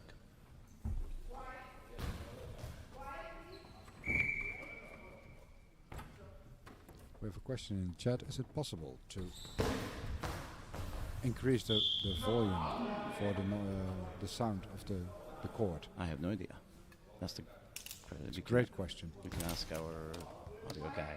Yeah, we'll try to.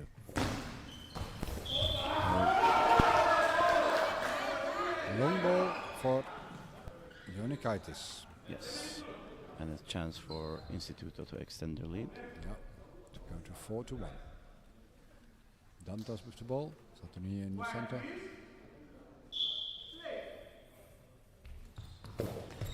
And it's a good block. Good save good by Jonikaitis. He was up on the 6-meter line. They tried to go cross court, and he saved it really good. What's the matter with the ball? It's a wet ball again. Yeah, that happens. I will text our audio guy and see Yep. if we can up the volume.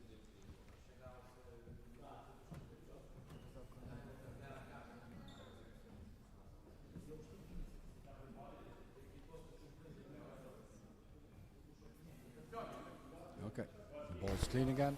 We continue. 3:27 to go. Jonikaitis from the right side. Fires away. Hits the 5, blocked out by Emerson. And with a big bounce, the ball goes into the audience. Ball being brought back in. Saturnino picks it up and moves back towards his own position. Big bouncer into the body of Mantas Brazauskis. Hands it over to Jonikaitis.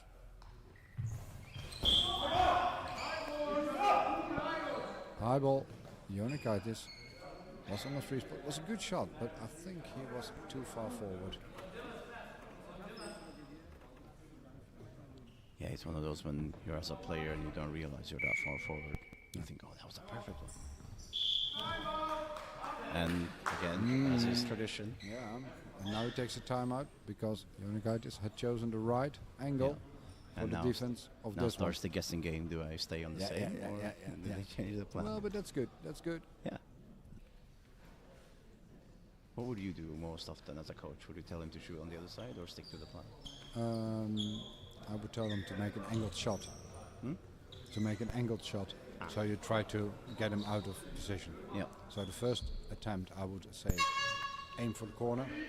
If that's really incorrect, then the second attempt is from middle, angled shot, and deviate. Yeah. It's a bit like second serve in tennis. Yes. Okay, Saturnino, back center. It's a block too. Just like you said. Yeah. But he did choose the same Yeah, side. he chose the same side, and very well defended by Jonikaitis. Now Jonikaitis on the left-hand side for Lions. Shoots cross court. and now- Tries to hit the 7 spot. Dantas was there. Ball goes wide. Yeah. Now Saturnino goes to back center. So Dantas said, "Nah, I'm taking it."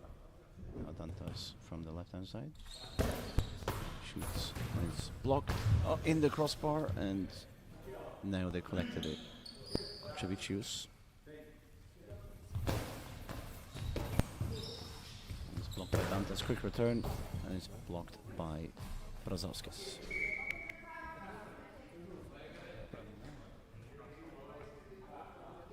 Yeah, we have an equipment check from Antas Brzezowskis. We're getting a substitution for the Brazilian team. And we have had an answer from our audio guy. He will come and up the volume soon.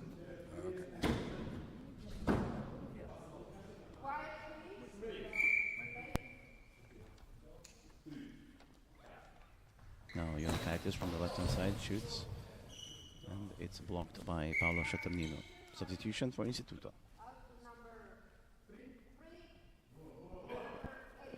And Paolo Saturnino, that is the last thing he does. He gets subbed off. Yeah. On comes Emerson Silva, number 7. And in the center, it's Alex Sosa.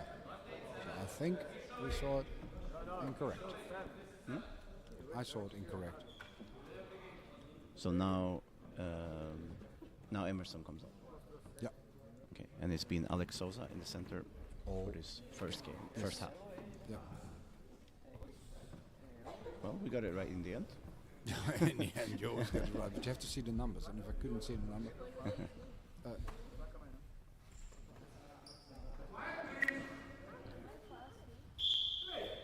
Okay, first shot by Emerson Silva.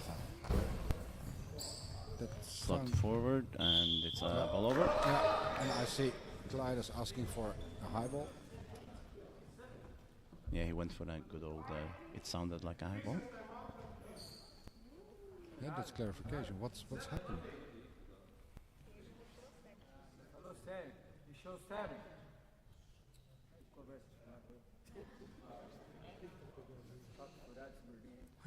Okay, we're now having a discussion about how many fingers someone puts up in the air.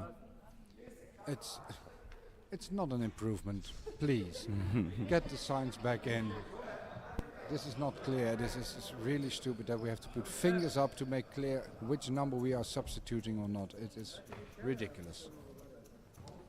It's also been played since, so I don't feel like you can go back and do something that they did 2 shots ago.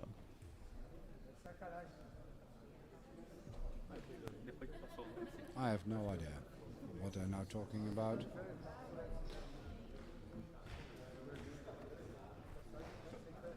I also don't get why they took the signs away. You can make You can make 19 signs. If you can print 1 to 9, you can print 1 to 19. There's no Exactly. problem. That's what I mean. Yeah. I don't, Yeah, I don't know. right call from the referees. I don't think that should be. No, this shouldn't be penalized. It's just stupid. Yeah, stop penalizing that kind of infractions or whatever. Anyway, the game started again. Jonikaitis on the left. Fires back into the feet of Alex Sosa. That's the center play. Dantas now shoots from the left-hand side.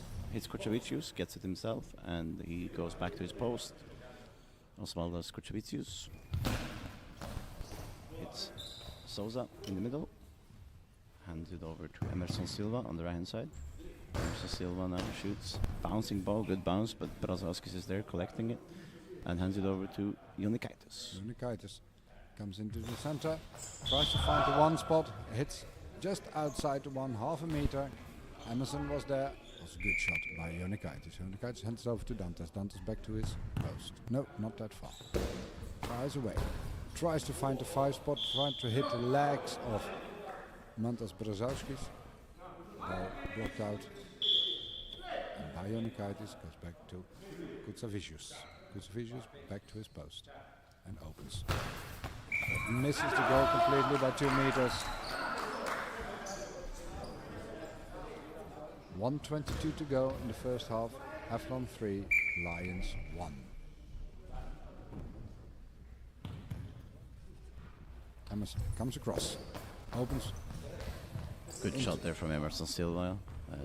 Save forward from Brazauskis, passes it to Jonikaitis.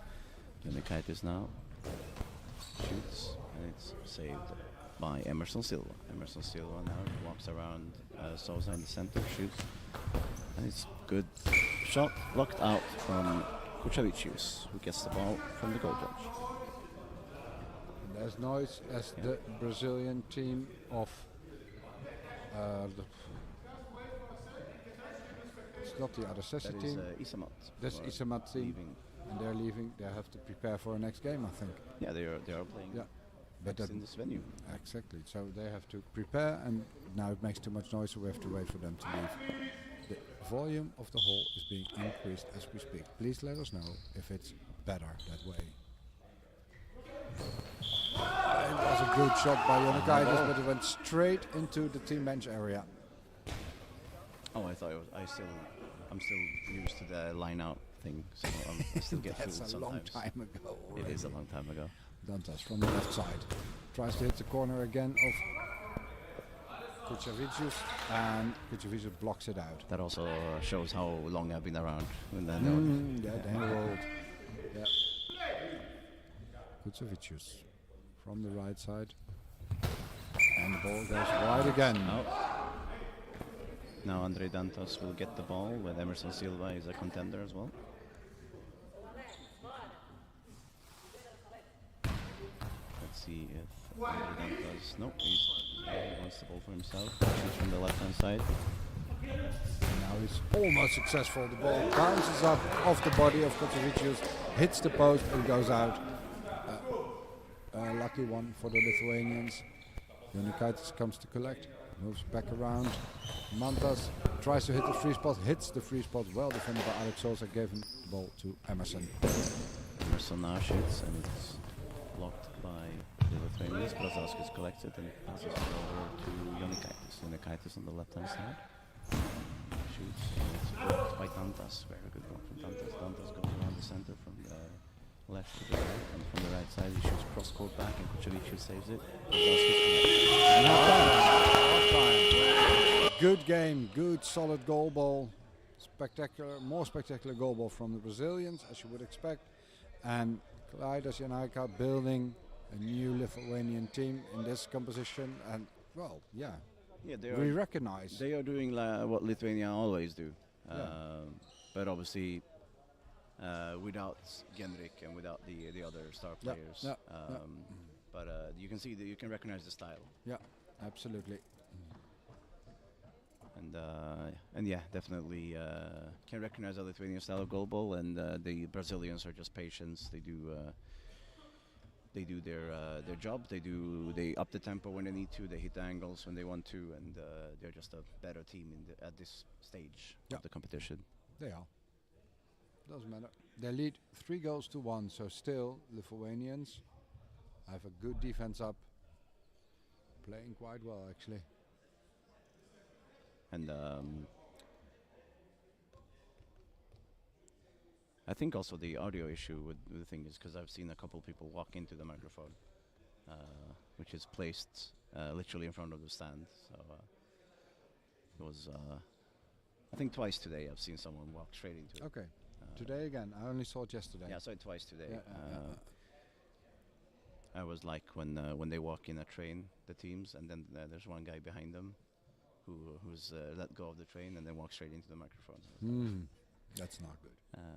But yeah, it is what it is. We're trying to fix it, and I think it might have been fixed now. Yeah. Samati is working on it. Yes, the guy that knows the technical stuff. Yeah. Guys knows everything actually. Yes. Yeah. Oh, Almost everything. Someone found that funny, and yeah, in the audience. Yeah. But she's laughing very hard, but I doubt it was about us. no, I think it's about us. She's You- listening. yeah, She's yeah, listening yeah, to the stream. I yeah. think. And, Yeah, of course she is. But yeah. then even and she can't stop laughing. there's a 20-second delay on the stream. So Oh, never yeah, yeah. mind. It's impossible. And in the second half, we will have NGA Lions on the right-hand side, and we will have Instituto Athlon on the left-hand side. Yeah. And it's 3-1 for Instituto. Yeah. The referees again is Antonios from Greece, and who was the second one? Riley Sipura. Riley Sipura from Finland. Yep.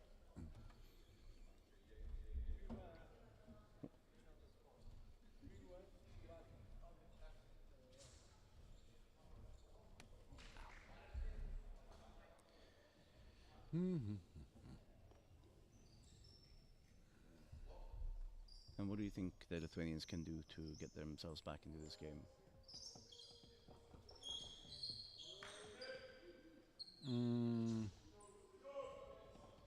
If you were on Kleida's position, what would you tell your people to do?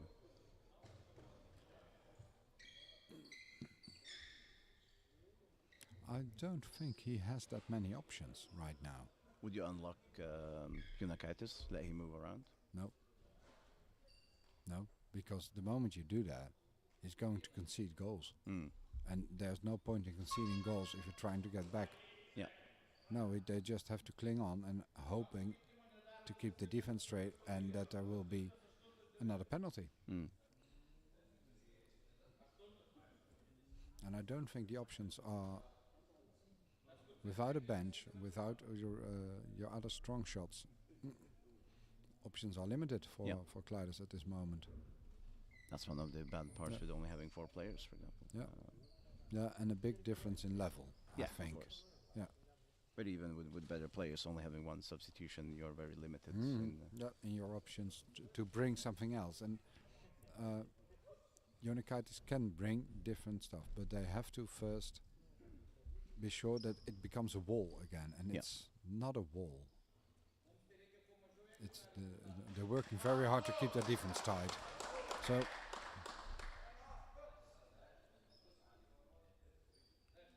now they are getting ready, as shades have been checked. no. I see no changes on the Brazilian side and no changes on the Lithuanian side. Brazilian side, Emerson Sousa, Emerson Silva, Emerson Silva, Alex Sousa, and Andre Dantas. Andre Dantas, yes. And on the Lithuanian side, from far side to this side, is Kuševičius, then Brazauskis, and then Jonikaitis. Lions 1, Afro 3. Afro will start with the ball. Quiet, please. Athlon will start with On the left. Play.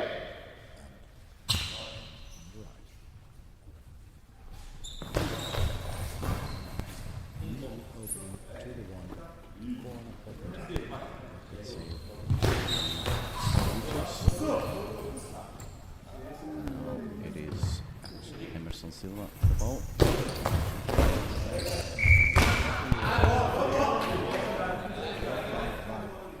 With the feet of Brazauskis. And that's my point. It's not a wall. It's not solid enough to be able to bring the pressure on. Shooting shot by Emerson Silva. Dantas now on the left hand. Straight in the Brazauskis.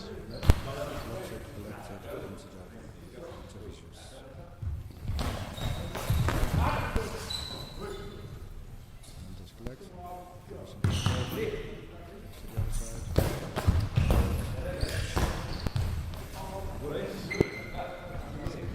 Unikaitis. Unikaitis shoots saved by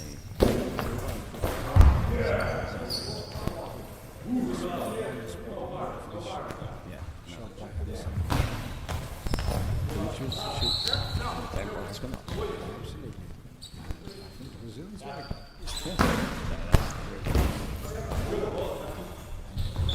Almost playing along.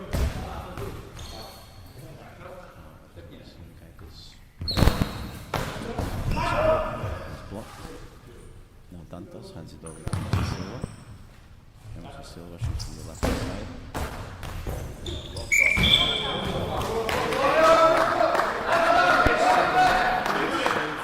Block. We have seen this half by the Lithuanians. Yeah, and With having some places to draw out from very much up the pressure. building it up.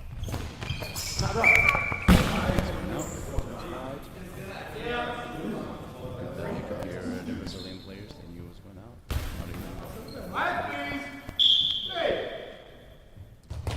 From the right side.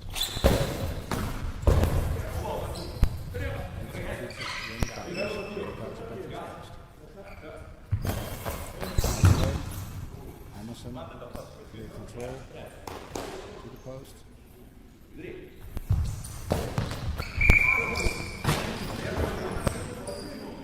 was in the house.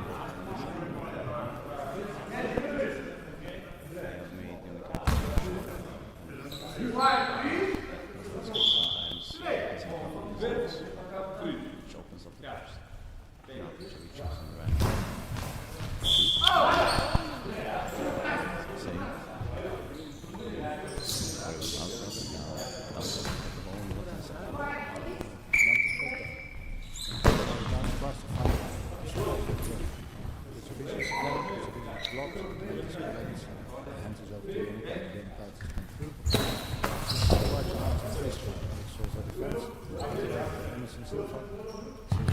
Goes right, makes her comes up, bounces it to the ground, 2 minutes. I said it's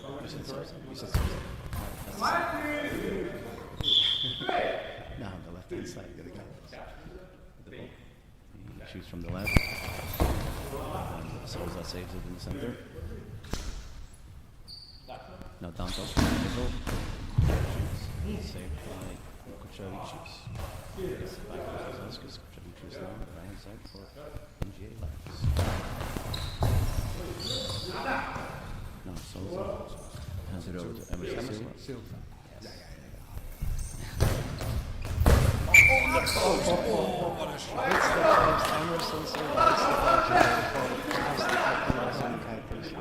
And into the post.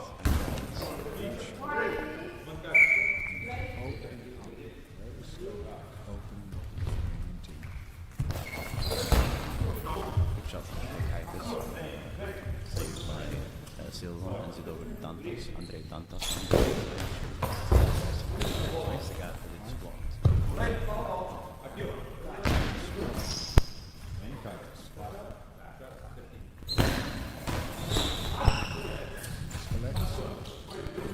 Pick it up.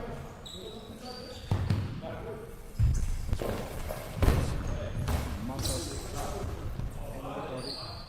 Passes to Kutsevicius. Swings back to his post. Emerson. Emerson Silva with the ball on the right hand side.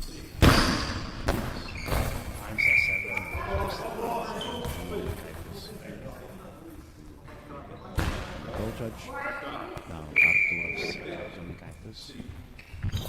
Third smooth shot, but saved from Emerson Silva, who goes and meets under Dantas and Dantas back center. Up in the air. And saves by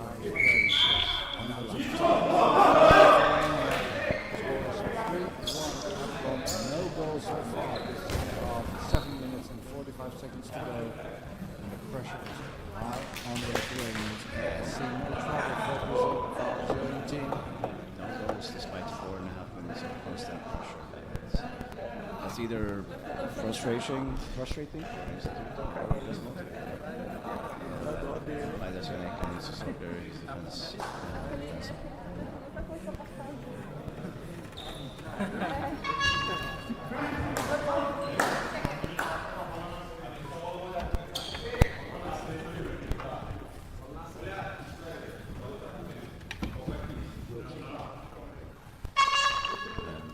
Now it's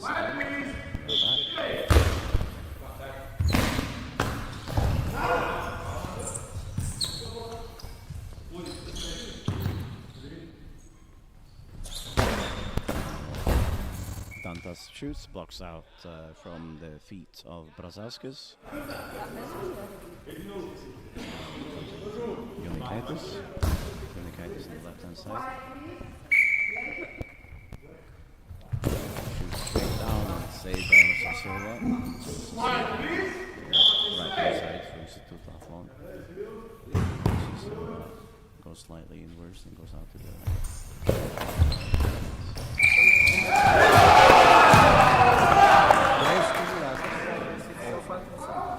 First out to the right, then back to the left again, then over side, opens the gap.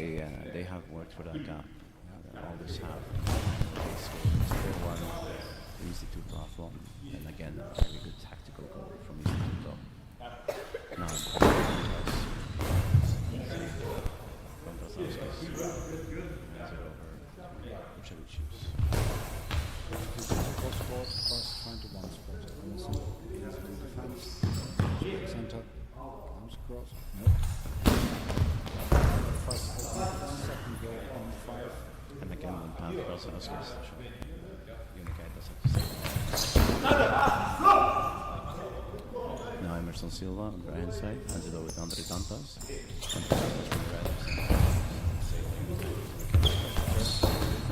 And Emerson Silva. And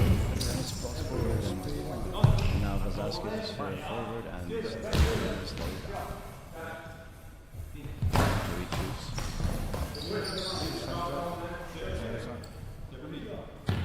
Now Andre Dantas.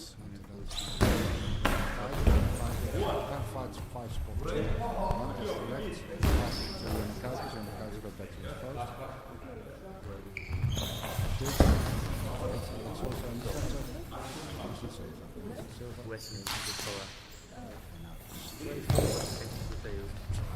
Beautiful curve shot, just misses the post. It was a beautiful shot. It was open enough to go in there.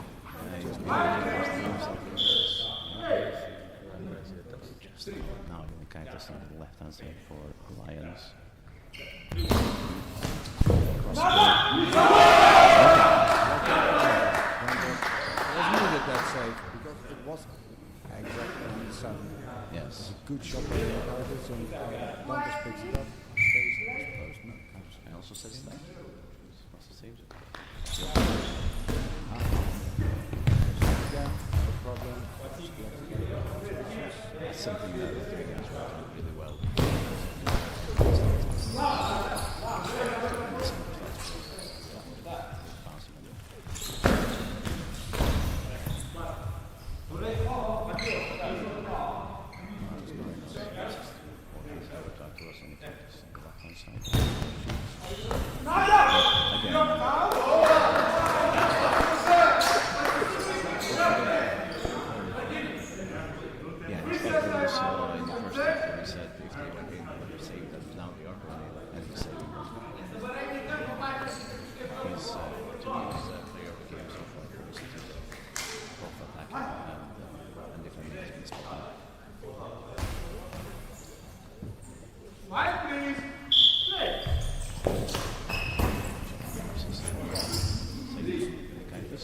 Side for Lions.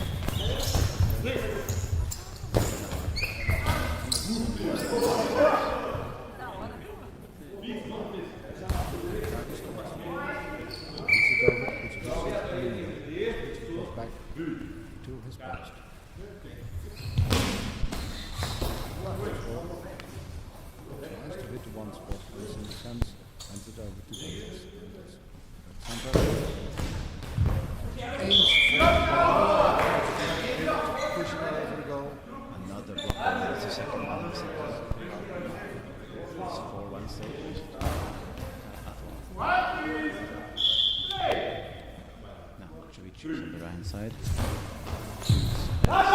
Saved by Antos.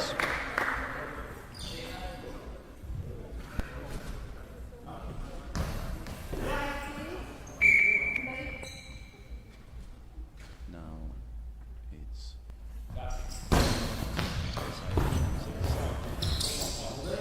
Brazalskis now with the ball handed over from Kupchevicius. Now on the right. Hands. By Andrei Dantos.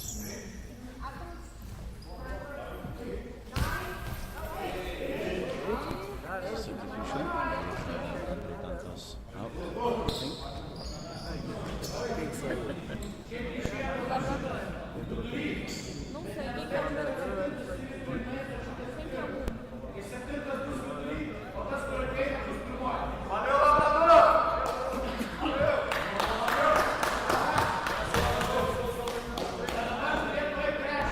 Some encouraging shouts from the Brazilian people in the crowd.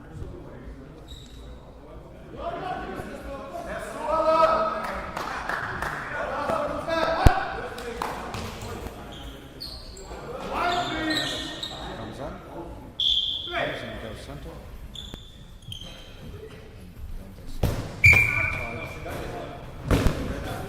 Still out. That's the missing.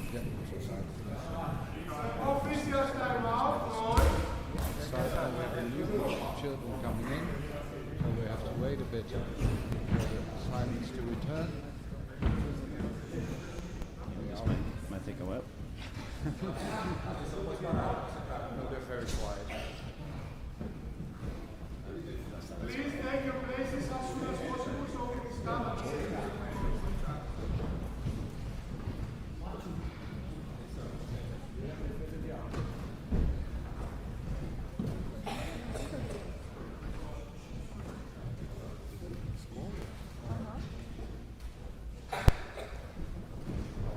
Quiet, please.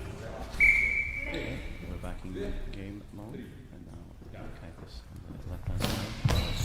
Shoots straight in the center. Let's go to the next. Neves, newly subbed on. Immediate goal! Found the gap between Mantas and Kuchevicius, and it's 5-1. Substitution. Looks up, we take them out. 100% score. 100%, yeah. On the right side, Kuchevicius. Shoots blocked by Dashneves. Gets the ball himself and hands it over to Stantos down the left hand side. By Unikaitis and lets it go out.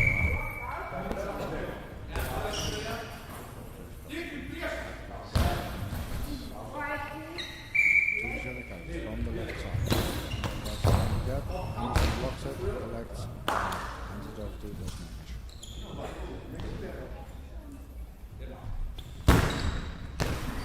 Big bouncer. Solid defense. Kuchevicius managed to keep the ball just ahead of him. I didn't say it was a hit numbers. Except Gas Neves was just subbed on, handed over to Dantos.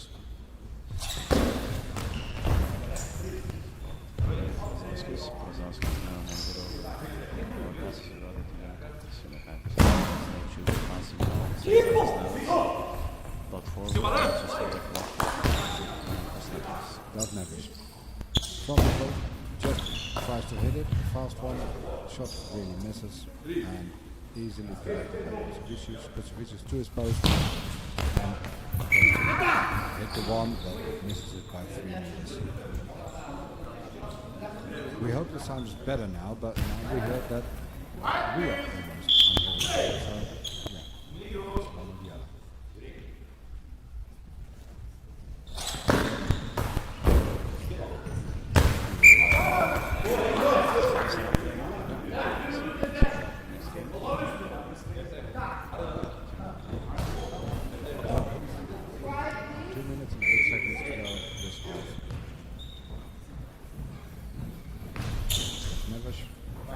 Hits the post. post. That is for Taylor. The hit comes straight into center. There's a lot of noise again. People coming in, which is of course great. Just out of bounds. Das Neves will get the ball. Actually, Emerson Silva puts it up. Emerson Silva on the right side. Emerson shoots. Tries to find the gap on the 7. Good shot. Is curving it. And wide by half a meter. And the goalpost is getting moved back into place by Riley Sikul.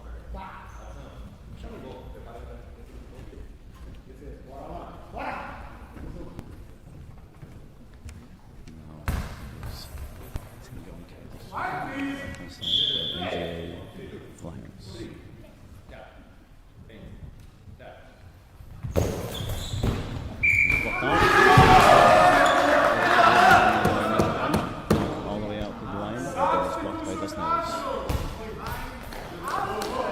Okay, we have substitution for Afron instead of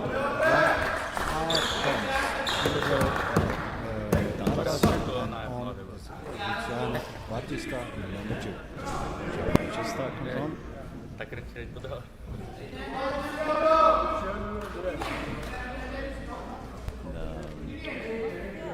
Andre Dantas, again, like I said, has done a really good game. He's done a really good attacking game and defending game. And now let's see what Batista can do instead of him. Quiet, please. Batista, last 1.5 minutes.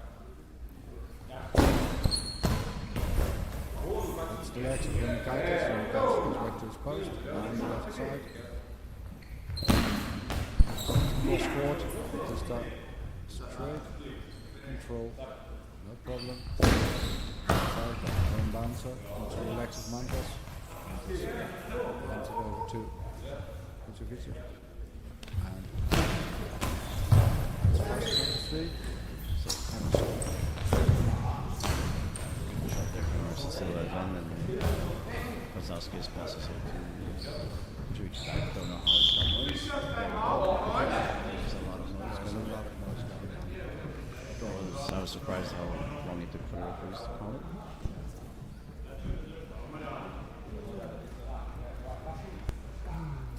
But this gives the Lions team time to talk together. Yeah, 50 seconds. And the game is done. 7-5-1. Good luck. Just keep coming. Yeah. Quiet, please.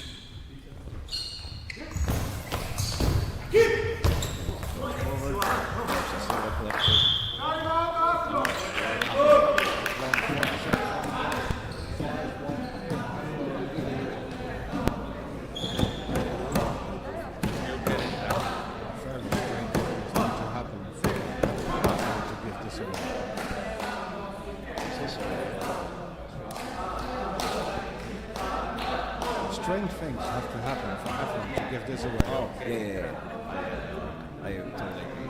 Like, less than 50 seconds, they give us. And they need to rethink what they're doing. What they're doing. Especially the way the game has looked. NJ Lions haven't created anything like that. And now it is Istituto Athlon with the ball.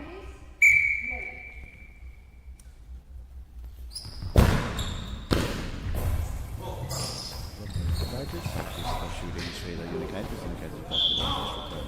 Going out. Picks it up.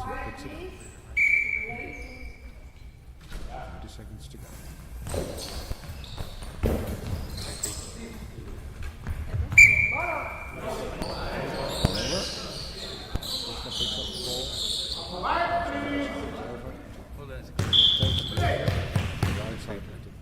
Field.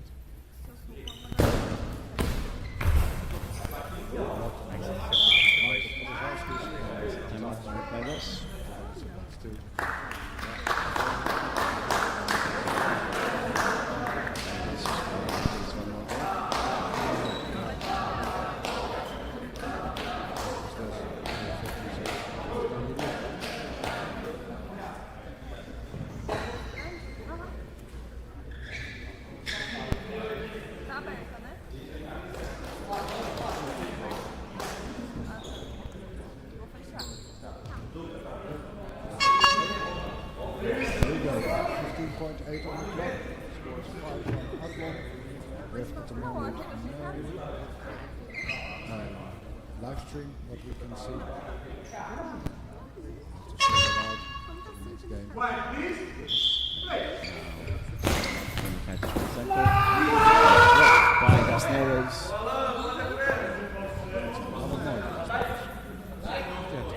Now it's Batista. Goes back to the left side. Unicatus. Another timeout for Lions. This is just that I think is usually in the lead. He does it, or at least back in the days. Yeah. When it worked for him in the past, I'm sure it will work for him in the future. But yeah, no, to summarize, second class never control this game from start to finish.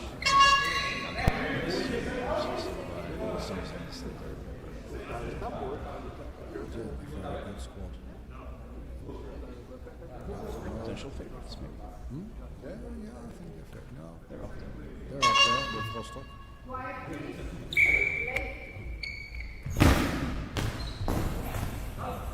Good block.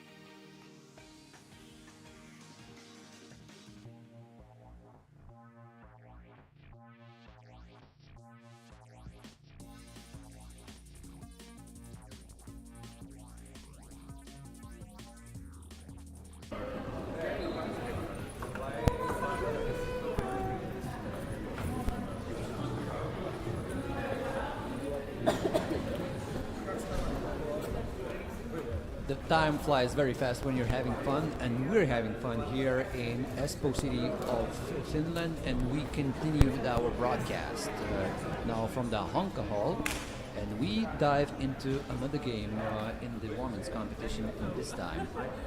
It's time to meet the side from Brazil. Of course, if you have been following the streams from yesterday, you know the team from the Brazil Isemach team from the very big state of Mato Grosso in Brazil, and we have a side from Germany, coming from the capital city of Germany, Berlin, Füchse, or Foxes, as they are known in the English language if you translate the word from the German language. So, and together with me, commentator Vitas Kozlauskas is my co-commentator colleague, the guy who knows goalball because he plays goalball also, Leo. So hello Leo, how are you? Hello, hello.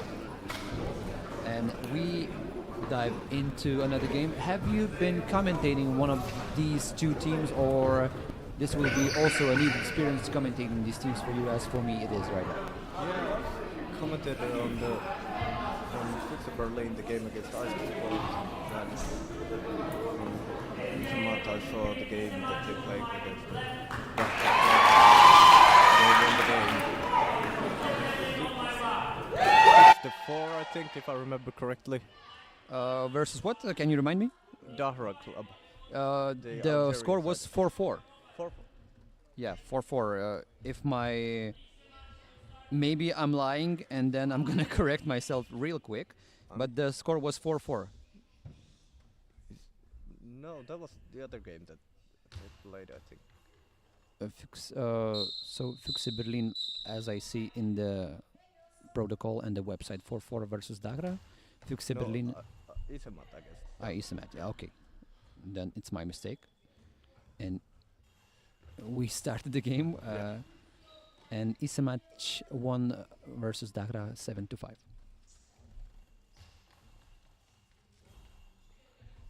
And now we start the game. On the left side, we witnessing the Berlin team, Füchse.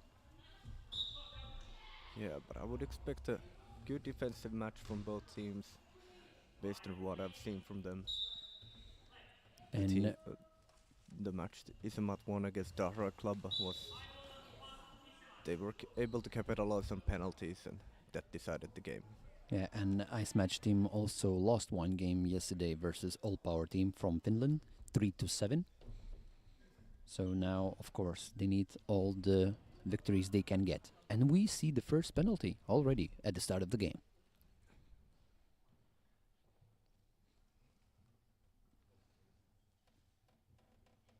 So Fuchs team can score the first goal.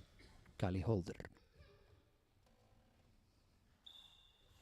Kali Holder with a nice throw, clean throw, and it's very tricky. Yeah, you really shouldn't take a high ball at this early stage of the game. It gives them whole control of the game to the opposition right at the beginning. And Luisa Eduarda Santos Barbora. She was defending her goal but didn't do it good. The throw was just too good. 1-0 for Fuchse team. Good save by Brazilian side. Santos. She saved the ball. Oh. And a very distinct with technique of throwing the ball between her Second legs. high ball. And second high ball, yeah. Another penalty. And another time that is Fuchse awarded with penalty throw. Kelly Holder. Her throw, but once again she's so good at making those penalties into points at the scoreboard. Oh, that's a very rough start for Icemat. Yes. Not 1 minute into the game and we have the score 2-0. Yeah, and the coach is calling a timeout, and well, deservedly so. And Isemach can only blame themselves because it was goals scored from the penalties. But what can you do? The game only started and you're down 0-2, so you have to make some very good decisions in the upcoming future not to go into the bigger pit, and you need to build a ladder. Yeah, of course, it's only 2-0. There's a lot that can happen, but there's just no reason to go with a risk like that right at the beginning. So like I mentioned, Füchse Berlin played tight game with Dachra 4-4 and beat Ice-T Sport 6-1. Another very unusual throw in the goalball world. Füchse Berlin. Yeah, the coach probably told her that don't throw those smooth balls anymore. The next throw she did was a fairly high bounce, making clear that there's no high balls anymore. Yeah. So now, Isimac trying to stabilize the situation right now. The ball just goes out. Once again, I'm very amazed by this technique. Not looking into the goal, throwing the ball between the legs. That's amazing.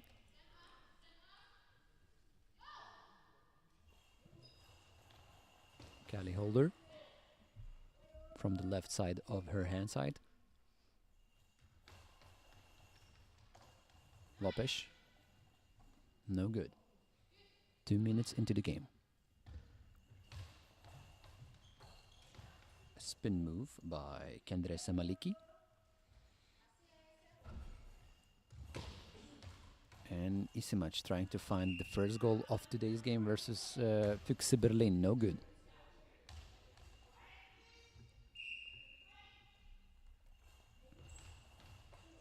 Throwing into the corner, that was the tactics by Füchse Berlin. Didn't go well.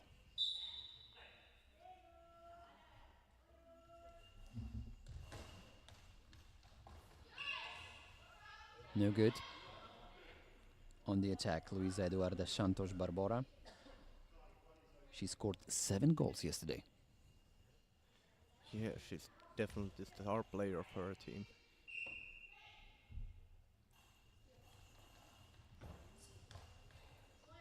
And it seems like the coach Altemir Trapp is looking for a substitution. Number 2, Dos Santos is warming up.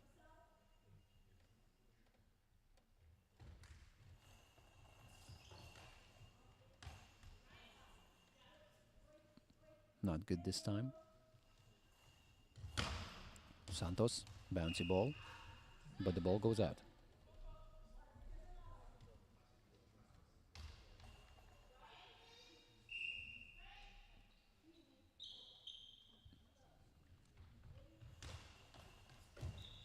Good save by Brazil team, and we witnessing a substitution right now on the court.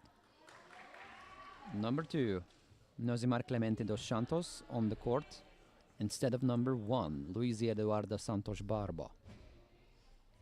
Yeah, we saw those 2 high balls from her, and after that she didn't try to throw a single smooth ball anymore. And I remember from the last match that was her strongest throw, definitely. And maybe the coach thought that she's a bit weaponless now or something. Yeah.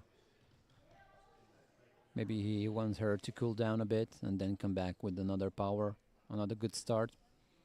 Yeah, we'll see. The Brazilians have a tendency to do make a lot of substitutions. We have seen that both in the men's and the women's team from them. Yeah, they keep that high pace goal ball action. And that could be a very hard task for the defensive side, but at this point, Füchse Berlin is in the better situation, going up by 2 goals in the first minute of the game. Holder looking for the gaps in the defense of Brazilian team. Isimac. Very high ball at the edge of the penalty, but no good. The ball hit the post and went outside.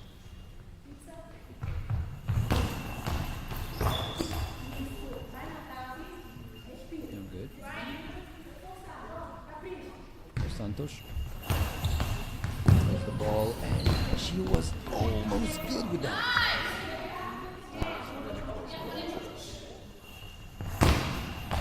Great teamwork on the defense. It's the main team.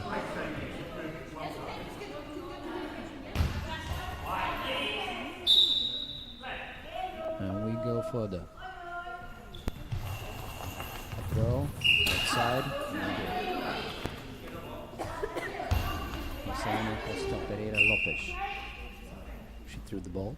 It went out. Now the answer about 16. And Andressa Maliki.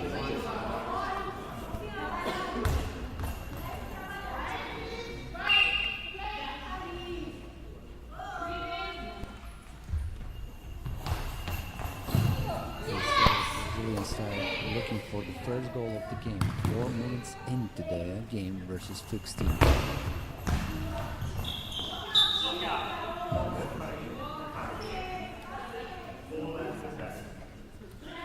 This is the last game of the group for Fuchs Berlin team. They got 1 victory, they lost 1 game, and they played 1 game equal.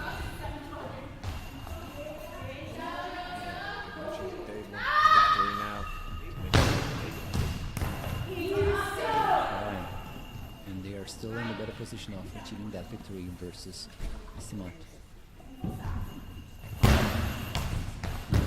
And it's a goal! It's a goal! Mosimar Clemente dos Santos, she scores the goal. She started the game on the bench, then she got substituted into the game, and she scored the first goal for her team. Yeah, that seems like a great substitution now. So also a good tactical decision by the coach, Aldemir Trapp.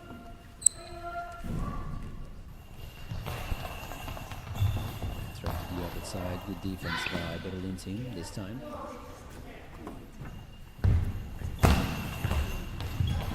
Not so powerful on that spin move and the throw later on. So an easy catch for the Brazilian team. They just missed on the goal target. Brazilians 2-1. Still 1 goal up for Foxes from the Berlin. Yeah, Asma seems to be really pressing on the right winger of the Berlin team there. Going for a few corners, then they try for the gap to make room there and try to get another goal from that side. Seems like they did their homework before this game. Now trying another corner. Gary Holder was there and she blocked the shot.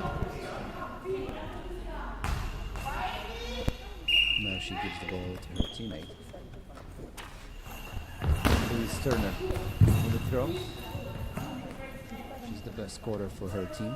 Scored 7 goals already after 3 games. She catches the ball, good throw in succession. Now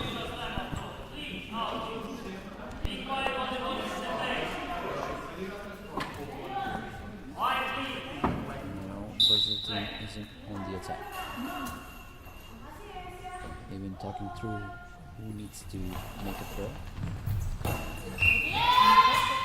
it's again attacking back to the right side of the goal. 6 minutes left till the end of the first half. First goal is very much there. 1 goal away now. They know that they can score. A lot of time. I can agree with you. Now they are hunting for another goal. They are not rushing. We have all of the time in the world. But of course, they don't need to make any mistakes on the defense. So far, they successfully do that. And at the same time, Germany team also need to find their way to score the goal. Maybe Gary Holder can do that. Oh, nice throw.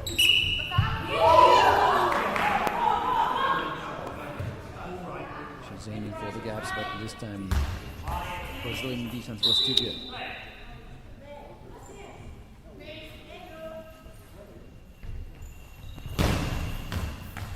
ball, and we have a tie score. Once again, the same player who started the game on the bench scored 2 in a row after she got into the game. Yeah, that substitution changed the aim of the game entirely. First 2 high balls to go. Yes, so Santos Borba. She made those penalties for her team, but her teammate fixed everything, equaling the score. It's a teamwork. If you can count on your teammates, that is a good thing. So now the score is tied at 2 with 4 minutes 45 seconds left.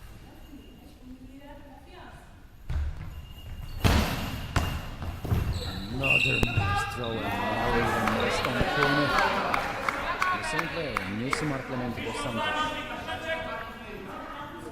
She's very aggressive on that corner that you mentioned, Leo. Yeah, now it seems like the Fuchs Berlin team is in a bit of trouble there with her throws.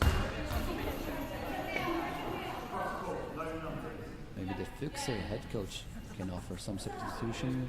As I'm talking now, he looks at the bench as if he can get some ideas from there.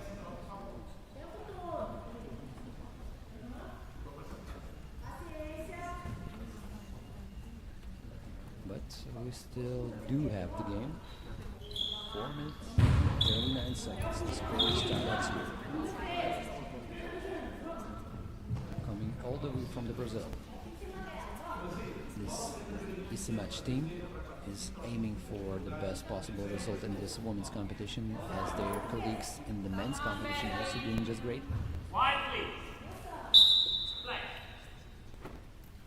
Now it's time for Fuchs Berlin. And the gap not good. Good defense by Brazilian team. Clean sliding ball. No problem for the Germany side defense. Attacking the middle, and the ball is caught by number 5, Larissa Sousa da Silva.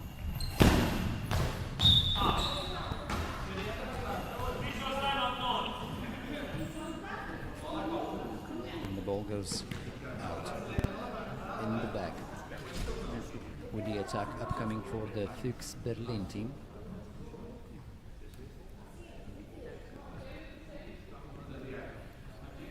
So the second day of this second edition of World Goalball Clubs Cup is going to the second part.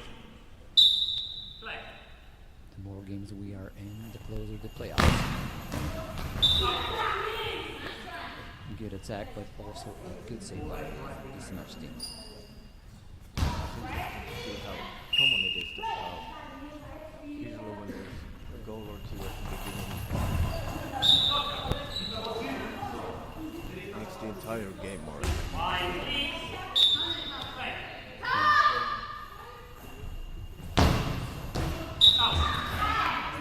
It seemed that we were about to ready for the rain of goals in this game, but it stopped at 2.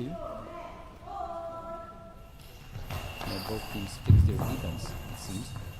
Yeah, so it seems they do seem to be pushing for the attack hard. Yes.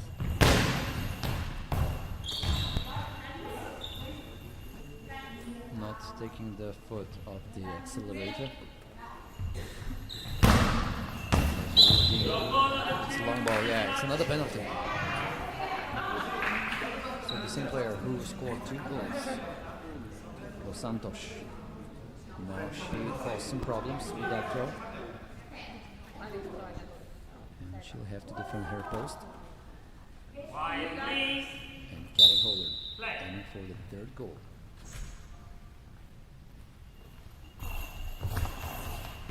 Oh, what a save!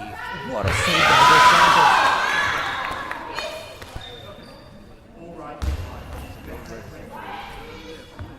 Yes, Gary Holder changed the point of the attack. She tried to be sneaky, but Dos Santos just did great on the defense.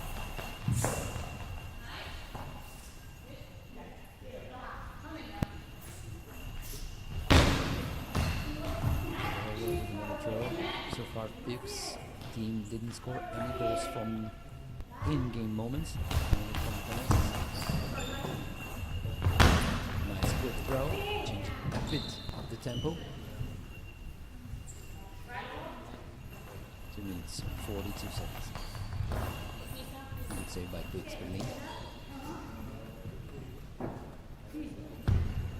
Spin move, throw, not that powerful, easy task for Brazil team. And a quick throw off that. 2 minutes, 20 seconds left. Another save by Brazil team.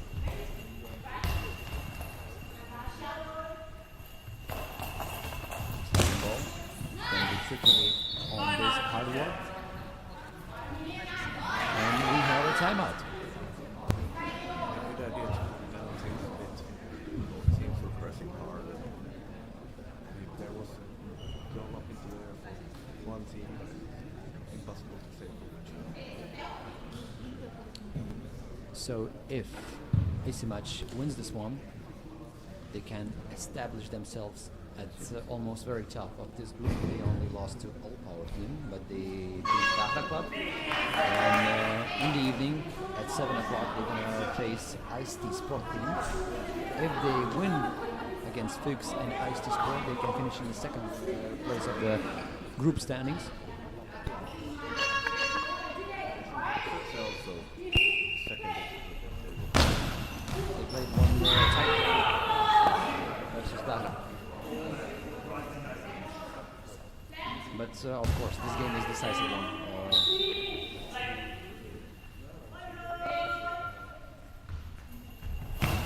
Whoever wins this one can really go up, way up in the standings of the group.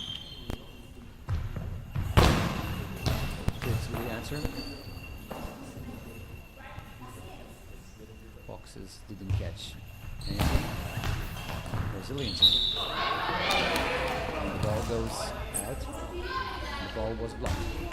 1 minute 43 seconds left. And the score is still tied at 2. Caddy hold. Nice spin move, nice bouncy throw, no good.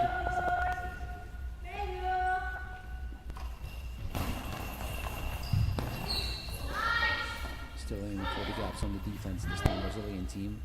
The gap wasn't found. Another easy goal for Brazilian team. When there is no power, you need to be more creative with your throws. And it's a long ball. Another penalty. The fourth one, if I count good.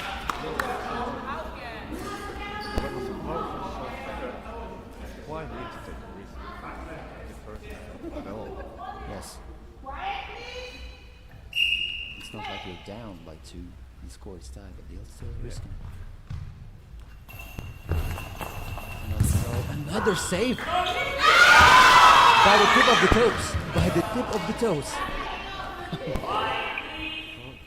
Maybe she trusted she could save them. That's why she's able to take the risk. Yes. It's on me, I will save it.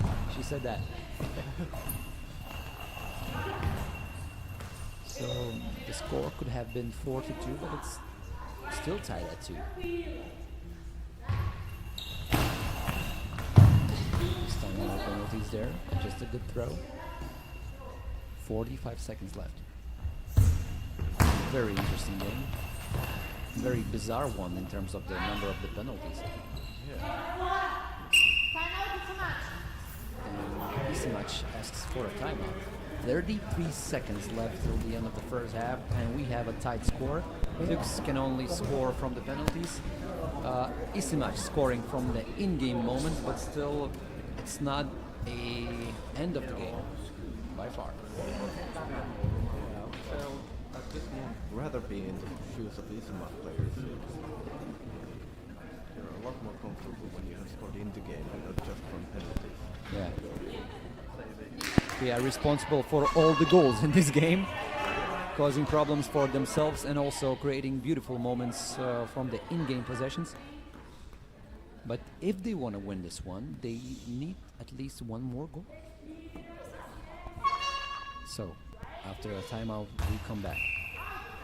And it's a clever decision by Dos Santos. She just lets the ball out because she might cause another penalty. Yeah, they have decided that they had enough of those already.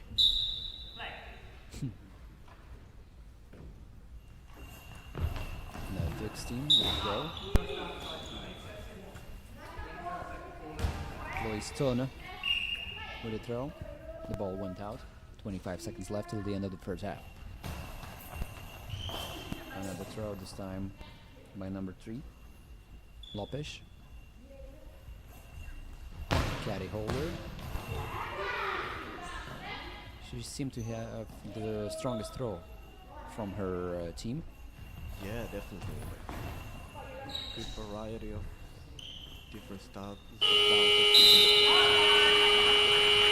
Yes, on the first half is in the books. The score is tied at 2. Well, Leo, if you ask me, that was a very strange first half. I don't say it wasn't interesting. It was very interesting indeed, but you don't see every day that many penalties and that many saves by one team.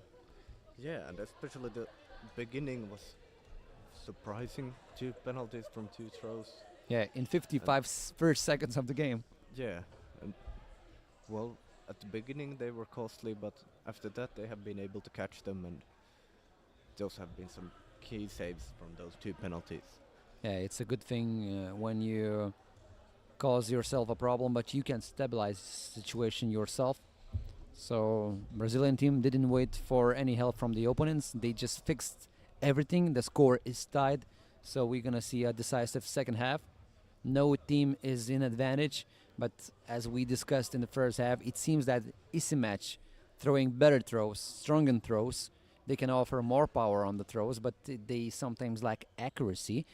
On the Fixes team's hand, they need more power. They need to be more creative and show a better result in offense, because defense can only do you so much. If you don't offer some scoring, Fix can lose this one. Yeah, although Ismat has shown to be taking penalties a bit too much here, so maybe Fixer can hope that there will be 1 or 2 more in the second half. Yeah. Brazilian team was very ambitious with their throws and sometimes too ambitious, so Fix can only say be like that in the second half and we just might win this one. Yeah, I was thinking that it might also be for Ismat the first match that they have played in this hall, so maybe the floor was a bit surprising here. Yeah, it might be, yeah. Good point. So I just remind you guys that in the first game, Isimatch team lost to All Power by 4 goals, 3-7. In the second game yesterday, they beat Dakhra Club from Algeria, 7-5. That was the first day results for Isimatch team. And what's for Fuchs Berlin? They played an equal game with Dakhra Club, 4-4. They beat Ice-T Sport 6-1. And today they lost their first game versus All Power by 6 goals, 9-3. So All Power team establishes themselves as the best team in this group. They can finish with this note if they win upcoming games. But we still talked about importance about winning this one between these two teams and maybe finishing in the second place of the standings. Yeah, so Ismat has a bit of an advantage because even if they draw the game, they can still go and beat Ice-T and still be the number 2 in the group. Yeah. Whereas Fuchs Berlin, they need a win if they want to get through. Yeah, you need Or maximum amount of points. And the second half is about to begin. This is the second day, like I mentioned, of the second edition of World Goalball Clubs Cup. And the second day will help us solve some questions in terms of the group standings. And of course, we're going to be expecting a lot of beautiful action in the upcoming days when we're going to see playoffs. The most exciting moment of every tournament. Yeah, definitely. And well, in the women's group stage, there's a lot more to play for because only the top two teams get to go to the semifinals and play for the medals. Yeah. So we have 10 teams in the women's competition, 8 teams in the men's competition. We have teams from all over the world. Germany, Great Britain, of course Finland, Brazil, Australia. That sounds crazy. But it is what it is. Yeah, it's great to see that there's at least one team from every continent here. Yeah. And of course Algerian teams, African teams also here.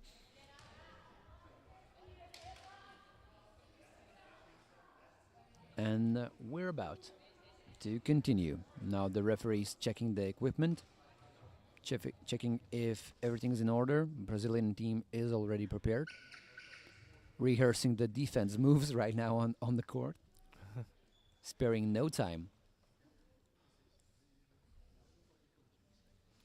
Well, they want to make sure their defense works as well as in the first half. Yeah, that's true.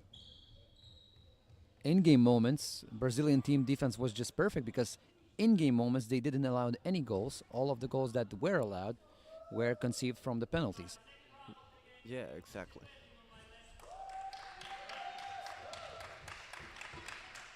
Hey Leo, I have a question for you. When you play goalball, what's your favorite move on the court? Do you like to work more on the offense or on the defense? What's your go-to take? Well, I'm definitely more of a defensive player. I play in the center, and I might play even whole matches where I don't throw at all. All right.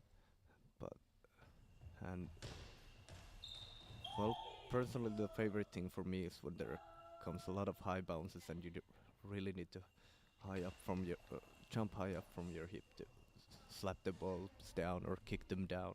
Yeah. Defense wins you championships. That's true. Yeah. Caddy holder with a nice throw after spinning. The teams exchanged first attacks in the second half. 30 seconds into the game. And now, Fuchs Berlin. Looking for a chance to score.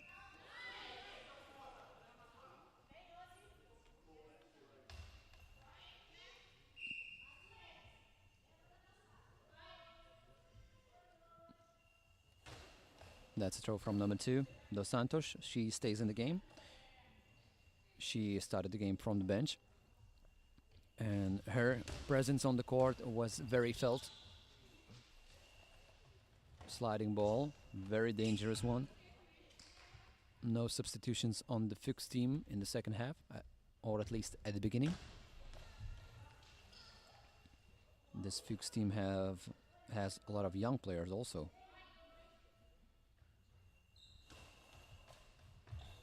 Attacking the left corner.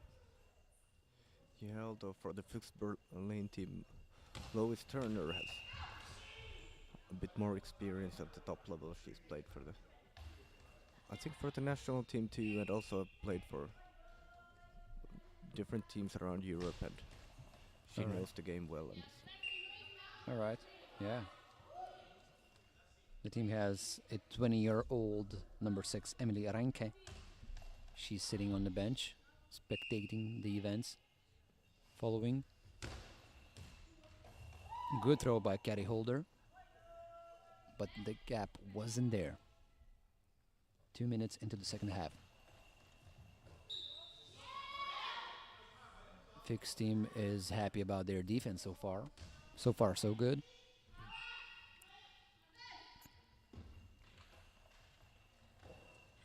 Kendre Samaliki, 32-year-old player with a throw, no good. Now it's time for Dos Santos. She's a 43-year-old player, and she scored all of her team's goals in this game. well, there's a lot of experience on that side. Yeah.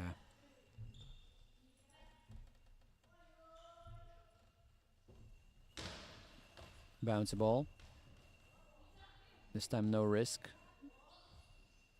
No lines were crossed, no penalties were made. The ball just hit the floor too quick, so it lost all of the power going to the Brazilian side.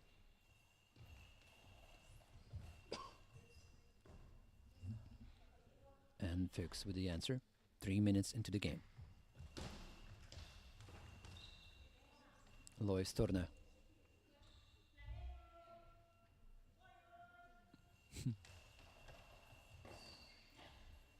Brazilians trying to have a decoy sounds. With a throw, caddy holder. Yeah, it Bouncy also ball. helps the thrower where to aim and where to run to get a bit of noise from the teammate. Oh, what a save. Caddy holder saved the ball between her legs. It could have caused a big problem for her team. But she was working like a clock on the defense.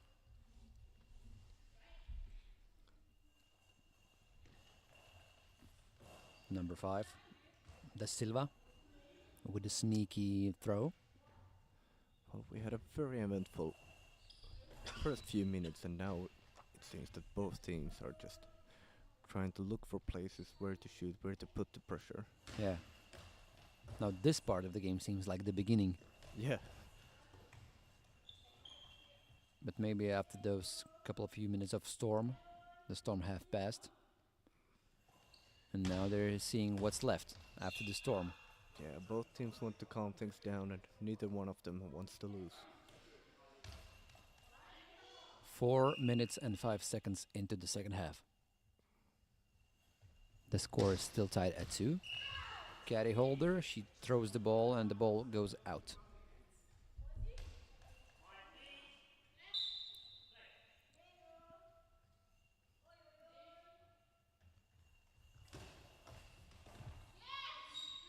Caddy holder is happy. She caught the ball. Throws a bouncy one, aiming for the corner. We see what her aim is. That left corner from her hand side. I always like to see that when people celebrate defending great saves and close situations, because usually people just celebrate the scoring goals, but defending is also as important. Yes. That's when you know that a person puts a lot of effort on the defense. Yeah, definitely. Brazilian team on the attack. A quick throw, and it's a goal! That Wow! was a sneaky one. A very sneaky one. Dos Santos, she scores the third one. She didn't hold any second. She just caught the ball and she threw it. A very sneaky one, sliding ball. Yeah, great change of tempo there after both teams had been very carefully looking for places to shoot. And Yeah, that's how we play. Do not know my next move. yeah, Another sliding ball. This time an easy task for Fix team. Almost 6 minutes into the second half. Oh, narrowly saved by the tip of the toes with the same Dos Santos. She throws another ball. And seems like the Fix team defense is cracking.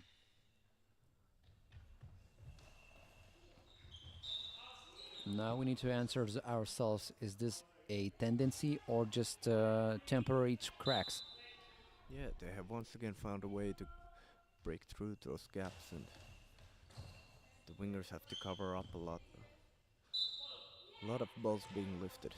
Yeah, and the coach is supervising the situation. I'm talking about the Brazilian coach, who might suggest you just continue what they have been doing so far during the last couple of minutes.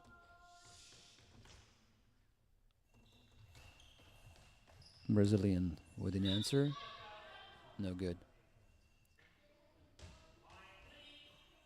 Now we're going into the second half of the second half.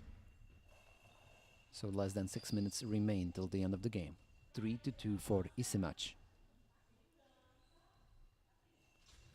Attacking from the middle, looking for the gaps. This time stopped by caddy holder. Yeah, now it seems that Fuchs Berlin has gotten things calmed down a little bit and are able to defend well again. Yeah, they still have plenty of time left. Yeah, luckily for them, there were only a couple of close calls and no goals in that situation. Yeah, but another problem remains. They still need to score from the in-game situations. Yeah, that is definitely true. The Brazilian defense has been very tightened. Yes. One or two balls have went through the center, and both times the wingers have been there to cover it up. Yeah, so we can talk about the aggression of the throws, the power of the throws also. Brazilians seem to be just a bit more powerful when it comes to throwing those balls. Yeah, I would imagine that as the game goes on, Lois Turner would start taking more throws herself and try to put a little bit more pressure there on the Brazilians. Yeah. Now caddy holder, number 1. Spin move. Bouncy ball, no good. And clock is ticking for the Brazilian attack. A quick throw not to get a penalty for the 10-second violation.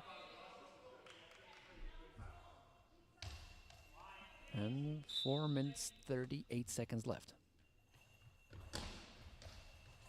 Lois Turner tried her luck. No good this time.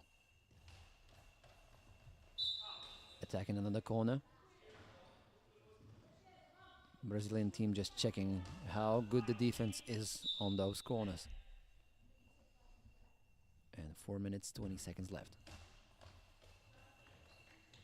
Easy cookie for the Brazilian team, right into the middle.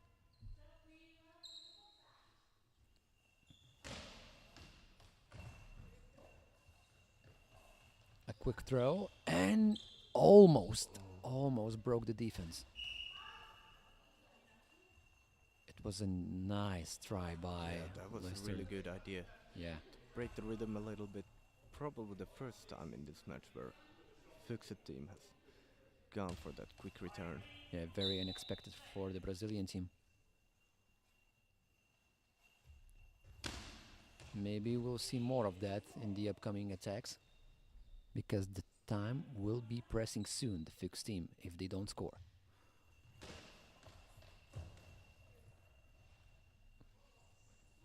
Of course, in order to have a quick attack, you need to catch the ball properly.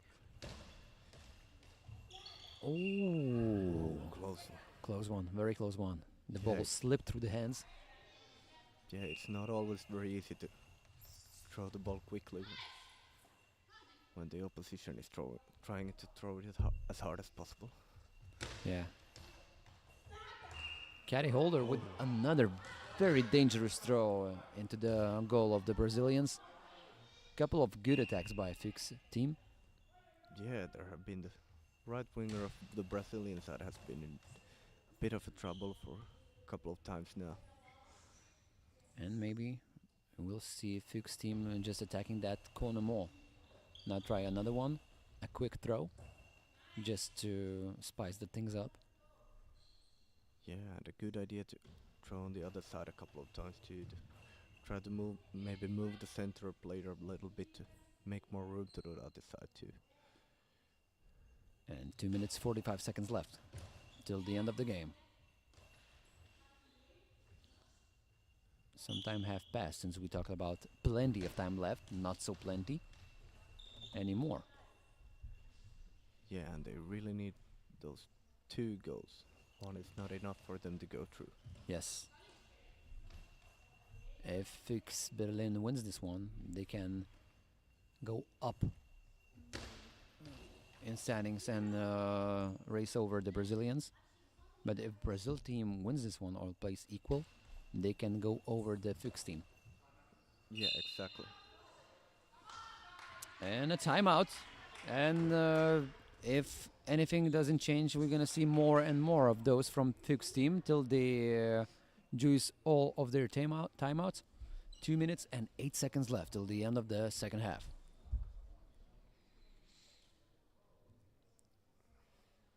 Well, at one point it seemed that Fuchs Berlin almost found the key to the upcoming goal, first goal in-game situation when they were attacking that left corner, but still Brazilians maintain their defense uncrackable? Yeah, it's a tough thing when you get a couple of almost goals. Then Yeah. usually the opposition knows that, well, this is where the pressure comes now, and they try to fix it, and you'll have to find a new place to shoot. Yeah, as they say, almost doesn't count. Yeah. Oh. 2 minutes left. 3-2.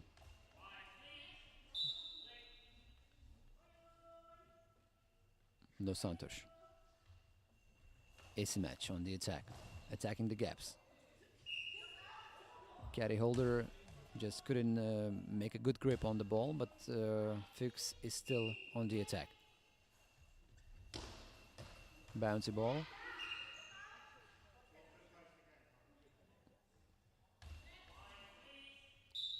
And now it seems like Fuchs has started to once again attack a little bit harder, with a little bit quicker pace. Yeah. If there is a time for that, it's now. Only 1 minute and 39 seconds left.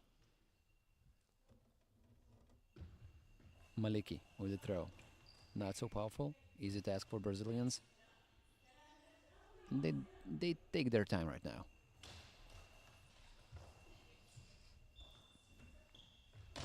They don't need to rush it. Maybe they sometimes try to change the tempo, but at the end of the game, you just want to maintain your lead.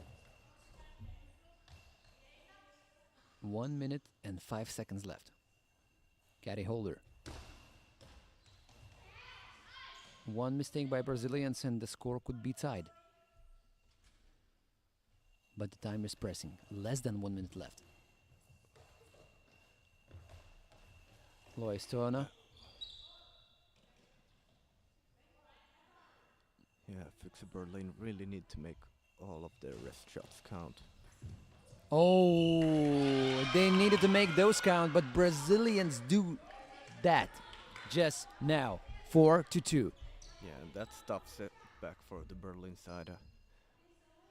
I would imagine that was probably it. It's hard to see Fuchs Berlin scoring 3 goals. Yeah. I don't want to tell the bad news, but I think Isimatch will win this one. Only 25 seconds left. And another goal in the last minute of the game. Can you believe that? Yeah, that's a tough ending for them.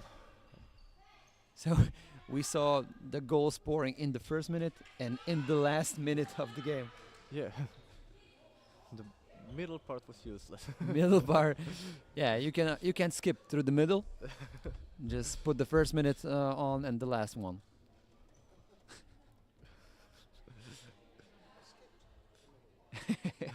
Sometimes that happens. That is sport, team sports. So yeah, very interesting game, very bizarre one in a good way. You see a lot of scenarios being written here in Espoo in Finland. And we are the winners because we can watch those scripts happening. Yeah. And now, after this match, Fuchs Berlin will be hoping that Ice Sport will be able to hold it back against Icemat Oh yeah, in the evening game, because that will be the deciding match over yeah. who will be the second in the group. Well, knowing what we witnessed today, it will be a very hard task for IST Sport team. Yes, definitely.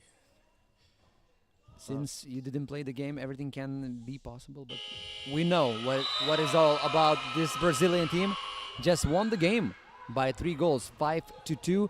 This is the final score. Leo, you're the expert on this. What was your impression of this game? Well, it was a rough start for them, and after that they were able to, with the substitution, keep their make their defense work again and have their throws be less risky. And when they took the penalties, they caught them after that, and that was the deciding factor in the end. That Fuchs should have scored those 2 Yeah. that they missed. Yeah, you cannot imagine a worse scenario after first minute into the game, but like you mentioned, Leo, Brazilian team maintained their coolness, scored goals from the in-game situations, and eventually won this one. We say congrats for the Brazilian team. we say do not be sad for the Fuchs team because some games still await for them in the playoffs. Yeah, and I think the score is uglier for the Berlin side than it really deserves to be. That they were chasing for that goal in the end, and that opened up their defense in the end. Yeah, that just shows that this team has a spine and a character. We now go to a break, and we'll see you guys in a minute or two. Yes, thank you. Bye.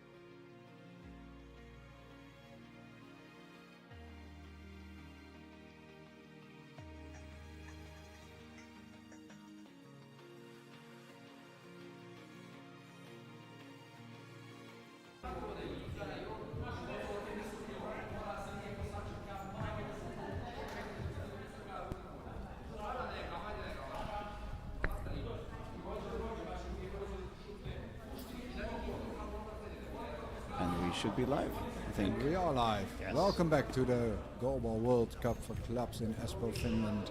On our left side we have Ivy from Japan. On the right, Niksic from Montenegro. Yes. Line up for Ivy. Number 2, Yoshio Nobusawa. Number 3, Kento Takeda. Number 8, Koji Miyayuki. Oh, they're starting with Nobusawa. No, they're not starting with Nobusawa. okay. No, This is I the was lineup. just Okay, yeah, reading the lineup. And Yuta Kawashima, 9. Nobusawa is on the bench and is still wearing his shirt, so he wants to keep warm. Yes.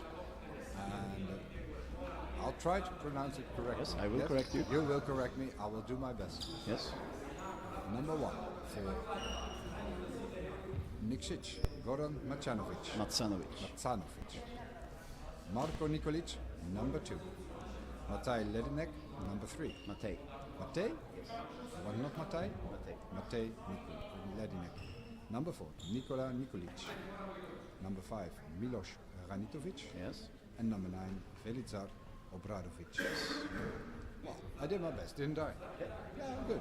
Now you want me to do the coaches too? Well, I can do the coaches. Oh, you do the coaches. It's Nikola Čurovic as head coach and Branislav Bulatovic as assistant coach. On the field, they have in center Marko Nikolic, on the right Nikola Nikolic, and on the left Milos Ranitovic. It's the starting trio that's been having successes for them both in the national team and They have Niksic. yeah. But this is their strongest lineup, and for the national team, that was the problem in Montenegro when Nikola got injured. Yes. They had beaten Ukraine, They beaten Brazil. they beaten Brazil in that lineup, but during the Euros, when it counted for Paris, they couldn't perform because of the severe injury Nikola. Yeah, the importance of Nikola really showed in Yeah. that tournament. And let's see now. I was talking to them yesterday. They said they are about 50-60% fitness today. Because they're aiming for the Euros. So they're in obviously still preparations for the Euros, and their fitness is on 60%, they say. And the way they looked yesterday, if that's 60%, then I can't wait to see 100%. And on the other side, the Japanese, they will start with Kawashima in center, I believe. Yep. Then Takeda closest to us, On the and right. Miyayuki on the left. Absolutely. And we See. hope to see some nice moves and nice goal ball. Oh yeah, this could be a really fast game, and I'm here for it. We just need to watch out so we don't get too excited. Send your regards and comments and anything, questions you have for us, and we can solve it maybe in the chat. Or you could just support Niksic, because that would also be nice. Because I You know you are more or less impartial behind the microphone, and you try. I will do my best. That's good. That's good. Otherwise, I will favor the Japanese, and we have our own small battle here behind the microphones. Referee is Warwick Jakes from Australia, and Fabiana from Brazil. There we go.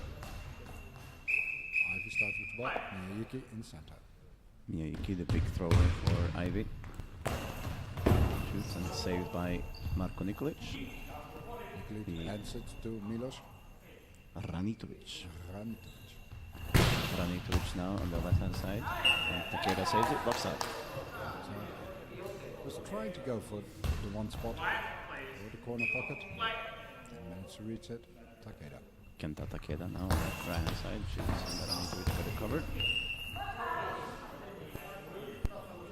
All three of them on the right side of their field.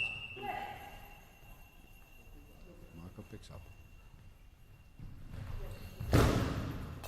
Good Marko bouncer. now, very good bounce, but straight in the middle, an easy block for Kawashima. He passes it to Miyayuki. Miyayuki on the left. Good bounce, good save as well. Controlled, and now Nikola Nikolic with the ball on the right-hand side for Goalball Klub Niksic. Another good bounce and the block out. Good save by Kawashima.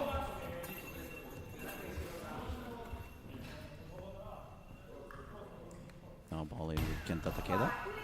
There is some unrest between the two brothers. I don't know what it is.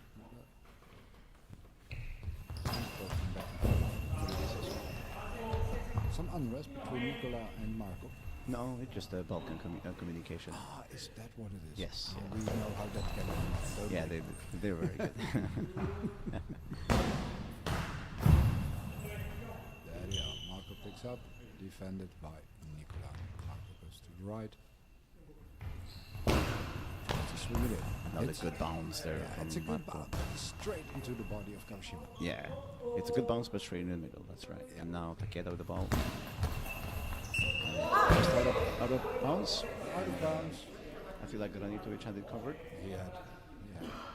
Now picks the ball up from the goal judge, goes in to meet Nikolic. No, stops halfway. Now he shoots from the left hand side. Milos Granitovic. Takeda blocks it out. Miyayuki comes over.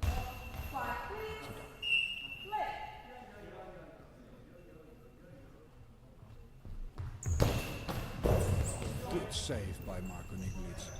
Between the legs. Yeah, instant control. Very good. Yeah, Now that's Nikola right. Nikolic. Right inside shoots. Difficult shot. Angled. But easy to take for Kawashima. Miyayuki comes across. Behind the center. Good save Ball from out. Granitovic Good behind. save. No control. Ball Went- back. He went past Marko Nikolic and Granitovic in there, kicking it, saving his center. Miyayuki again comes across the center. Into position. Blocked by Granitovic. Marko picks up, hands it to Nikola. On the center again. They're focusing on the middle. Yeah, I think they want to hit around Kawashima, but not that close to the center. No, they want to hit his hands and feet. Now Marko Nikolic, the ball, going slightly left. Marko Nikolic now shoots. That's a good one. That's a very good one. Yeah, it and is. it's in the goal. Oh, that's good, by the way. You made an I will share the Japanese. No, it was a good goal. Kawashima couldn't get control. It hit high up in the body of Miyayuki, and it went over and into the back of the net. It's Goalball Club Nikšić 1, IV 0. And now Miyayuki has the ball on the right hand side. Needed to turn into the one pocket, but Nikola could push it out. Well defended by Nikola Nikolic. Ball is being brought back in. Nikola has the ball. Comes to the inside, goes behind Marko. Now Nikola Nikolic from the left hand side shoots, and Ken Takeda saves it, drops it forward, collects it himself, and then gives it to Miyayuki. No, keeps it himself. Takeda shoots, Marko Nikolic saves it, goes forward, and collects it himself. Goes back to the left side. Now Marko Nikolic shoots, passing ball, cross court, and saved by Miyayuki. Again, Nikola defends very well, blocks it out. Being brought back in. Here goes Nikola behind Marko, hands it to Milos. Granitovic. Goes wide, 1 meter. Takeda was there. And it's interesting the counting on the Nikšić side. Instead of counting every number, he says number 3, and then he says number 6, so he doesn't keep saying numbers. It's a difference in the teams. Now Marko Nikolic hands it over to Nikola Nikolic.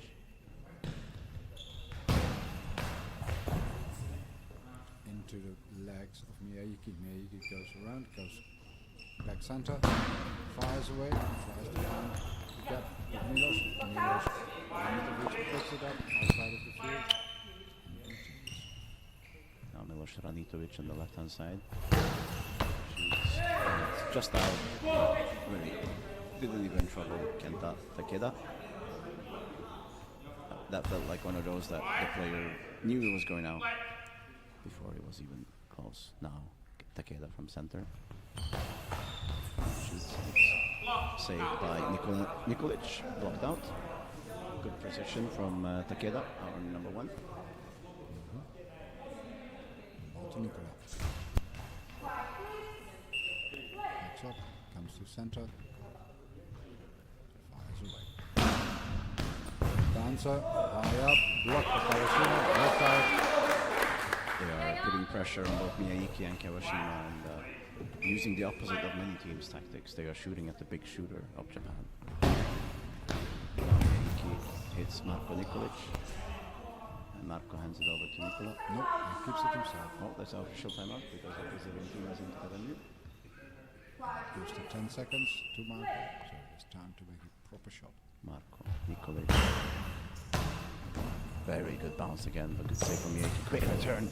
And the save is there, and that's even more important than that big bounce. Oh yes, that was a very good save, but also incredible quick return from Miyayuki. That's maybe why people don't shoot at him. Now Nikola Nikolic with the ball. Just trying to find that gap between Miyayuki and Kawashima again. Now Kawashima passes the Keda on the right hand side for Ivy. Goes forward, shoots. Blocked by Matsano. No, Ranitovic. Good block, instant control, no problems. Into the body of Kawashima. Kawashima goes round. Miyayuki comes behind Takeda. There's the fake attack. And the blocks it well, wasn't full. It's quite a fake run than usual. Now Nikola comes to the other side. Nikola Nikolic on the left hand side. Shoots down, tries to find the one post, but again wide, and it felt again like Takeda knew what was going on. He comes along across the court. And doesn't pick it up. Takeda has the ball.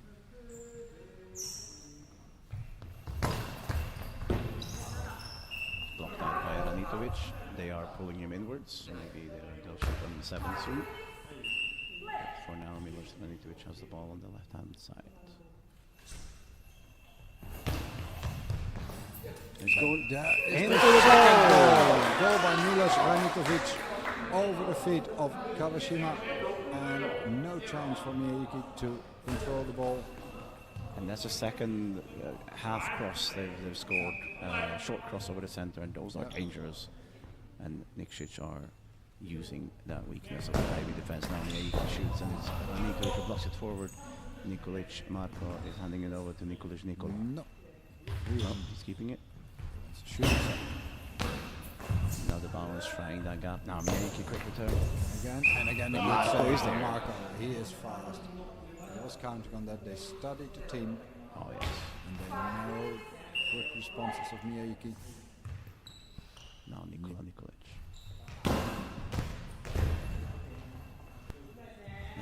Miyayuki on the left hand side for Ivy.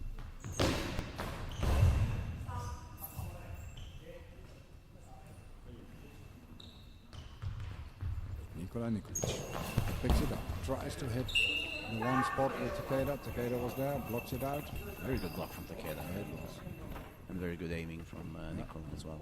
It's been a really good game so far. Yeah, it does. They have been focusing on the other side to make Takeda out of the game, and then trying to make the goal back.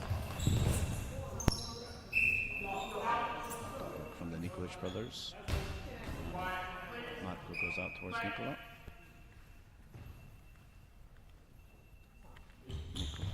Marko shoots from center. And it's blocked out by Miyayuki. Another great aiming from Marko Nikolic. Now Miyayuki goes in towards central. Goes to the back center. Kawashima is out the way. Miyayuki shoots. Good bounce, good save from Marko Nikolic. Nikolic and Milos Ranitovic. Timeout for Timeout. Nikšić. Coach Nikola Čurovic is taking that timeout, maybe to give them some more instructions or tell them to not get into the same pattern, because sometimes when you score twice on the same place, you then start shooting there all the time. And as a trap, you can't go in, because then they'll close it down. Yep. And they close it down, and you don't use the opportunities that create on the other points. Exactly, and Ivy needs to find some way to open up the Montenegrin defense. I think they had a plan first with Ranitovic, but so far he's heavily closed. Yeah, and he made a goal. Yeah, exactly. One goal by Marko, one goal by Milos. Nikola Nikolic. 5 minutes to go in the first half. Great I control was, by Kawashima. I was trying to listen if I could hear what Churovic was saying, but I couldn't. Save. Good save by Marko Nikolic. He has been solid in defense this first few minutes. Now Nitovic. Just but again, we're noticing the pattern from the Nikšić. They shoot slightly over at Kenta Takeda, then they're going to shoot on the other side, and then cross court. That is how they've opened it up before now. Kenta Takeda. Shot Marko Nikolic blocks it. Keeps it. Goes to the left side. Between Takeda and Kawashima. Almost successful. Double effort. Another one to the right of Kawashima. Now Miyake to the left. Saved. Quickly collected by Marko Nikolic. Passes it to Nikola Nikolic. Now he shoots between, or straight at Miyake. Now Miyake gets the ball, shoots back at Nikolic and the stop.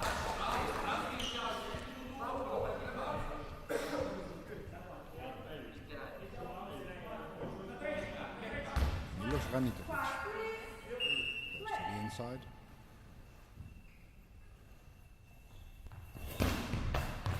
Straight into the body of Kawashima. Takeda on the right, shoots, saved by Marko Nikolic.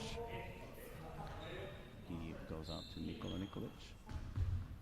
Gives him the ball, now Nikola shoots across the face of Kawashima, saved by Takeda. And Miyake comes over. Let's see if he's collecting it or not. Most likely.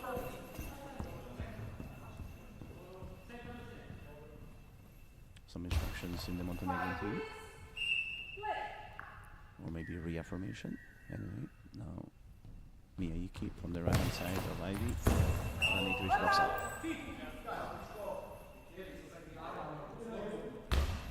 Milos Ranikovic on the left side. Goes a bit in. Away. Tries to find the free spot. Takeda. Yeah, an equipment check from Warwick Jakes on Nikola. Nikola always has his eye shades moving up a bit. It's enough for a problem. Just put him down again. And the two Japanese wingers are gathered behind Kawashima. They are probably having a plan. Kawashima sits motionless in the center. Miyake. Comes across. Tries to find the gap. Ball's deflected by Milos Ranikovic, but over the goal, high up, and it's out. And I like the difference in some players. Obviously, it was Ranikovic now, but we've seen it in Lithuania as well. When they block it up and they know it's going over. In difference to when they think it's going in. And Nikolic on the ball. Very silently, he moved across the field, went around Marko Nikolic, and then gave the counter shot back towards the left. And it was in the back of the net between Kawashima and Miyake.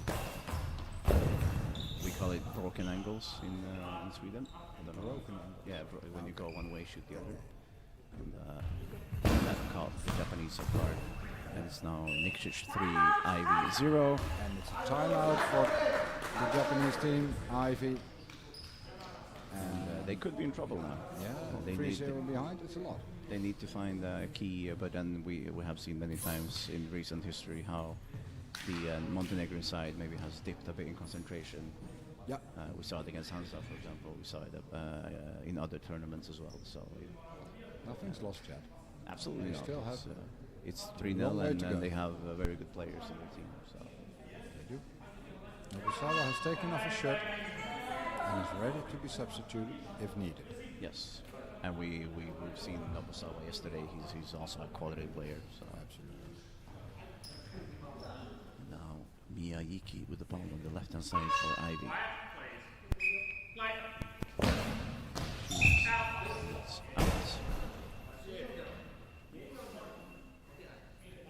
To Nikola. Picks it up. Good save by Nikola Nikolic. Picked up by Marko. Marko backs up. Good bounce, but again, quite straight on Kawashima. Yeah, but a good save. It was a absolutely. meter high. Oh, absolutely. Takeda shoots straight into Marko Nikolic, and he passes it to Milos Aranitovic. On the left-hand side for Goalball Club Nikšić. He shoots, and it goes past Kawashima, blocked by Takeda, over to Miyaiki on the left-hand side. Miyaiki goes slightly central, then goes out with the shoots, and Nikola Nikolic saves it, blocks out.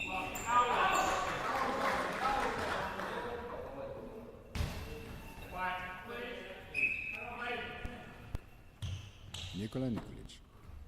From the post, tries to hit the 5 spot. Hits the legs of Kawashima.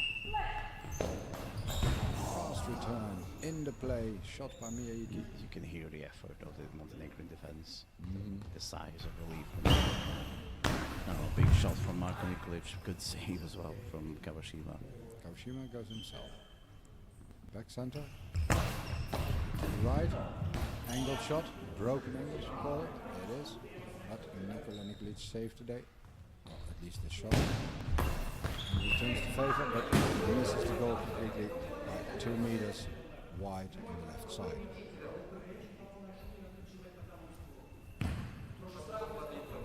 And the ball will be dropped with Kenta Takeda on the right side. As the ball goes slightly in, goes back then to the right. It's saved by Marko Nikolic. It's blocked forward. He collects it and passes it to Milos Aranitovic on the left hand side for Goalball Club Nikšić. He then shoots and tries to a quick return from Takeda. This time he will show No, that was a lucky one. Could have been different. Nikola comes over. Milos says, no, I'll throw myself. Makes the shot. And it was a bouncer and it was a spin. It was difficult. Now Miyaiki going right of center, shoots, and saved by Marko Nikolic. And hands over to Nikola Nikolic. Throws himself. Big bouncer. Fast return. Miyaiki. And Marko is there again. They have scouted Miyaiki to know when he's going to do the quick returns. Absolutely. And Marko is there every time. Very good. Nikola Nikolic from the left and the right side. And just straight through into the back of the net on the 5 spot, outside in. And it just cut through like a hot knife through butter. Deep angle into the gap between Miyaiki and Kawashima, and it's Nikšić for IV0. Takeda shoots from his right hand side. It's blocked by Marko Nikolic, and Aranitovic will pick it up. 3.5 seconds left in the first half, so nothing's going to happen in this one. Yeah, they were told to hold it up. And a very well done half from Nikšić, and Ivy has done most of it well, but they need to find the key to the Montenegrin defense.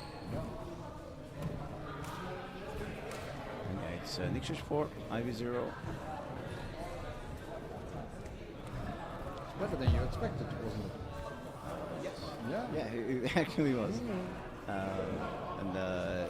And it all comes down to that. Nikšić has kept their defense sharp. Many times before we've seen them take the lead or be very confident and then have a minute or two where they relax a bit or lose concentration, focus on the wrong things. Yeah, typical Balkan things. But in this game so far, they've been very sharp, very up against it, and you can hear even in communication, they're very clear with each other. They're very good in very quick communication. I like when for example Marko saves the ball forward, and if Nikola wants it, he just says Marko's name. Otherwise, it's Marko's choice. Some leadership there on that pitch as well. Good. And then, but yeah, Ivy, I'm curious what they have, because we all know their quality, and now they need to dig deep into that tactical box. I haven't seen a lot of the tactics they used against the Brazilians, Sessi, in that game. It's less smooth. The gaps are there. Yeah, and they don't do the fakes as much much. They, I don't know if they're maybe tired, or if they scouted Nikšić in a different way, saw something different. But it is definitely a less moving Japanese team than it was yesterday. And I think you need to move to beat this Nikšić squad. Yeah.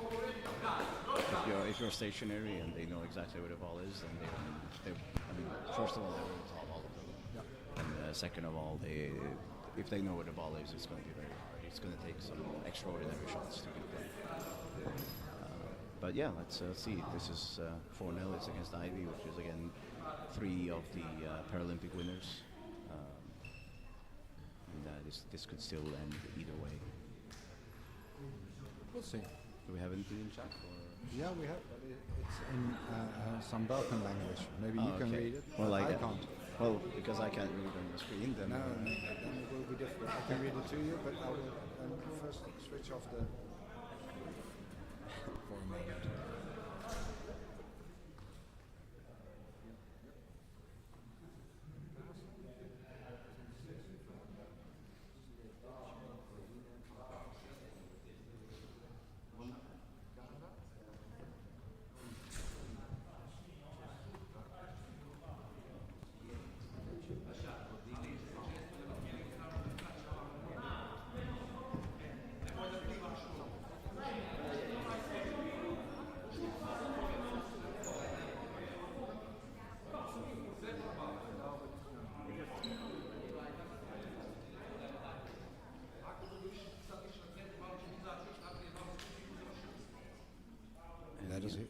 Let us hear what you think about this game in the chat.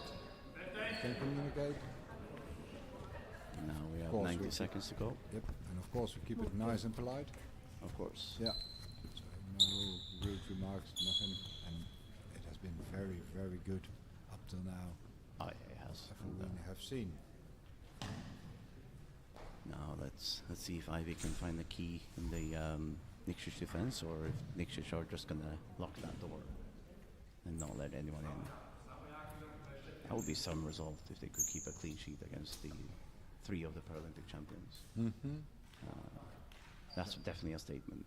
Absolutely. Especially if they are, like they said yesterday, 60% fit. Yeah, but maybe the Paralympic champions also aren't that fit. And the first day, that's fine. Yeah. But this is second day already, and they're only with 4 and playing actually with 3. But Nobusawa comes on now. Yes. Takeda's out. As always, that's a substitution they do. Yeah. I assume it was the same in the other venue when they played. I have no idea, but I think so. Referee Fabiana and Warwick Jakes are done with their IC check. They seem happy with everything. Yep. And so are we. Yes. We have Nikšić to the left. We have Ivy to the right. It's 4-0 for Nikšić. This is the second half between Ivy on my left and Nikšić on my right. Half-time scores. Ivy 0, Nikšić 4. Substitution. Ivy out number 3, in number 2. Yes, that's what we said. Yep. Takeda out and Nobusawa in. Ball goes Marko Nikolic. Takes the first shot himself.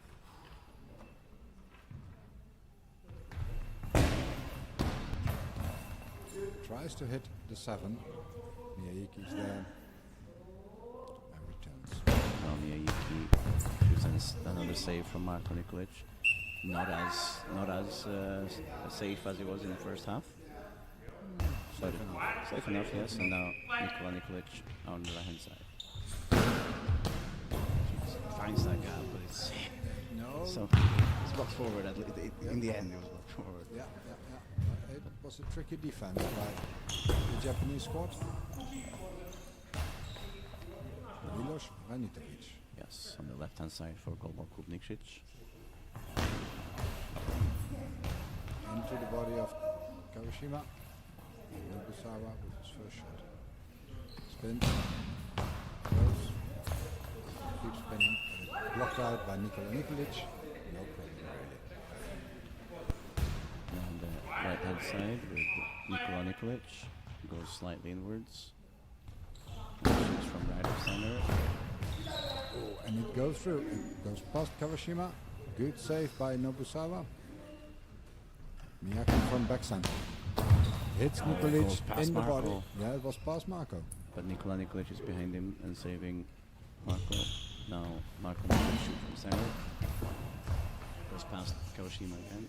Miyake collects. Goes behind Kawashima. Is around. Tries to find the gap. Milos Ranitovic. Milos was there. That was wide. Milos Ranitovic on the left hand side. Shoots. Hits. And into the feet of Nobusawa. Again. Nobusawa now on the right. Oh, sorry. Again across Kawashima. So defenses are being pushed on both sides. What a good shot, what a save. Oh, and it bounced back off at the top of the head of Nobusawa, and then he was able to push it out. An absolute defensive effort of Nobusawa. That is top class shooting and top class defending. It's absolutely good. Blocks it out, fighting for every shot. Miyake comes around, wants to throw a line drive into the feet of Milos Ranitovic. He blocks it out. Nikola collects on the other side. Has the ball. On the right side. Tries to find the gap. Oh, and what a save by Miyake. Perfect save. And he gets the feet. Yes, timeout because it was crumbling. They were holding on by their teeth. And it was crumbling. He could stop the ball. It has gone over him, went into the goal. And before it could cross the line, he got 1 foot just put on it. And that way he saved it. Well, 5-0. That's a big lead if you get that. The last 2 shots have been incredibly close for Nikšić. So the pressure of Nikšić is rising, and the Japanese answer is not yet there. So maybe now something will happen. We'll see. Yeah, this is obviously both to calm themselves down, but also to break the momentum from Nikšić. The last 2 shots being very close, especially that last one was incredibly close. Now Miyake with the ball, 5 seconds left on the shot clock. Assumptions run up left center. And there it is, the answer of the Japanese onto the hands of Marko Nikolic. He tips it over. Milos Ranitovic couldn't do anything about it, Milos. And it went into the goal, cross court. They broke the momentum and then instantly on play they shoot, and maybe that lack of tempo, lack of concentration. Let's see if Nikšić can keep it together or if Ivy are back in the game. Now Miyake left of center, tries for the same shot. It's blocked forward now. What's the problem with Milos? What's the problem with Milos? Something's wrong with the left foot. Let's see. It really hurts. With Milos.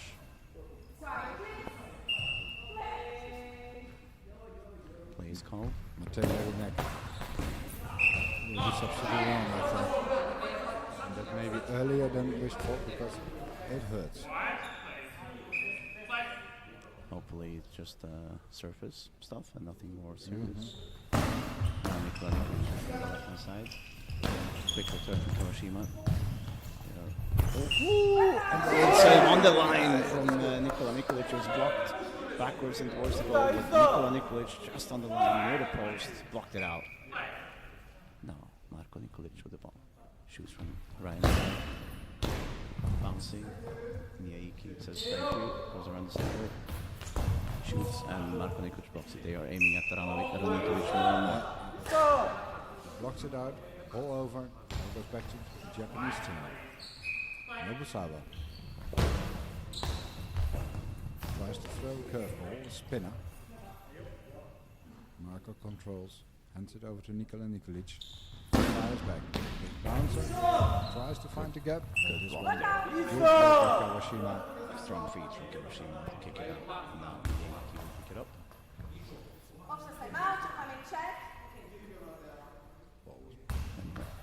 I didn't hear what the instruction was, but there was specific instructions for Nikola Nikolic from the bench. There it's in. There it's in. This was we're talking about breaking down defense. And the Japanese are doing that more effectively. Yeah, that timeout they took has really turned the game around. It's now 2-4. Nikšić still in the lead, but Ivy on the way back in. Now Ranikovic first shot, his first signs of that injury. Now Nobusawa on the right side. We're waiting for the substitution. It doesn't come yet. Nikola Čurović waits too long. Now Oh yeah, we'll see. Nikola Nikolic. Oh, that's blocked. Initiative is clearly on Japanese side now. Yeah, they've taken back. Yeah, they did. And look at the shot. Backspin. Just out of the post. Nikola Nikolic dove inwards. Great shot. And he was gone, Nikola. He was gone. He was totally fooled. But it just missed the post. If he would have gone in, Nikola would have no chance to reach it. But it's Marco. still 4-2 for Nikšić. Now Marco. Center shoots. Blocked by Kawashima. Goes forward. Miyake. And now we recognize the Ivy from yesterday. They are loud. They are moving. Now Miyake shoots straight down the center. Blocked by Marco. Confidence is coming back again. The speed, it's subtle. It moves. It's nice to look at. Another good pass and even better save from Kawashima. Keeps the ball for himself. From back center. Shoots is blocked by Ranikovic. Or Marko Nikolic rather. Nikola Nikolic. Finds Nobusawa. Nobusawa deflects it, keeps it in front of him. Has control. Marko Nikolic throws himself. Marko Nikolic goes out to the right hand side. Straight into the center. Kawashima will take that every day. Passes it to Miyake. Miyake now stays in center. Shoots from there. And straight There's down. number 3.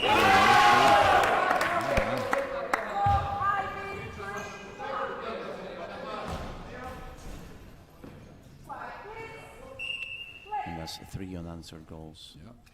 for Ivy.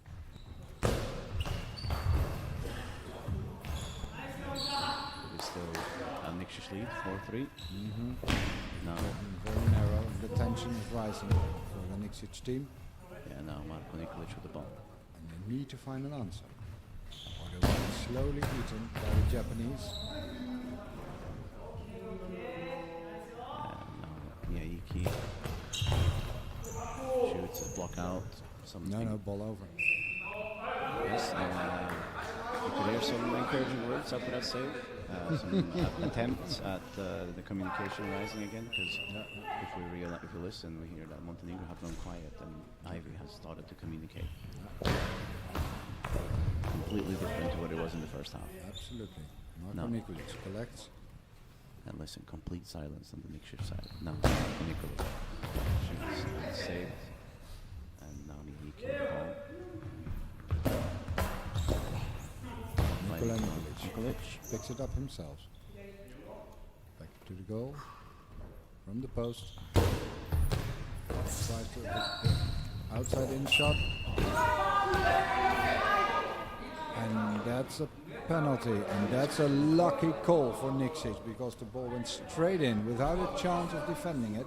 Yes. But the referee calls a high ball Yes. for Miyake, number 8, Ivy. He did his trademark fast return. Yeah. This time caught Nikola Nikolic off guard, but high ball was called now. Nikola Nikolic shoots the penalty, timeout from Čurović. Čurović. And we've learned by now what that means. It means that Nikšić was going to shoot on the left side. Absolutely. And Miyake was going to that side. Yes. Yeah. I really like that part. Yeah, this is nice. Yeah. And now we see the Balkan mentality. A lot of noise. And Nikola Čurović. And I love how if you don't understand the language, it sounds like he's angry. But he's just very clear with instructions. Yeah, I know that. But No, but it sounds differently to Westerners. Let's put it absolutely. that way. Absolutely. But it's funny for me who understands it. And then I have friends who ask, "Oh, why is he so angry?" He's not. Anyway, let's see what Nikšić have. Nikola, back center. Miyayuki, back center. Miyayuki chooses. Miyayuki stays on the left. No. He goes over to the right. Safe Montenegro changes. This mentality game has been won by the Japanese. They did better. And I see some disturbing movement on the Montenegrin bench. Yeah. Now we Slav standing up, talking. Both coaches are standing up. and we What saw, are we going to do? and we saw that Miyayuki obviously changed. Let's go, and Yuta! so did Nikšić, and therefore he saved it quite easily. That is the 50-50 chance if you obviously choose a place. Takeda comes back in. Nobusawa goes off. Yes, Nobusawa done really good in this half. Did a good job by stabilizing his own team. Takeda fake attack. It's the double fake attack from Japan. And it's saved by Nikola and Marco together. Yes, and ball out on the left near Milos Ranitovic, who will get the ball. Milos Ranitovic.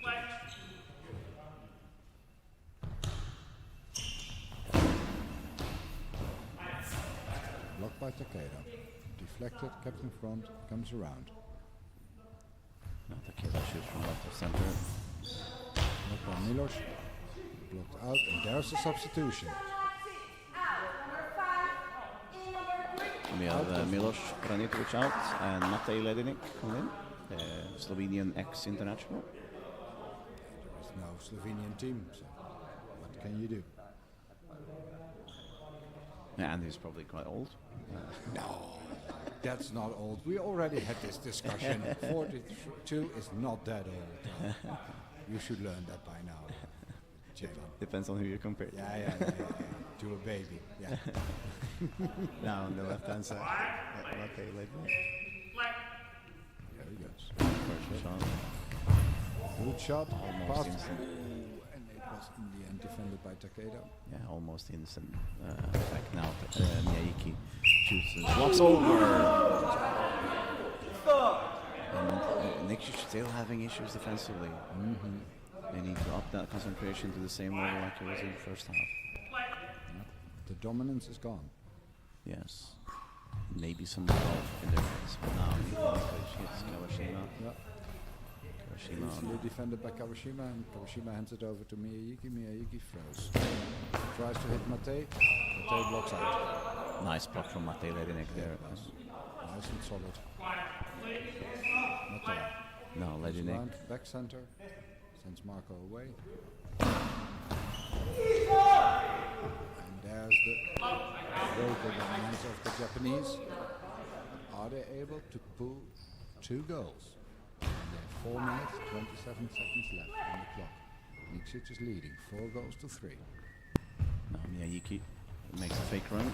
Takeda shoots and it's blocked by Marko Nikolic. Marco goes to the left side of the field. Fires away. Very good bounce and very good block. Onto the legs of Kawashima. No problem. Kawashima comes to collect. Comes to talk or whatever. Let me guess, it might be a fake run. Yeah, there we go. And we go around Takeda. Fake run around Takeda. 1. There it goes. Good save by Marko Nikolic on the feet.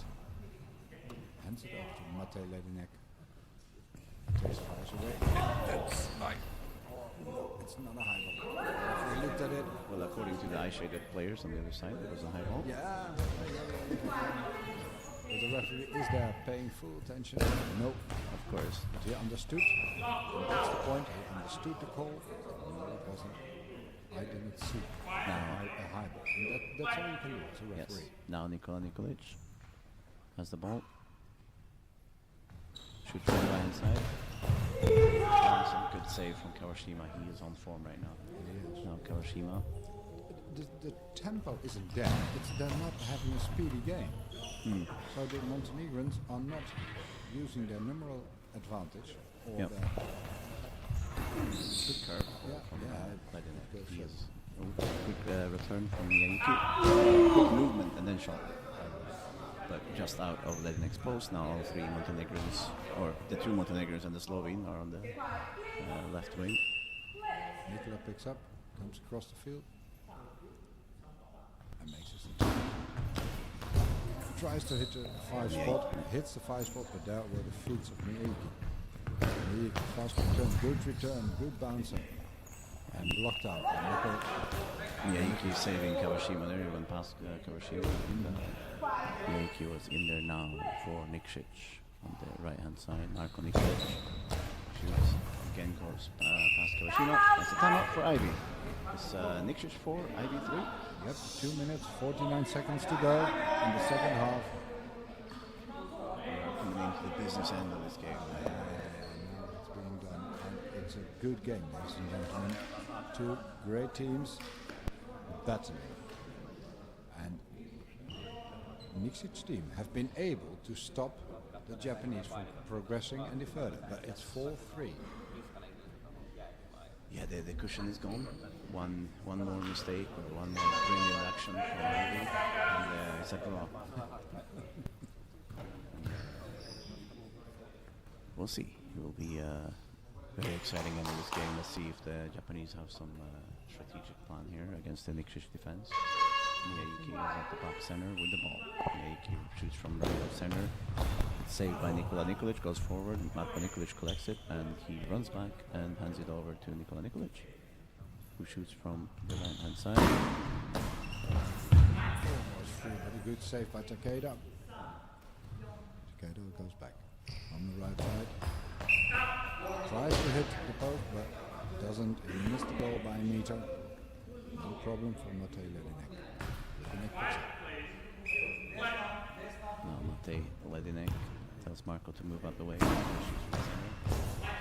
Saved by Takeda, blocks forward. Kawashima gets it, passes to Miyake. Miyake now shoots from center.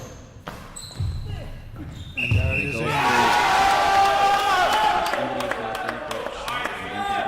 No chance for Matej Ledinek to retrieve the ball. Only got the ball went through the middle. Ivy is back exactly as we predicted. Unanswered goals.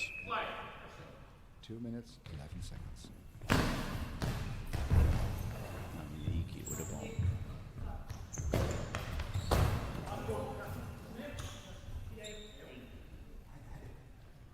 Now Marko Nikolić goes out left. Saved by Miyake. This is okay. Now is the question, are we going to see long balls and arrows by Nikšić by either side, or are they capable of getting the initiative back? Yeah, now it's Blocked out by Matej Ledinek. Good shot onto the corner, onto the 7 pocket by Miyake. Nikola collects, goes back behind his brother. Into the arms of Kawashima, quick return. Quick return, but into the body of Marko. Marko hands it to Matej. Matej Ledinek now on the left hand side. And he hits the Goes legs past of Kawashima. Yep. It's Miyake. Covered. Marko blocks it, deflects, picks up, hands it to Nikola. Nikola. Kawashima blocks it out. No, blocks it towards Takeda. Takeda picks up. Back to his post. Straight shot into the body of Marko Nikolić, and a timeout for Nikšić. And if we can see the Nikšić body language from first half to this half, it's completely different. A lot of the times now, the similar blocks out, but in the first half they look secure. Oh, that's going out. In this, you can see the panic, the movement of Marko Nikolić especially, and that's just in the head, like they've lost a former lead. Yep. And so far, or right now, Ivy has the pressure and has the momentum. Well, we only have 57.1 seconds to go. The score is 4-4. It's an exciting game. And it's a battle of two minds. Churovic against Hawashi, I think his name is, coach of Japan or Ivy. And now Tadasuke Hayashi. Hayashi, that's the one. And now Matej Ledinek. Good shot by Matej, blocked by Kawashima. Handed over to Miyake. Now Miyake. We get Ivy another just fake attack. Yes. Blocked by Marko Nikolić. Passes to his brother. Nikola Nikolić on the right hand side. Shoots. Into the corner with Takeda, but Takeda blocked out. We get a substitution. Stop the clock. And give me a Yuki the ball, that's my guess at least. Yeah, I think so. Nobusawa comes on again. And that's also the thing, Ivy just need to keep doing what they have been doing the last 12 minutes. Nikšić are the ones that need to change something back to what they were at or something new. It's a mental game, and they can't just do it. Okay, Miyuki has the ball, goes back to the left, at the post. No, Miyuki. Oh, that's a close It's call. not even close. Oh yeah, that was close. Come on. No. Yes, it was that Yeah, close. that was very close. Really That was- sorry, it was pardon very the close. language. Yeah, it was very close. Nicola goes across, all the other way. Fires away from that spot. Nobusawa blocks it out, and another substitution. And 17.6 seconds. And Takeda comes back on. Nobusawa goes off. Miyuki has the ball. Is that what you said, 6 seconds? 17.6. 17.6. 17.6. So that's 3 shots. If you want to win, and if you want to draw, 2. Let's see where the mindset is. I think both of these wants to win, especially Ivy. They only have 1 point.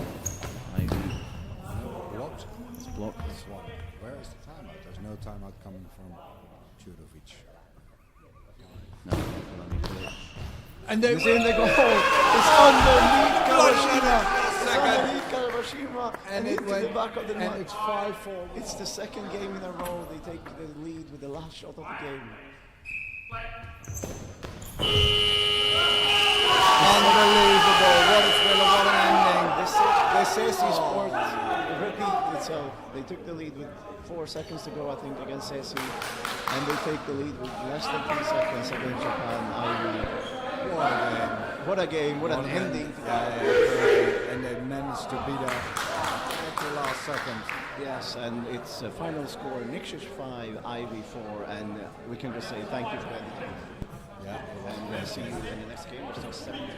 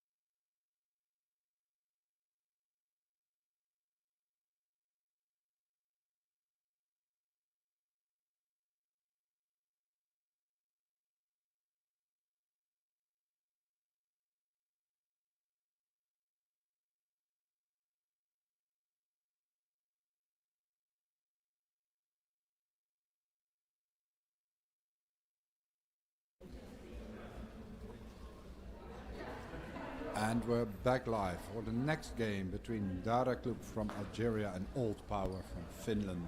Dara Club on my left and Old Power on the right of your screen. But there is no screen yet. Could you give me a screen? So we start the live stream again.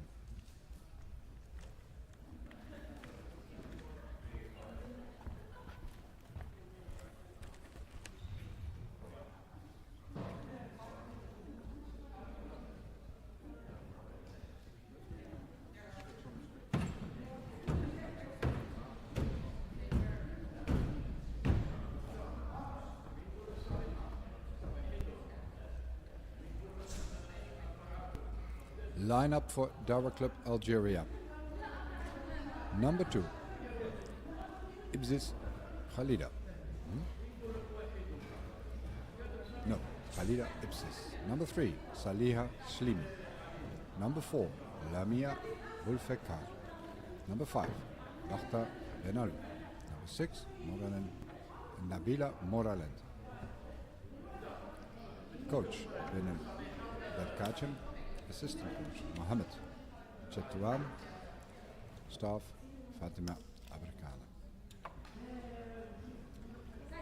All Power lineup. Number 1, Raisa Kousela. Kousela. I heard it meant something else if you make it an U, so I tried Kousela. Anne-Katrien Denker. Number 2, Stephanie Boening. Number 4, Lida Kaupila. Number 5, and Krista Leppanen. Number 8, Coach Timo Leitinen. Assistant Coach Alexa Aitola. And staff Oskari Misturin. Yeah, that went well. Thank you. At least the Dutch is right. It's a bit of an international squad, is it? The Old Power. Yeah, it's fun to see it. A bit of mixing up with the teams. Yeah, it's good. Building friendship along borders, Yeah, and that's good. Across borders even. So let's see what's happening. even though Old Power is now through to the semi-finals, I would imagine that they are going to hunt for the victory because they want to secure that number 1 spot in the group stage. And it's nice just to beat because you can. Yeah, And don't let it drop because, oh, it doesn't matter. No, you win if you can win.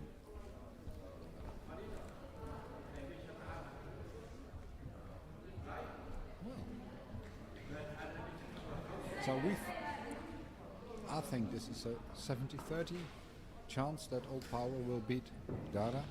You never know. Yeah, that sounds reasonable. You never know. Last 2 games, Bram has had a bit of problems with taking so many penalties. They have taken a few long balls and a lot of 10-second penalties. That has cost them a lot. 10-second penalty for Old Power. Or for Algeria. I think Bram took 1 or 2 10-second penalties in their last game against Ice Sport, and yesterday evening against Ice Mat they took 3 10-second penalties. Okay. So you have to be careful. Speed things up a bit. Yeah. We have the usual suspects on both sides. Starting lineup for Old Power: Stephanie Boening, center, Krista Leppanen on the left side, and Raisa Kousela on the right side. For Dara Club, it's number 3, Slimi Salia on the right, 5, Bakhta in center, and then Khalida Ibsis on the left. Okay, we've started the game. First shot was for Dara Goalball Club, and now the shot comes from Salia. Goes down center, picked up by Stephanie Boening. Passes to Kousela. Kousela to the side. Spins, bounces across. Well defended by number 5, Benalu. into the defense of Krista Leppanen. Picks it up, number 8 for the Finnish team. Ball just goes wide. Being brought back in. Celia Slima. For the Algerians. Into the body of Krista. Krista hands over to Kuusela. Raisa Kuusela. Sprints, it throws straight into the center defense of Benel Bakhta. She answers. Big bouncer, defended by Stephanie. Kuusela to the side. Tries to find, goes past the center player, goes past Bakhta. Well defended by Khalida Ipsis. Comfortably defended by Stephanie. Pass to Krista. Krista Leppa. Bouncer. No problems. Yeah, so far not much testing either defense yet. That's a good defense. It's a good strong shot from the Algerian center. Yeah, she has been the top scorer here in this tournament and Can imagine that. definitely key player.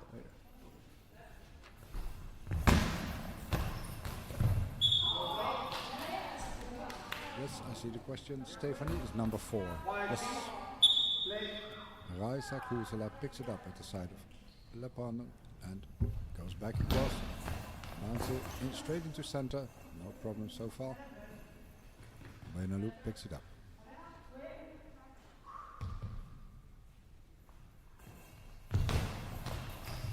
Comes across.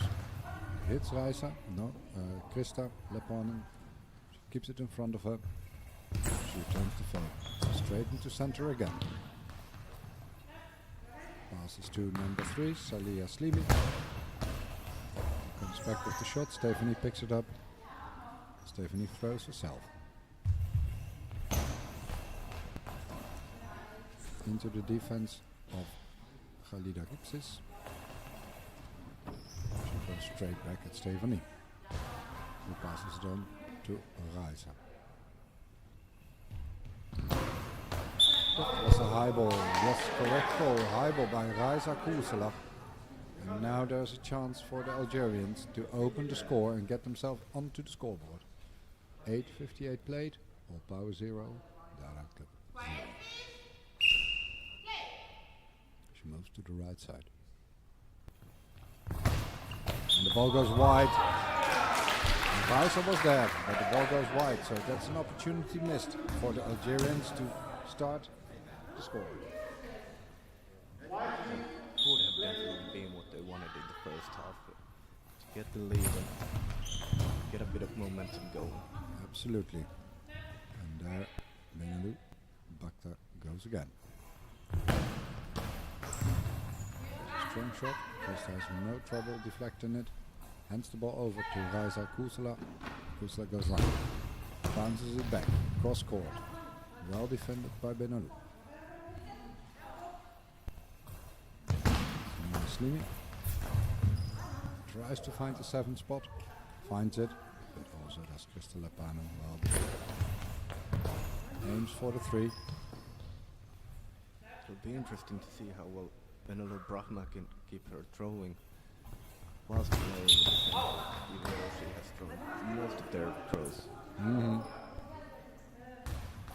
Has done so for 3 matches already. We'll see what happens. Raisa Kuusela comes across. Tries to hit the 1, but misses by a meter or more, even 2. Salia Slimi in the corner. At her post. Wants to throw a line drive. It's an out, immediate out. The attempt was good. Picked up by Krista. Krista goes around Stephanie.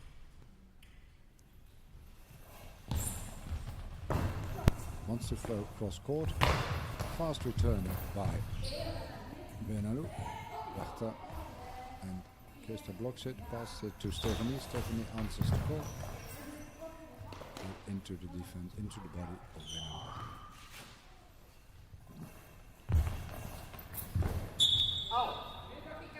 Blocked out by Krista. Defense, no problem.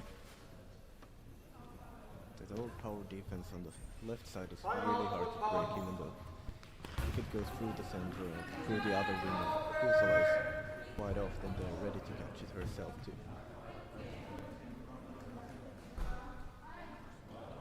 Timeout for the all power team. Timo Laitinen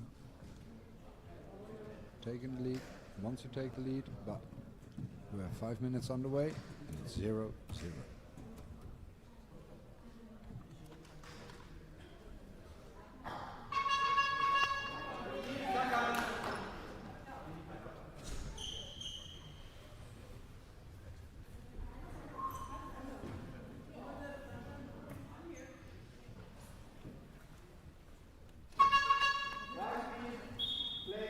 There we go again.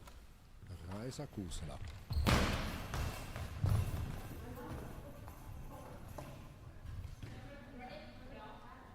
Hits on the 3, defended by Benelubachta. Benelubachta answers. Straight into the defense, into the body of Stephanie. Stephanie picks it up herself. Goes back. Gives the shot into the center.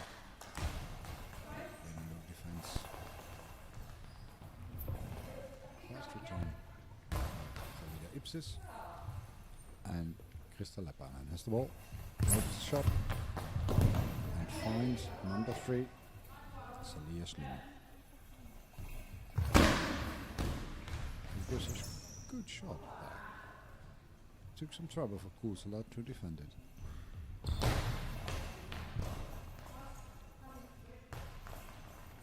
Hits the 7 spot.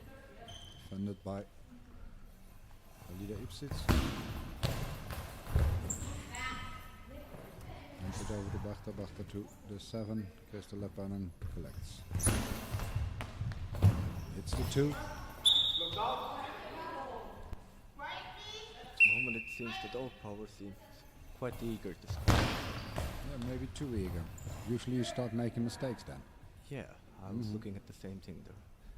Was a bit of trouble for Kusala defense there. Yeah.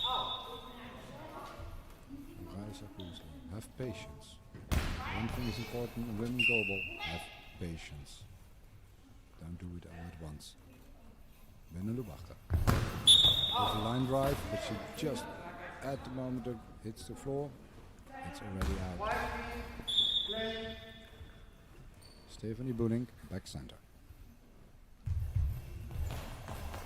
Straight into the body of Benelubachta. He answers fast, but the ball goes wide.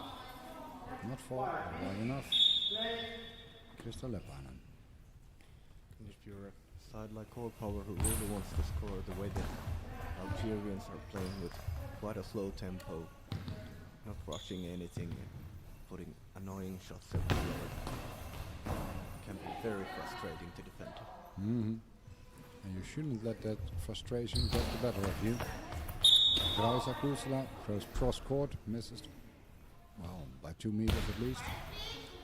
Ball handed over to Salih Slimi. Slimi throws. Krista Leppanen blocks the shot, immediate control, and answers.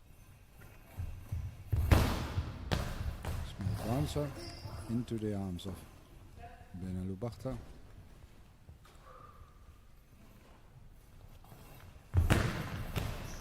She returns the shot, and there's the first goal of the match. Benelubachta scores for a direct clip goal, and it's 1-0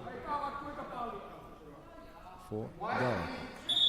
It's exactly what they needed. A few annoying shots here and there, and then a proper gap. Yeah, proper gap in the corner at the 7. That's Krista Leppanen, and the ball went in. Dara again. Benelubachta. Blocked out by Stephanie Boening.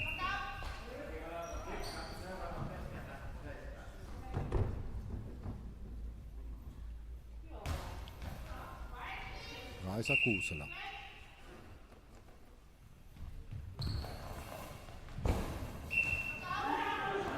Line drive, bit of a tricky shot. Sounded a bit like a high ball. Khalida Ipsits.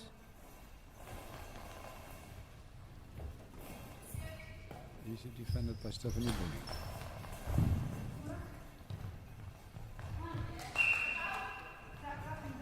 Defended by Bachta, blocked out, ball to Ipsic. The whole power was eager to score before. Now that they're 1-0 down, they're definitely not slowing down at all. No. Let's see what happens. Kusela hands it over to Lepan. Stephanie's out of the way. Good shot by Crystal Lepan. And then and speeds it up and goes through the defense of Stephanie Boening. Boening kicks it and doesn't deflect it enough, and it goes into the corner. No chance of defense for Raisa Kusela, and Dara Club is 2-0 in the lead.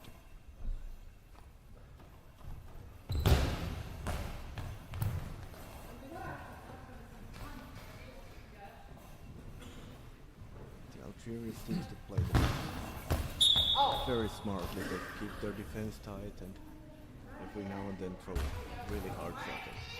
It seems to be working. Absolutely.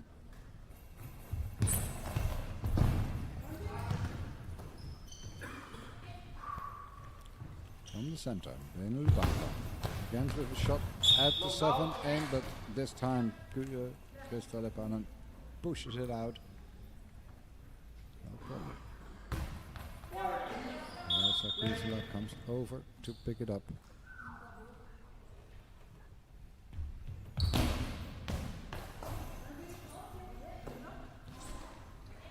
But it's centered.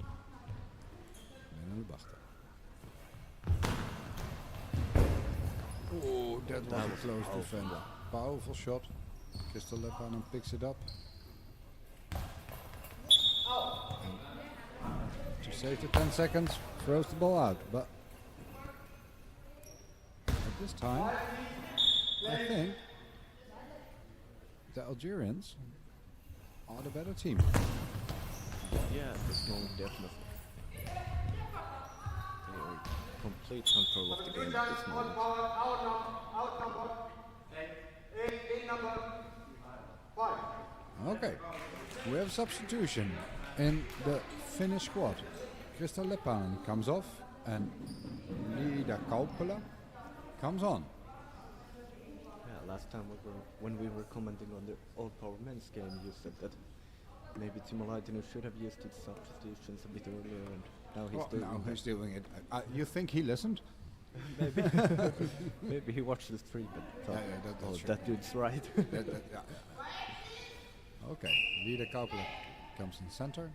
Stephanie Boening goes to the left side.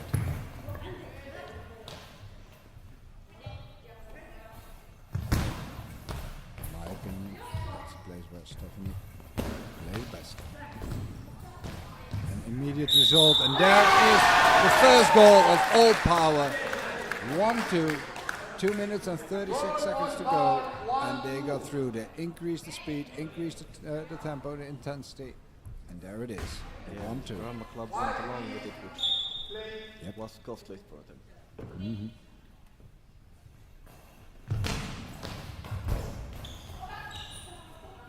Kusela picks up, passes it back to Kaupala. This is more the type of game Old Power wants to play. Benul Bachta. Long ball, number 5, Algeria. That might be a crucial mistake if Old Power was able to score from this line. Let's see what Stephanie has in mind. Stephanie Boening. Back center. Ball goes wide. On the post. She hits the and it's still 1-2. Nothing is given. Yeah, but a very close call that one.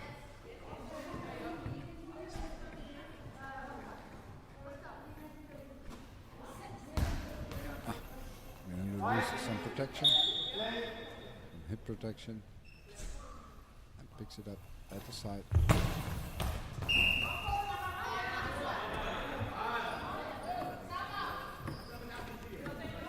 Another long ball given by Raquel Aguero. they seem like maybe they're a bit nervous or something. Yeah, they put pressure on. Now it's Lida Kaupula. The penalty shot. And that's easily blocked by Venäjä Vahta. That's 2 chances, 2 opportunities. All Power has not been able to capitalize on. That will be in the end of the game. We will see when that will be a problem. Drama Club should now be looking to maybe calm things down a little bit. Try to kill the tempo and All Power probably wants to keep the game as it is. Yeah, keep they on do. pressure. Yeah, keep the speed up, keep the intensity up. Don't let them fall asleep.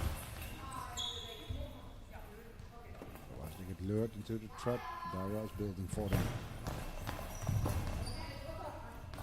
Into the Stephanie Bunik, into the body of Venäjä Vahta. Slimy tries to hit the 5 spot. Double defense. Well done. Stephanie Bunik on the right side. Hits the 2. Defended well by Slimy. Comes back with Kaupela. Short spin. And there is... Oh, that is exactly what they're afraid of. The fast returns onto the shooting player. Yeah, that was well read by Kaupela, but well covered on the other side. Absolutely. Kaupela hands it to Kuusela.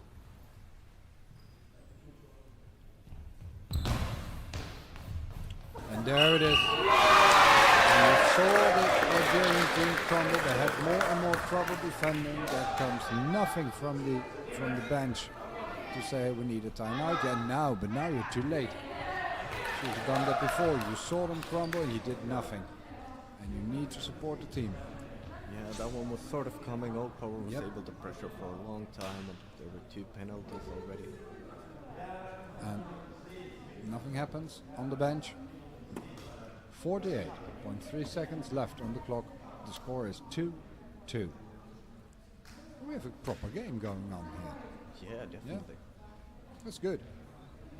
Tough start for All Power. Now they're back in the game. Real start. Yep.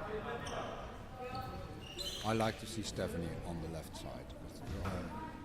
That's where I think she's strongest. Yeah, Yeah. I definitely agree. Known her for some years. Kaupela is a strong central player, and She she is. can also provide some leadership from that role. Yep. Nice defense, Kuusela. Fast return. And it's in! And that's it. That's reading the game. That's taking initiative back. All Power in the lead. 3 goals to 2. Venäjä Vahta was back too late. Hits it in. No possibility for Halia Ipswich to defend it. It was kicked in the corner. And now they have to see if you're depending on one player to do everything. Yeah, that turned around quickly, and Yep. now it's All Power in the Dragons. Yep. Now see if they can keep driving, steering in the right direction, or that there's an answer from Dara Club.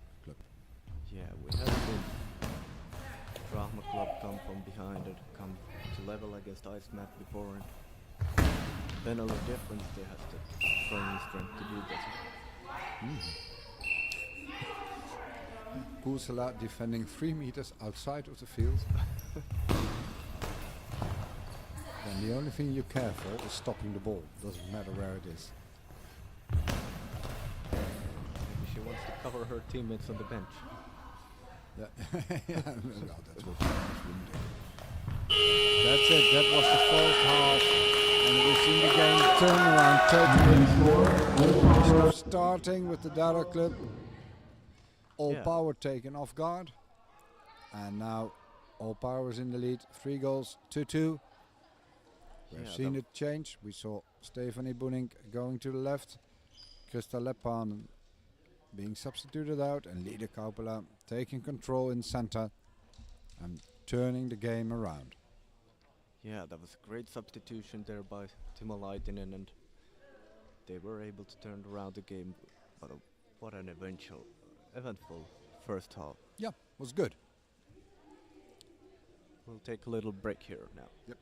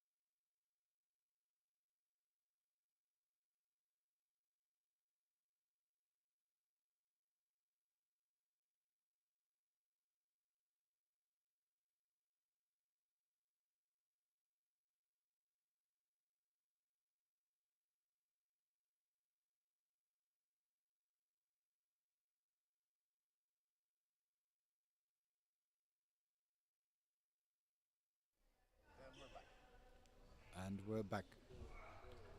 In the starting lineup for All Power, we see a substitution. Off goes Raisa Kuusela. And on comes Anne-Katrien Denker from Germany. Yeah, we'll see how that plays out. Maybe the coach wants to try things a little bit different now. They have secured a place in the semi-finals. Now the only thing to fight for is to make sure that they're number ones in the group. A draw is enough for that, so they have a little bit of room to test things out a bit and maybe get a little bit of rest to their key players who have been playing a lot now. Very good. And on the Algerian side, I see no changes whatsoever.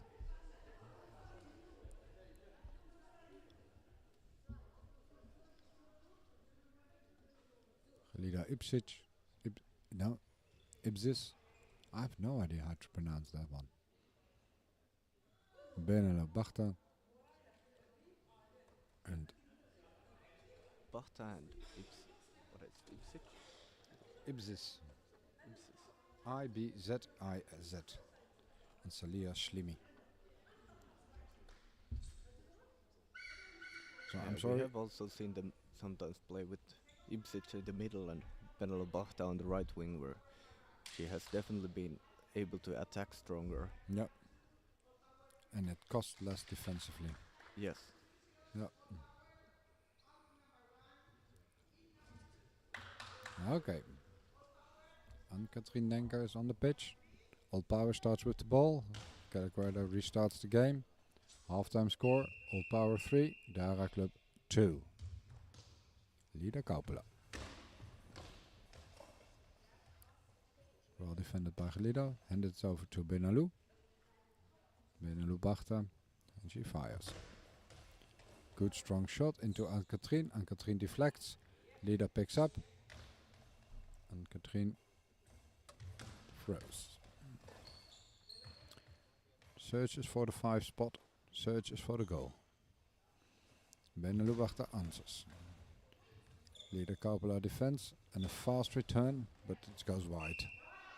It's blocked out. Would have gone wide anyway.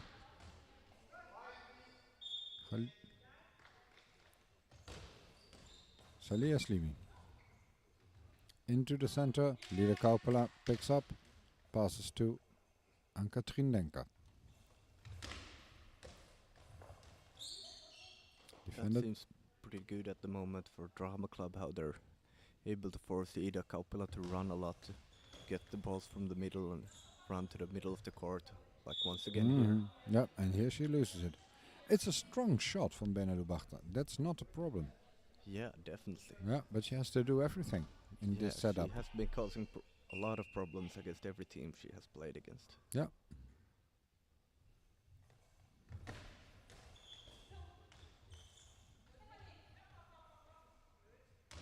Okay, good shot by Benalou. Blocked by Anne-Katrien. Stephanie Boening.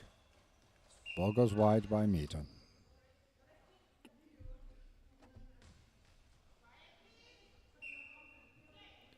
Slimi. Finds Boening. Boening answers. Into the body of Benalou. Moves back to the right. Long bouncer. Blocked out by Anne-Katrien Denker.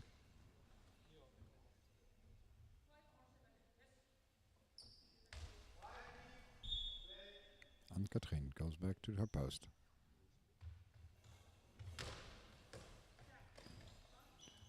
Defended by Ipsis. Benalou Bachta. From the left side. Hits underneath. Lida Kaupela, well covered by Stephanie Boening. Boening hits center. Bachta picks it up. And fires back into the legs of Lida Kaupela. Yeah, it seems like Boening is starting to get a bit more power behind her shot and starting to find her groove there on the left wing. That's good. They need that. And that was the first real attempt of Ann-Katrien Denker. It was almost a goal, but finally Khalida Ipsis could take it and could block it, but she is pushing there. The scoring spot is the 5 for Ann-Katrien Denker, outside in. Around Benalou. Stephanie Boening from the left side. Hits in the legs of Benalou Bachta.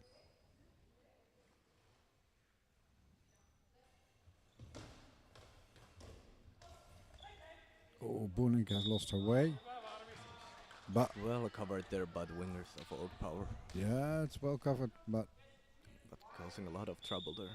yeah, Boening has to pay attention. Oh, that was almost through. Almost through, but Ipsis could have a grab on that one. Bachta. Long bouncer. Well defended by Lida Kaupila. Yeah, both sides attacking hard at the moment. Yep. Straight through center. Stephanie Boening. Benelou. Benelou passes to Khalida. No, Slimy. Slimy hits center. Lida Kaupila. Fast return. But, oh, long back. Number 3. Derde club. Salia Slimy. Another attempt onto the corner with Katrien Denker. And he blocks out.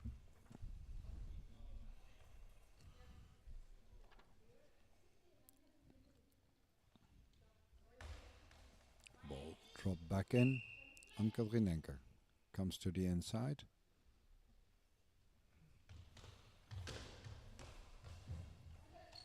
Blocked out. No. Under control. Benelou.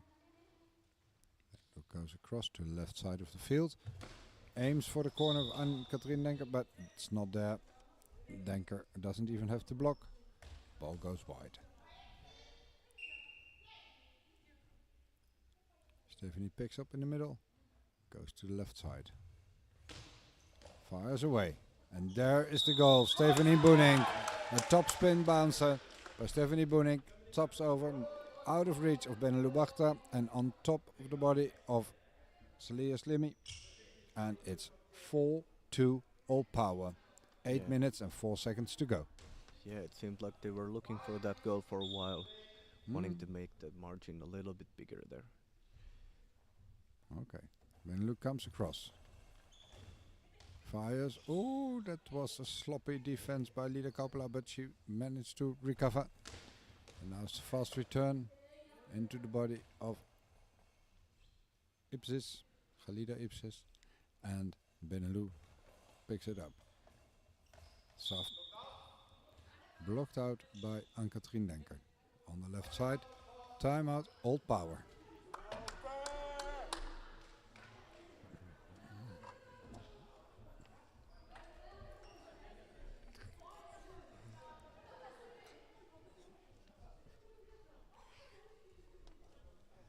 Okay. What do you think of the way that Old Power has changed, has turned the game around? Well, I think it was sort of surprising how quickly it happened there. In a matter of few throws, they equalized and then went past. And now they seem to be very much in control of the game. They get to control the tempo, and they have been pressuring hard, especially finding those corners and deep gaps. And there's the goal of Ann-Katrien Denker. She bounced it over the legs of Benelou Bachta, and it's 6-2 even. I think that's the wrong scoreline. 7-2. Come on, push another one. 6-5. I thought it was 5. That's more of the correct score. I think that's the correct one. Yeah. Yeah. 7:33 to play. 5-2 Old Power in the lead. That's a high ball. No, it isn't, because the referee didn't say it was, but my mistake.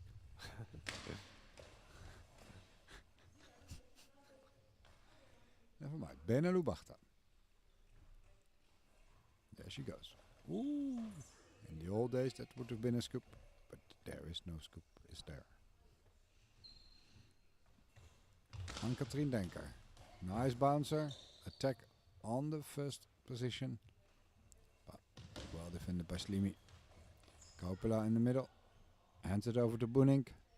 Boonink stays in the center. And that's a long ball by Boonink. Yeah, I was just about to say that it was a good idea by her to calm things down a little bit and Yeah, slow the yeah, tempo, that would have but been nice, but she didn't. Yeah. Okay, chance for Dada Club to get back into the game. Oh, there was nothing that Boonink could have done about that. Well, she could have laid in front of the ball, but it was a long dive. Good shot taken by Benali Bachta onto the 2 spot and out of reach for Stephanie Boonink. 3, 5, 6 minutes, 46 seconds to go. Leader Kauppila. And there's an immediate answer by Kauppila. Sloppy defense with the legs and it tips over. For Ipsis, no chance to defend it, but she was there. So now there's some disagreement within the Algerian team. And Ipsis tells them, and I don't speak Algerian, but I was there. Yeah. Yeah, but well read by Kauppila there. Yeah. Maybe Absolutely. they were a little bit too excited about the penalty goal. Yeah. And then concentration is gone. Yeah, and Old Power was able to capitalize on that. Yep.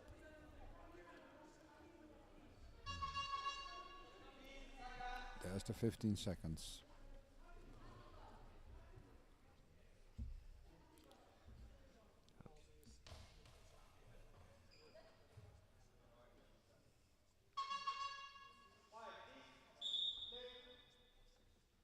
Benulu Bachta from the outside on the left. Tries to find the gap between Ann-Katrien Denker and Lida Kauppila, but they defend together well. Ann-Katrien returns the favor. Well blocked, well covered by Ipsis. Benelux picks it up, comes from center. Tries the long bouncer, blocked out by Denker. Denker gets the ball back. Denker from her post, comes to the inside a bit, fires away. Cross court, immediate control by Benelux. Slimy goes to the back and fires away. Tries to find the corner position, the 7 with Boonink. Boonink controls it. Yeah, Denker has also done very well after coming on. Absolutely. At halftime, she has defended well and troubled the opposition with her throws and provided a bit of variety with her. She throws across and she throws straight ahead every now and then. Yeah. Off comes number 2. Khalida Ipsits, and on comes number 4, Lamia Belfouk-Fekar. No, Lamia Boulfekar. She just wanted to walk onto the field, but we first have an eye check. It's part of the game. Yeah, we'll see how this substitution affects the game. For Old Power, the substitutions have definitely been the key to getting the control back, and we'll see if the Tram Club will be able to do the same.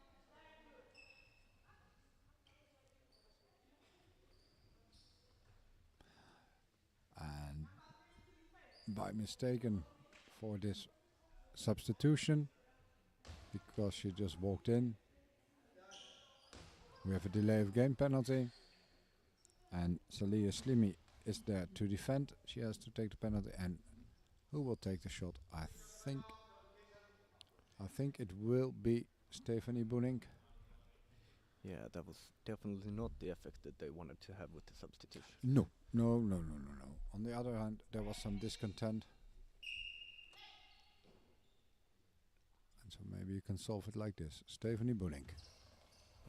Into the corner, into the 1, and no chance for Salia Slimy to defend it. It is what it is. 7-3. Old Power in the lead. One. A really accurate shot there. Yep. Well done. Benelux Bachta. That's a high ball, Bachta.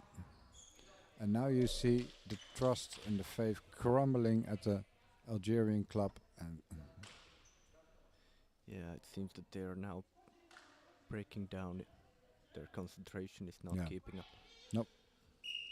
the second half is always the point where you win the game. And there's another one. No, it's a post again. That's the second time Stephanie Boening hits the post this game in a penalty situation. You can ask yourself, who taught her to aim? Yeah, I did.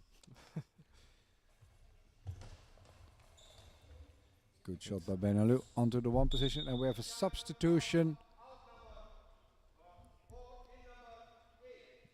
Krista Leppanen comes back on. Stephanie Boening, after missing that penalty shot on the post, she may leave, and she can. I don't think so, but Yeah, I think she will be quite pleased. yeah, they turned the game around, and that's very good. And as a Yeah. team effort, that's a way to grow and to improve your qualities. Yeah, exactly. And this is the score they were looking for. They are gonna Yeah. finish at the top of the They're group stage. and so that means they play the number 4 of the other group tomorrow, doesn't it? I think it's number 2 in women's. The only top 2 teams qualified straight to the semifinals. Is it? No quarterfinals? Yeah, at least I understood so. That's a goal, and concentration and morale of the Algerians is broken. Immediate goal on the 3. No reaction from the center. Yeah.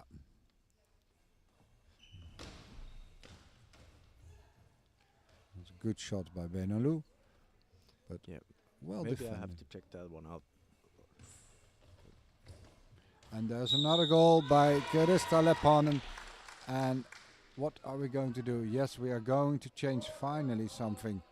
Benalou Bachta out of the center. It's 9-3. Benalou goes to the right. Shlimi goes to the left. And number 4, Lamia Boulfekar, goes to center. Yeah, at this moment, Old Power just seems to be crushing the game, and Yeah, they will drive it home now. they want to bring Benalo to the wing and let her Yeah. throw as much as possible. And now the thing that Old Power will do is throw everything on the right side and disrupt this offensive plan of the Algerians. And there it goes. You can write it, you can draw it like this. It's perfect. And Timo Laitinen is dictating the game. And still hasn't won the Finnish league. Yeah. Benelou Bachta from the right side.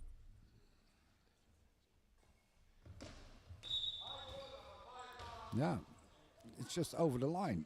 No, yeah, you can point it out, coach, but it is over the line.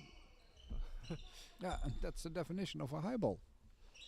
Yeah, but sometimes on the bench it's a bit hard to believe. Yeah, it's more the acceptance that's the problem. Yeah, exactly. Okay, Anne-Katrien Denker, mid, and that's a good shot into the pocket on the one. Straight goal, 10-3. Didn't look like this in the beginning of the game, did it? Definitely did not.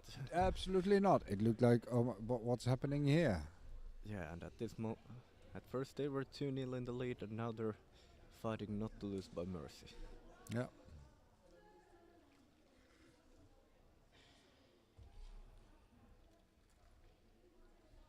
There are some problems with data with Benelux, I think, but I still don't understand Arabic, so Yeah, they seem to have some fiery tensions there. yeah. I think it was also the match against Icemat that Benalo and Ipswich kind of Yep. had some heated words to each other. But also I learned talking with Algerians that when they talk to each other, they can talk about very normal subjects, and for a foreigner, it sounds like they're very angry and agitated, and it's not at all true. It's just talking about the weather or doing shopping. Yeah, Yeah, exactly. really, it's okay. Yeah, And if there's a lot of feeling behind it, it just shows that they're passionate. yeah, Want to do well. yeah. And we Northerners then think, oh, no, they're not. Daar, Benalou, good block in the corner on the 7th spot by Krista Lepanen.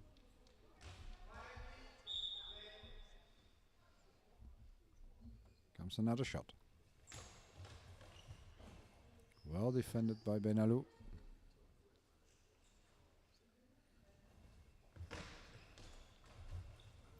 Good attacking shot. Krista answers into the center. Center defends well.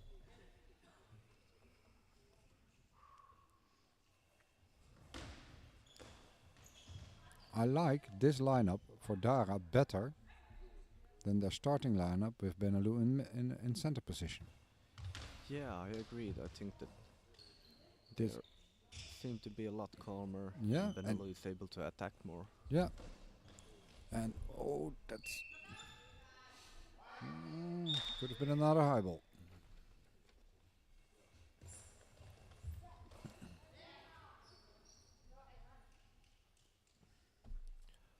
But in the previous matches, they had some troubles with this lineup, so they tried to change things up a bit.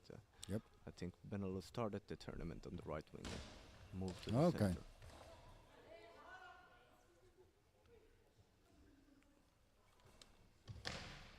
Slia Slimy now on the left position, left wing position, fires back onto the 7. Krista Lepanen picks up, comes around, fires at the 5 spot, covered by Slimy, and Lamia Bulfekat picks it up and returns the shot into the center. Lida Kaupela controls, passes to Ann-Katrien Denker.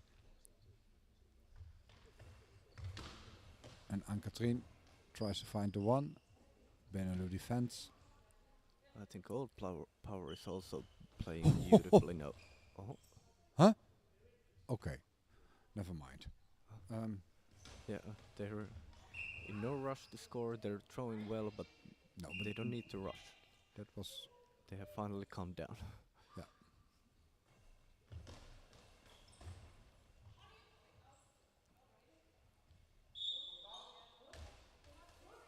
okay. We get another substitution. Raisa Koelsela goes on, and Ann-Katrien Denker comes off. With 1 minute 39 to go, score is Old Power 10, Dara Club Goalball 3. And we have a drummer back in the stands. Gino Ajinovic forgot his drums, but he can use anything, I think. Yeah.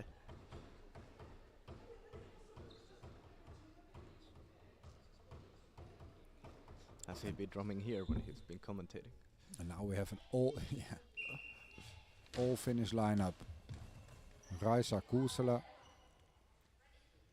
Lida Kaupila, and Krista Lepon in the lineup for Old Power. Is this the Finnish national team too, by the way? Pretty much, yeah. This is the lineup they have been playing with a lot for the last 2 years, Yeah. 3 years. Thought so, yeah.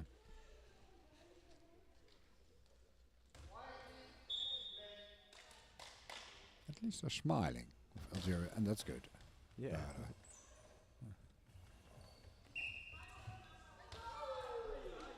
Oh. No, no, never mind. Okay. I do try not to criticize referees. Yeah, they're also working long days here. They are, absolutely.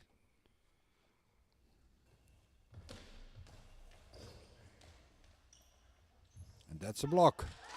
Well defended. It took 2 attempts, but then Raisa stopped it. Yeah. So Chatra's good defender that she can defend one shot twice. Yeah, but that's good. Krista Lepon. 1 minute to go. Into the center, and it's defended together. It's ball over.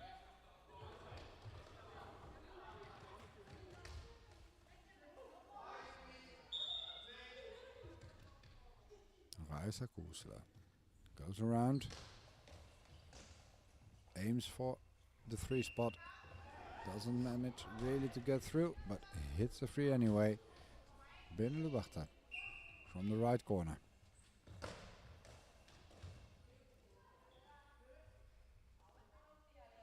Krista Leppänen.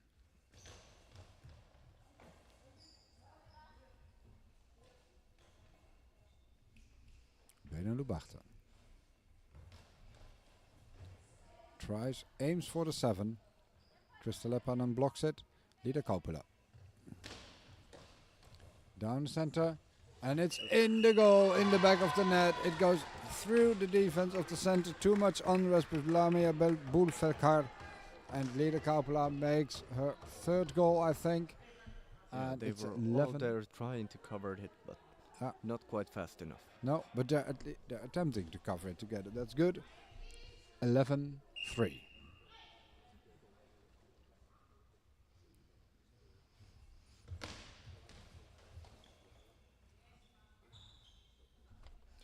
What a swing from the 2-0 start the Drama Club had. Absolutely. And this is the game. We have seen a struggling Old Power to come through. We've seen that game being dictated in the beginning by the Algerians. Timo Leitonen coming in, said, I have to change this and that. And then turned the game around, and the women did the job very well, very professional. Yeah, it was a good substitution and it seemed to work well. Yeah. Final score, Old Power 11, Dhaka Club 3. Next So, game starts see you next game. Thank you for being here. Yes, thank you. FFC Hansa.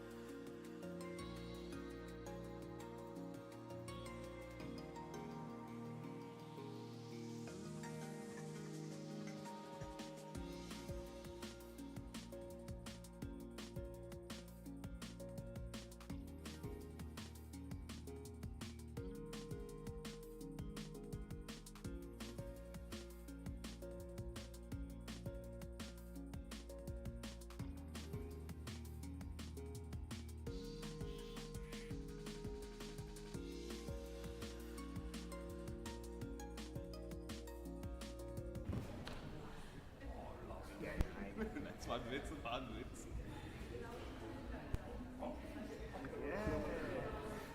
And we're live back again for the final game of the game Yes, day in the between middle of the- RGT Hansa Rostock and RNC We're in the middle of the Hereford. Hansa Ultras section. Are we? Are they going to break down these stands? Yeah, the where we Hansa are? hooligans are out. Yeah, the hooligans are here. You hear them cheering. The question is, does it help them one bit when they know they're all being cheered on? They can't hit bloody ball like this.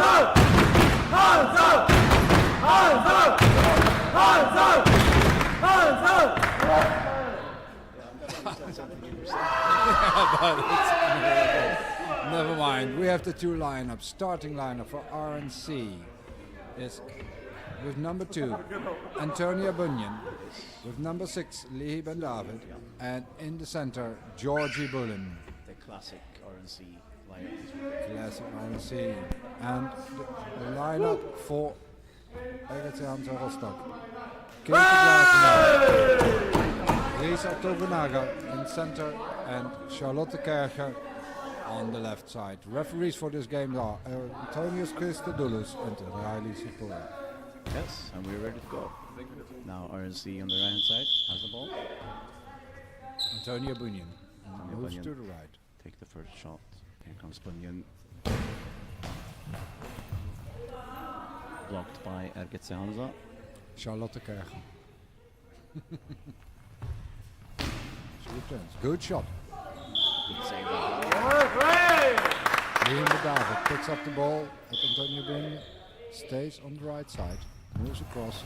Fires along. Great control by Charlotte Kerger. Fires back here.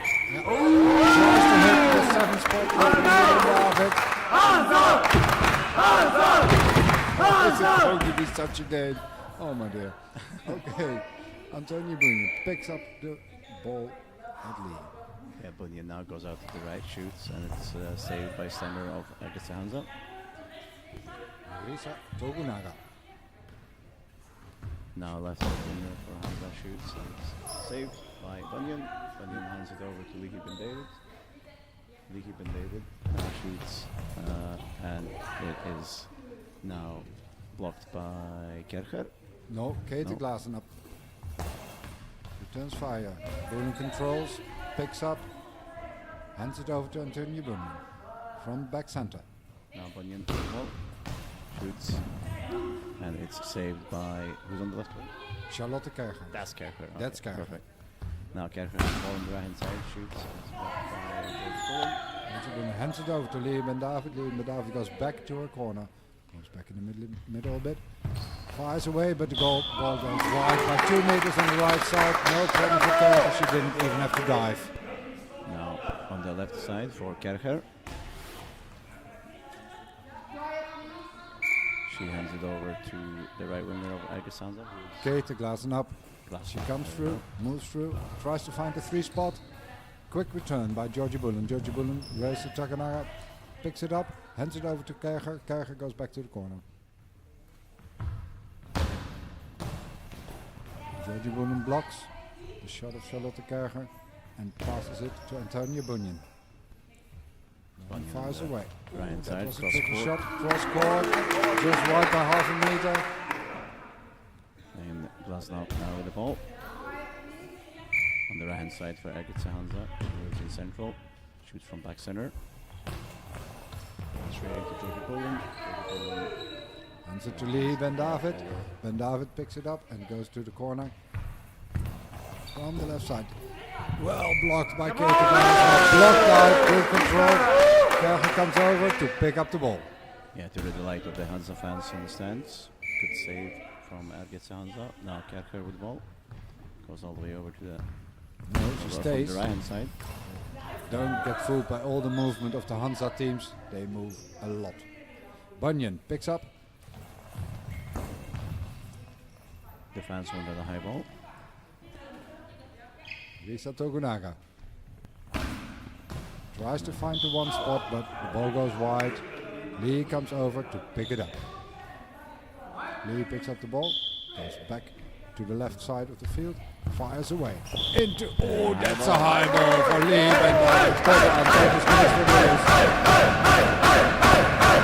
that's the first attempt. Absolutely impossible to hear anything with such a crowd. Yeah, they are celebrating like this for a goal. Yeah, but it's first there's an ice hitch check for Risa Tokunaga, then she has to go out. So if they want to make noise to any use of anyone, they should have waited. Of course. Yeah, but never mind. It's Hansa, you know. They make noise anyway.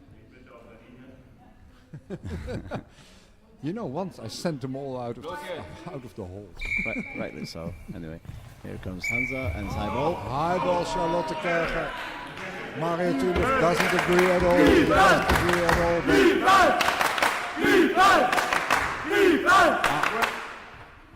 And she's being cheered upon. It's nice to have an atmosphere like this. Risa Tokunaga wanted to re-enter the field. Lihi Ben David stands back center. Kerger in the middle. And she makes the wrong decision. That's a pity. That's a fast shot. And it's 1-0. RNC is in the lead. 9 minutes 18 to go in the first half. And with the one goal down, the fans leave the field already. They think their food is more important. Yeah, one goal and the Hansa fans are going home. Yeah, that's true loyalty to your club. Okay. Ball back on the left hand side. Okay. We'll give the ball to Bunyan by the looks of it. Yeah. Kater was going around. Tokunaga moved along and they tripped over each other, so communication went down. That's a pity. Yes, now Glasnow with the ball. Shoots to Georgie Bullen. Bullen controls. Over to Lee Ben David. Lee goes back center. Lee goes to shot. It's a good strong shot and a well saved by Risa Tokunaga. Hands it over to Charlotte Kerger. Such a good save from Tokunaga. Strong shot and and there Bunyan kicks it off the goal line. Lee picks it up. Literally on the Answers the call. Good save by Tokunaga again. Hands it over to Glasnap. No, Glasnap shoots from Hansa straight into Bunyan. Bullen, sorry. Bullen hands it to Bunyan. Now Bunyan on the right hand side shoots and it's saved by Tokunaga. She blocks it out. Back to Glasnap on the right hand side for Hansa. Kerger comes over. Pick it up. Charlotte Kerger, one of my favorite German players. I really like her style. Now from the right hand side, Glasnap and Bullen hands it over to Lee Ben David. Lee Ben David goes back to the corner a bit. On the left side, opens fire. Tokunaga, immediate control. That's a good grasp for Lee. That's good. Charlotte Kerger. Cross court into the feet of Georgie Bullen. Georgie Bullen passes it to Antonio Bunyan. Bunyan opens fire onto the 7. Kerger is there. Locked out. 7:52 to play. 1-0 RNC. Kerger comes around. Glasnap takes her position. And Kerger tries to find the 5. Good shot. Gap where Lee Ben David saves it behind Bullen. Now Ben David on the left hand side. Goes forward, shoots. And cross court. Oh, and what a shot! Into the 7th spot. Underneath the defense of Charlotte Kerger. And it's 2-0. RNC is in the lead. And this is the thing when you play against a shooter like Ligi, eventually she's going to get past you. And the Hanzali needs to figure out what to defend that. Now, Bullen with the ball. Bunyan walks around, shoots from the left hand side. Fast return of Glasner up, but not into the position of Bunyan. Lee Bendavid picks up, goes around Bullen. Hits Tokunaga. Tokunaga, fast return. No, she wanted to return fast, hands the ball over to Bunyan. Bunyan to Glasner. Glasner goes back center, goes around Tokunaga. Tokunaga stays put this time. Good shot by Glasner, and a timeout for RNC is being called. 6:48 to play, 2-0 RNC is in the lead.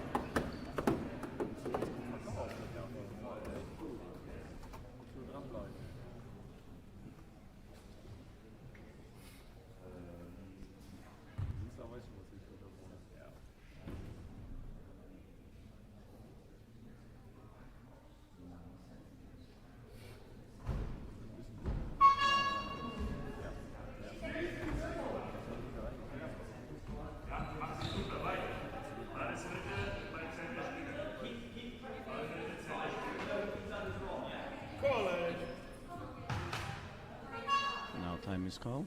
Time is over. Let's see what the coaches have planned. From the center, Georgie Bullen shoots straight into the center, Tokunaga. She hands it over to Kercher. Kercher now shoots and Bunyan saves it. We have an official timeout on Kercher. Now Bunyan and Bendavid are meeting in the back center.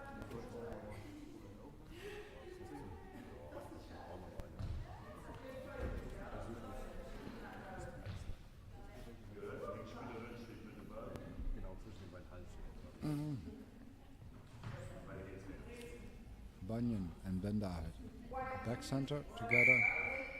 Bullen in front. Lee takes over the ball. That's the shot. High ball.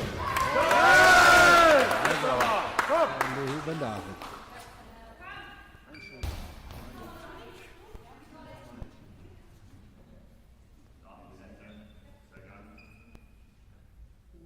Some last instructions from Mario Turno before the shot. Now on the right hand side. Easy block by Lee. Weiter geht's!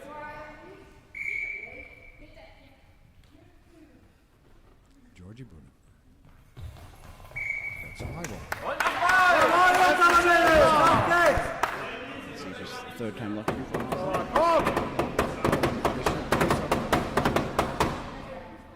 Strange thing. No, never mind. Risa Tokunaga. Georgie Bullen back center.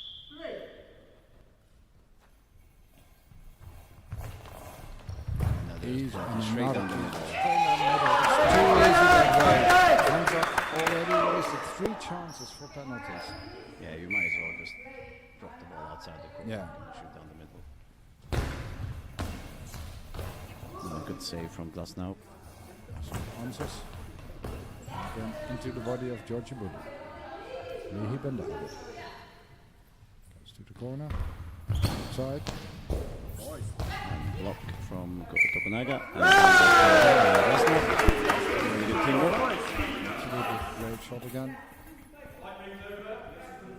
Very good teamwork from Hansa there. And now Kercher is coming over. Glasner has the ball. Goes around Tokunaga. Fake attack by Kercher. And there comes the attack. No problem. It's in the center position again into Georgie Bullen. No problem in defending that one. Antonio Bunyan. Straight into Risa Tokunaga. Lee picks up, comes over, picks up. And returns the favor. Comes. Great save by Risa Tokunaga.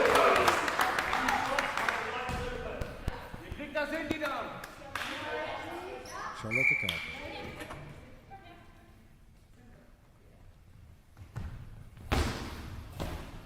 Good shot, good save by Georgie Bullen. Go to Antonio Bunyan. cross-court shot from Bunyan. It's saved by Tokunaga. And left out. Now Glasnap with the ball. Picks up.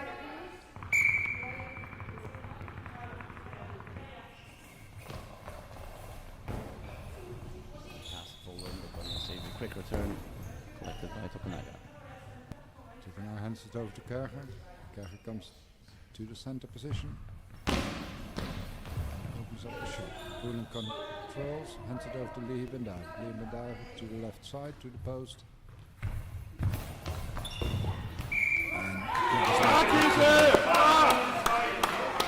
It's a good block there from Glasnap on a straight down the line shot from Lee Bendavid. And now Glasnap with the ball. No, Kerker with the ball. No, that's not with the ball. Oh, they are fooling me all the Yeah, time. you're fooling you all the time with all their movements. Good save by Tokunaga again. Pass to Kerger. Kerger to her corner. Now Kerger on the left hand side. Cross court, pass forward, straight into Lee Bendavid. He takes the ball, hands it over to Bunyan. Bunyan now shoots from the left hand side. Shoots straight into center. Glasnap controls. And Glasnap with the ball. Glasnap now shoots. And it's going past Poland into Bunyan. Bunyan collects it. Poland keeps it for herself on the right hand side. Lee Bendavid. Change position. And scores immediately from this position. Timeout for Ergitse Hansa Rostock. 3-0, 3 minutes and 42 to play. RNC in the lead. I think both teams should start Yeah, I think we have It's too late. yeah, we give a complaint.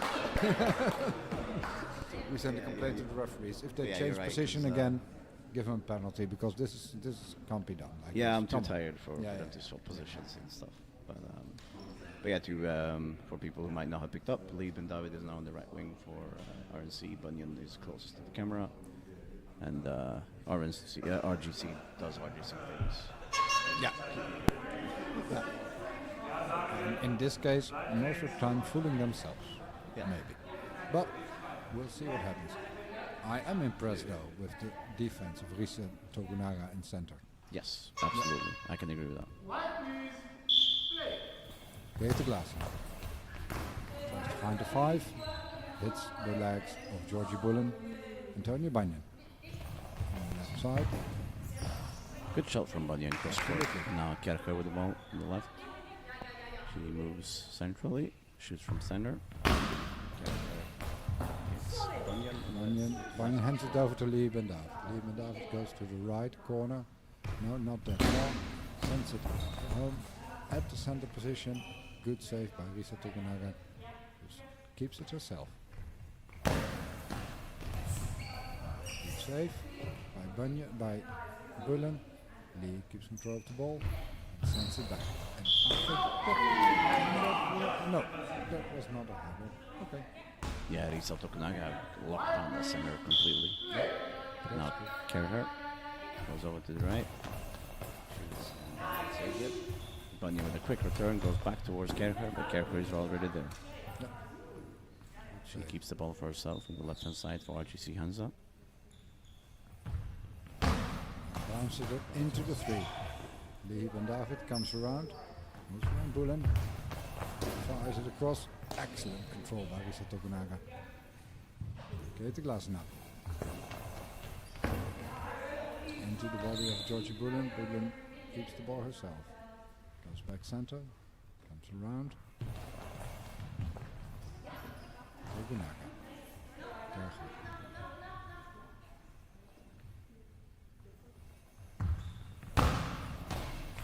Hands it across. Bullen puts it out. Bunyan picks it up, hands it over to Lee Bendavid. No, it doesn't. Pushes Lee Bendavid on the side, walks across the field, behind Bullen, sends it into the legs of Risa Tokunaga. No problem. Peter Glasen up. All across the field, trying to find the one spot, defended by Lee Bendavid. Good shot, good save by Peter Glasen up. Glasen with the ball on the right hand side. Shoots down the line. Blocked out. I almost felt like she wanted to let it go out, but then I realized it wasn't going to go out. Not by itself. And now going into central, and Bunyan with the ball, shooting from center position, shoots out towards Kerker. And now Kerker with the ball moves about a noise-making Tokunaga. Now Kerker on the right side shoots. Saved again on the pass. Good save, Antonio Bunyan, and she shouts out. Got it. Liebendahl comes over and fires from the left post. Now moves back to center. Waits up, and that's a high ball. Yeah, the high ball. I've seen, I remember a few years ago, I saw a game where Leib and David gave away 5 or 6 penalties, but save all of them. Save also. And I mean, as long as you save them, Exactly. not You really take an the issue. risk.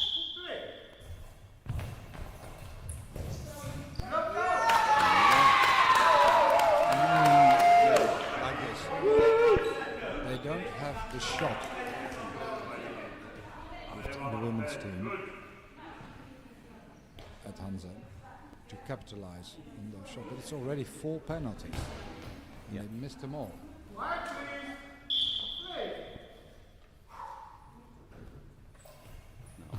center shoots and Kerker saves it.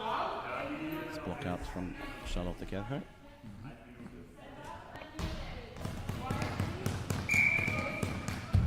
Kerger from the left side. Cross court into the body of Antonio Bunyan. Bunyan on the left hand side, shoots down the line, and then just outside of Glasnap post. Now Glasnap will get the ball. Will she hand it over? Yes, she will. No, she won't.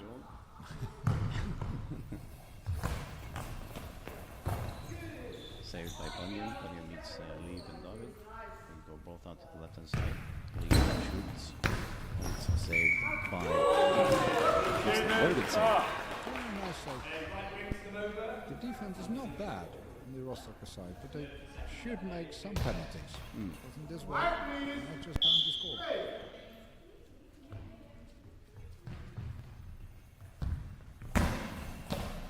That's a good shot by Charlotte Kerr. Antonio Bunyan on the left side. Tries to find the gap. Lisa Tokunaga. Just right. He comes over and picks up. Yeah, we can hear as Aaron reports it. 11 seconds to go. Lee goes across to the other side.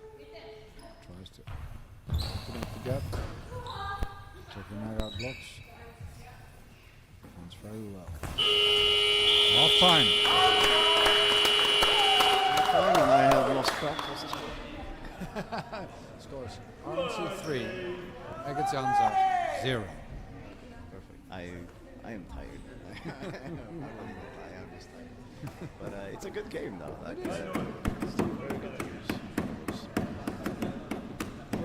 And we're having no Rostocker fan size here anymore. Yep, no, I guess they got hungry or something. Yeah, they all wanted to eat. And yeah, in the second half we'll see RNC on the left side and RTC Hansa on the right. We'll see if they stay with the same teams or if they swap it around a bit. And this is the last game of the day, or the second day of the 2025 Goalball World Cup. Do you manage? Yeah, I'll manage another 12 minutes.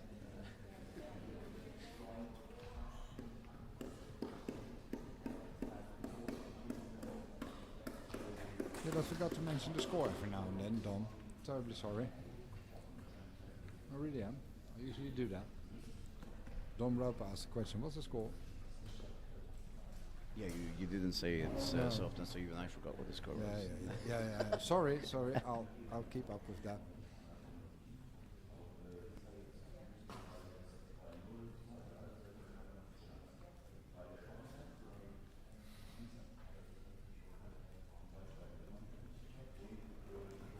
In 5 minutes have never felt so long as they are right now.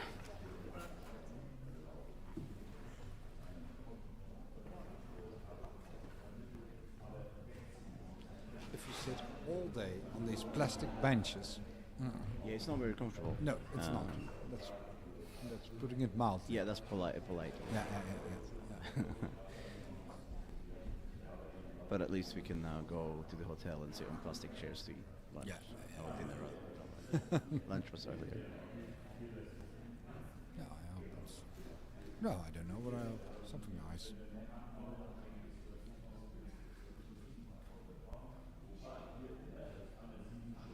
It's really long, 5 minutes if you Yeah, just wait. Have they started the clock?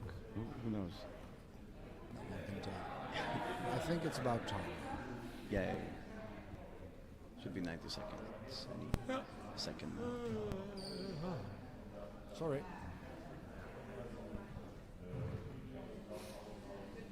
Okay, Dom. Nice to read. Nice to know. Good you're here. 41 people watching at the moment. That's good. Good to have you all here. That is nice. Game between RNC Hereford on our left and Egels Hansa Rostock on our right. Halftime score RNC 3, Egels Hansa 0. Okay, we got a substitution coming on, I think. Exciting. For the RNC squad, it will be Megan Smithson-Booth coming in for center position, so that means Georgie Bullen goes to the left and Antonio Bunyan on the right, and Leah Bendavond is off. I see no yes, I do see a change in the Rostock squad.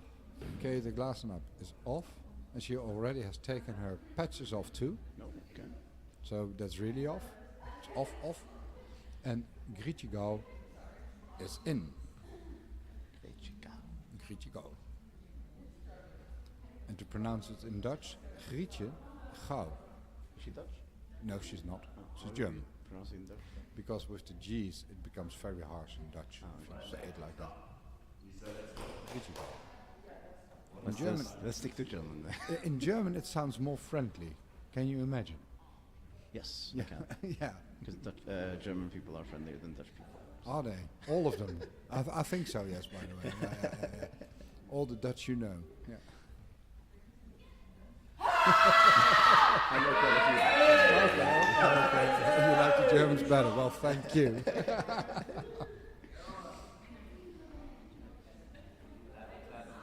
And here we are, second half is starting, or soon, hopefully. So If the ref feels like it. we have Smithson Booth in center, Yep. Bunyan on right, and Bolin on left. Yep. And on the other side we have Charlotte Kerger on the left, Risa Taganago on center, and Grietje Gauw on the right. And so far, I would say it's a bit like Yeah. her defense have been Yeah, spot on. yeah, very good. The two remaining Hansa fans are making noise. The two English, one Brit is making noise. The two Brits are making Two noise. English. Suddenly, with the whole Hansa squad going away, except for Christoph. Yeah. Now Hansa with the ball on the right hand side. First shot of Grietje Gauw on the right side, and she aims for the one spot. Now Bunyan with the ball on the right side. Shoots. And it's post. He hits the post. It hits the post. It goes past the Kerker and into the post. Now Kerker on the left side for Hansa shoots straight down, and Bunyan saves it. Blocks out. Megan Smithson-Booth, ball contact, quite effectively. Georgia picks it up, walks around, goes cross court, and fires away. Saved by Tokunaga. Hands it over to Gao. Now shoots, and it's straight into the middle of Smithson-Booth. Hands it over to Bunyan. Bunyan shoots from the right hand side, and into Tokunaga again. Tokunaga hands it over to Kerger. Kerger comes to the middle, moves in. Bouncer into the body of Bunyan. Bunyan with a quick return. Tokunaga immediate control, takes it herself. Larissa Tokunaga now shoots from the center. Goes past Smith and Booth into Bunyan. Bunyan hands it over to Bullen. Bullen goes to the left-hand side for RNC. Shoots from the left-hand side. Shoots straight into center with Tokunaga. Tokunaga then passes to Gao. Gao on the right-hand side lines up and shoots. Goes forward. Goes straight into the... And Richard Gao makes the opening goal for Hansa Rostock. It's 1-3. As I was saying, goes straight into Smith and Booth. No, it didn't. It didn't. It just went through. Yeah, it goes Yeah. through her, and it's now 4-0. No. 1-3. 1-3. You can't add all the goals up in one side, you know. Isn't that 3-1 to Hansa Rostock? No. To RNC. RNC. There we go. Yeah, it's RGC and RNC. I forgot this was side at halftime. Yeah, we haven't just started. Good to go. Defense picks it up. Now Gao on the right hand side. Now shoots. And it's blocked by the English woman on the left hand side. Now Bunny with the ball. Georgie Bullen. Oh, this offside. Oh, but Antonio Van scores. Tips it over. But covering. Charlotte Kerger, who was behind her, but it's impossible to defend it. It was just tipped over you. Charlotte Kerger has the ball. Goes around. Fires away. It's Musenburg in the center. Hands it over to Georgie Bullen. Georgie Bullen to the left. Opens up to the 7th position. Kerger picks up. Now Kerger on the central from Hansa shoots. And it's saved by Bunyan. Bunyan goes past the center, shoots from the left of center, and straight on Gao. Gao saves it forward. No one gets it. Now Tokunaga goes forward and passes it to Gao. And a very clever turn. Yeah, that one was needed. That one I feel would have gone over 10 seconds. Yeah, it was too slow. Miscommunication, and that's something. I believe Rich Tokunaga is just for 2-3 seconds. yeah, before yeah, and it's just a communication thing. They are not training that long together. Rich Tokunaga lives in Rostock, as far as I know, now for a certain period of time. And well, that's great, but they have to build something up together. They have to train, and Rostock has all its own things, so that takes a while. Yes, chemistry takes a while. Yes, absolutely. Everyone who's played any kind of team sport knows that chemistry takes a while to build.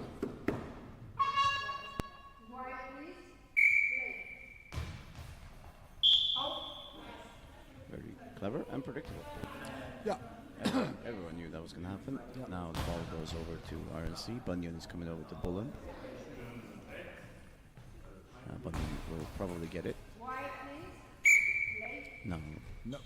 Bullen follows Bunyan over to the left, right-hand side for RNC. Shoots and is blocked by the Hansa Another defense. time, a slow shot at the hands of Tokunaga.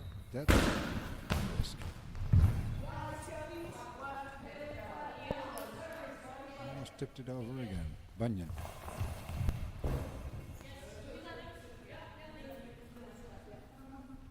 Here you go.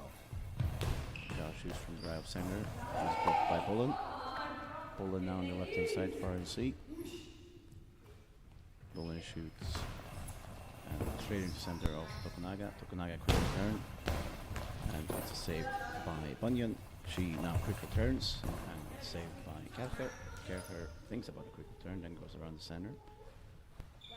Shoots from the right-hand side for Hansa. And it's blocked by Smithson Booth. He goes forward, collects it, and passes it to Bunyan. Bunyan shoots. Fires away. Goes around. Oh, what a shot. Tokunaga hits it at the legs and tips it over. Here to go.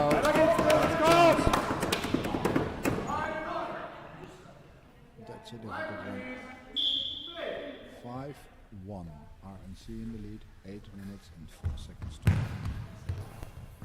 Fake run from Kerker, shot from Gao, saved by Smith and Booth, hands it over to Bullen. Bullen now on the left hand side for RNC, shoots from the left, and it's Tokunaga. Tokunaga then hands it over to Gao. No, to Kerger. Kerger. Yep. Kerger on the left hand side for Hansa.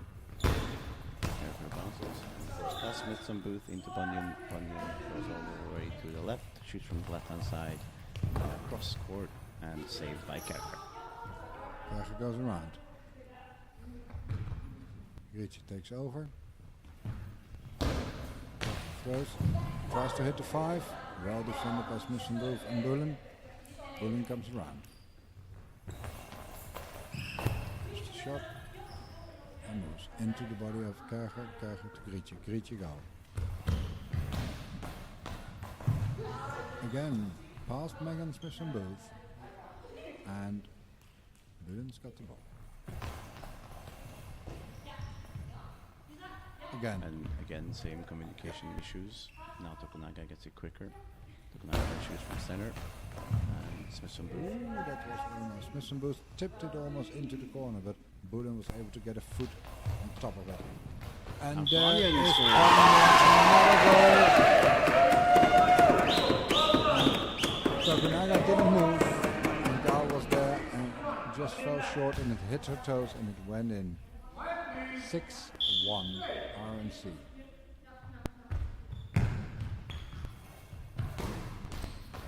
Smith and Boots saves that. Now she goes down, hands it over to Bullen. Bunyan, sorry. They have two similar names. Mm-hmm. All the English look alike, you know. You said it, not me. That was bad. Now Bunyan has the ball, passes it to Bullen, who's come over to the right hand side. Bullen shoots from the right hand side and then shoots out. Ball to Charlotte Kerger. Comes back in the third. Kerger with the ball. Goes around Tokunaga. Time's running, 6 minutes to go. Smith and Booth blocks it, hands it over to Bunyan. Bunyan fires away. Kick bouncer, Tokunaga controls, Tokunaga fast return. Into center, into Smith and Booth, no problems there. Bullen. Bullen shoots from the left across court, saved by Kerker. Kerker a quick return back towards Bullen. Bullen saves it. And now it goes in central, meets with Bunyan. Bunyan takes the ball to the left hand side. Bunyan then shoots and is out. About a meter wide. Now Kerker will collect the ball and potentially have a conference at back center with substitution. Hands up. Yep, there we have another substitution. Risa Tokunaga comes off. Excellent first half. In the second half it became more tricky. And Susanna Kersten? Yes, which number? Yes, Susanna Kersten comes on. Number 8. Number 8, Susanna Kersten comes on. And that's the first time I think I ever see her play. It's going to be an interesting new player for me to watch. Very good. She will be taking over center, I think.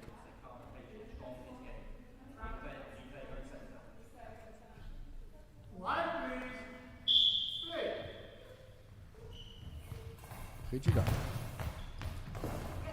Tries cross court. Smith and Booth. Substitution for RNC. Yep. Bunyan out. Out Lee Van David. I like the clarity from Aaron Ford. He said the numbers very loud. Yeah. There was no doubt about what numbers and how many fingers. And No, how much you like the finger idea. yeah. Well, Max. Don't want to talk about it. I can't wait for someone to show them the main thing. It's going to be fun. Yeah. Yeah, it's It is what it is, I guess. yeah. We have to live with it at Yeah. the moment. Until someone remembers it's a bad idea. Something like that, yes. Anyway, now on the left hand side. There we go, Georgie Bullen. Right. Right hand side. Into the legs of Charlotte Kerger. Kerger goes back center. Kerger shoots and Bullen saves. Lee Van David goes back to the left side. Opens up. Susanna Kersten blocks it out. I guess welcome into the game, Kirsten. Yeah, something like that. Yeah, that's good. Kerger goes round. Kerger shoots from the right hand side. And that shot was lost and she misstepped. I don't know if there's an injury. Now Bolin shoots and it's blocked by Gal Yeah, from the right hand side. immediate substitution. Grietje goes off.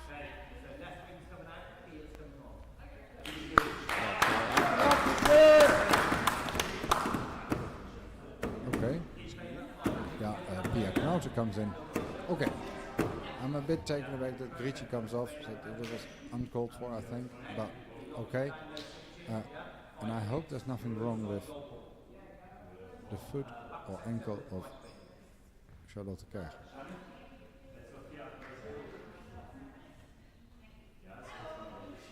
But I also believe that Mario Tudor wants everyone to play this game. So, okay. Yes, now Kerger with a and it goes wide. Now it's Bolin. Lieben down is waiting. I'm pretty sure she's going to get the no. Bolin has the ball on the right hand side, on the right post. Shoots. He's down the line, trying to find the gap. And saved by Kerger. Kerger now moves. Kerger Goes back. Again, communication. It's communication error time for Eggert's Hansa. Charlotte wanted to pass the ball to Pia. Pia didn't know, said, oh no, don't. It doesn't begin very well in that fashion. It is absolutely a great save. Pia Knauter, first shot. That's a nice shot. At least there was some. Lee. Lee fires back. Game heats up.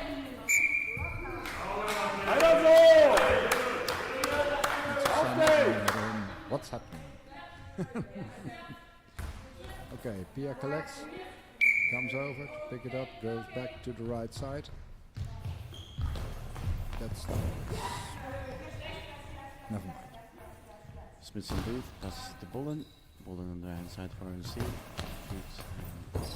Would have gone in, but it's blocked by Kerger. Yeah. Kerger now moves Kersten out of the center, shoots from center. Kerger hits Bolin. Bolin saves it, and it's a substitution. Okay. Another very clear. Sarah Leider comes on pitch. We have 3 minutes 28 to go. The higher score is RNC 6, Eggert's Hansa 1.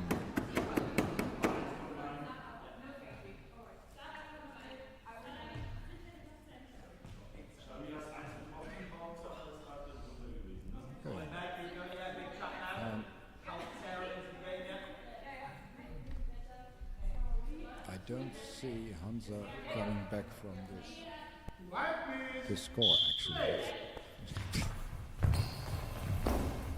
Good shot by Lee, blocked by Charlie. And Charlotte back to a corner.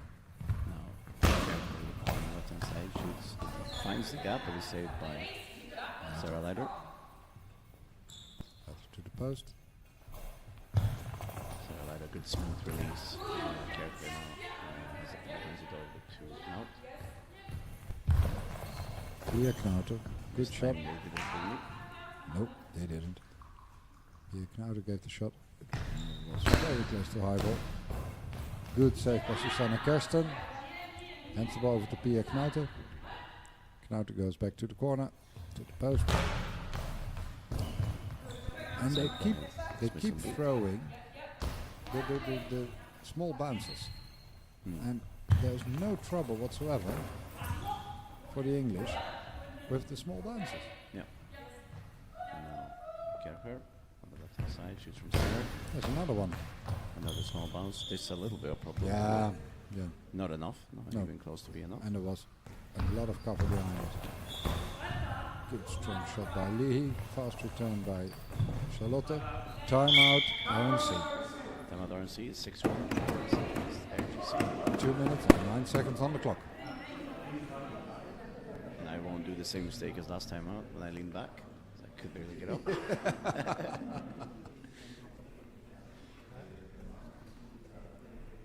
But yeah, no, I don't see any signs that Erkes Hansa is on the way back into this game. No, none. The only thing they should and probably can focus on is to improve their own game the last few minutes. Yeah, maybe score one, but at least get their defense up straight. Yeah, yeah.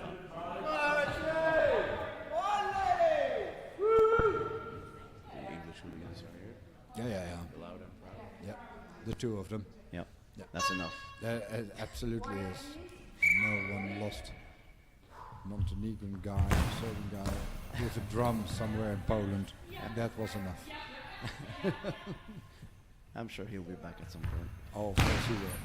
Anyway, now Poland works it out. That was close. No, that was not Bullen. That was Bullen is out. It's Yes. Leiter. Yeah. And it was a shot by Charlotte Kerger, aimed at the one, and it just missed. And it was a good shot. That was open. Liebe David from the center position. Fast shot, good save by Pia Knauter.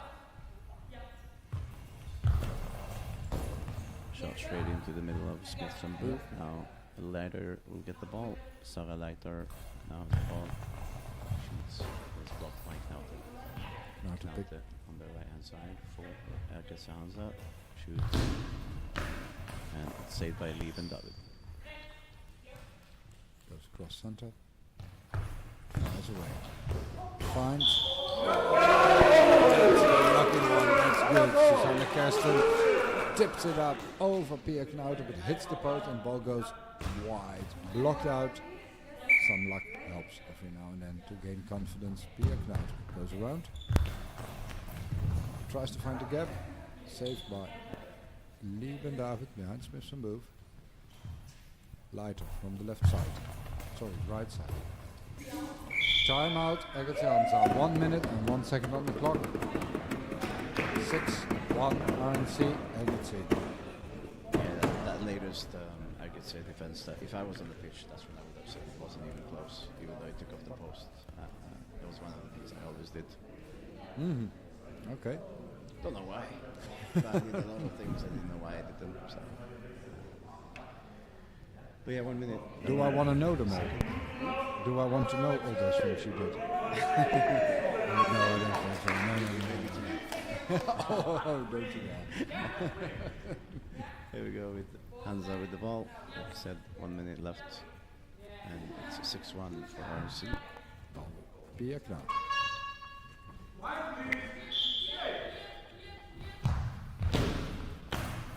Hansa, Smith and Booth control, hands it over to Lieben David. Lieben David returns to the post. No, stays center. Opens up, gives a long bomb towards Charlotte Kerger. Kerger blocks it, goes back center. Tries to return the favor. Into the body of Sarah Leiter. Sarah Leiter. Sarah Leiter now goes around the center from the left hand side. Sarah Leiter shoots and it is saved by Knauter. And that's good. Hansa is restoring its faith in itself. 29.6 seconds to go.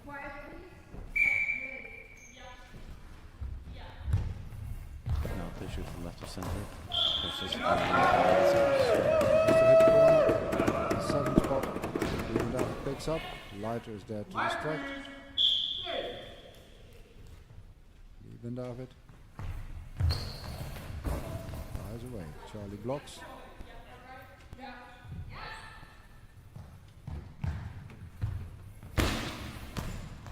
Into the body of Megan Smith from Booth. Hands it over to Sarah Leiter. Leiter aims at the 5. Hits the 5. It's been blocked out. That's the game. 6-1 RNC. Thank you very much for watching. Jen and you, thank you for this great day of working together. Thank you. It's been a fun day and some very good games. Absolutely. And we'll be back here tomorrow at 9. I think so. Yeah? I think it's 9 a.m. again. Yeah, it's early enough. Yeah, and tomorrow obviously I think this is the last round of the women's group stage, and then it's the knockouts. Yep. So that will be exciting, and I'm still happy after Montenegro's win or Nisha's win. That's good. We'll have a beer for that one. So yeah, and but yeah, thank you for everyone who was watching, and we will see you tomorrow. Absolutely. See you guys.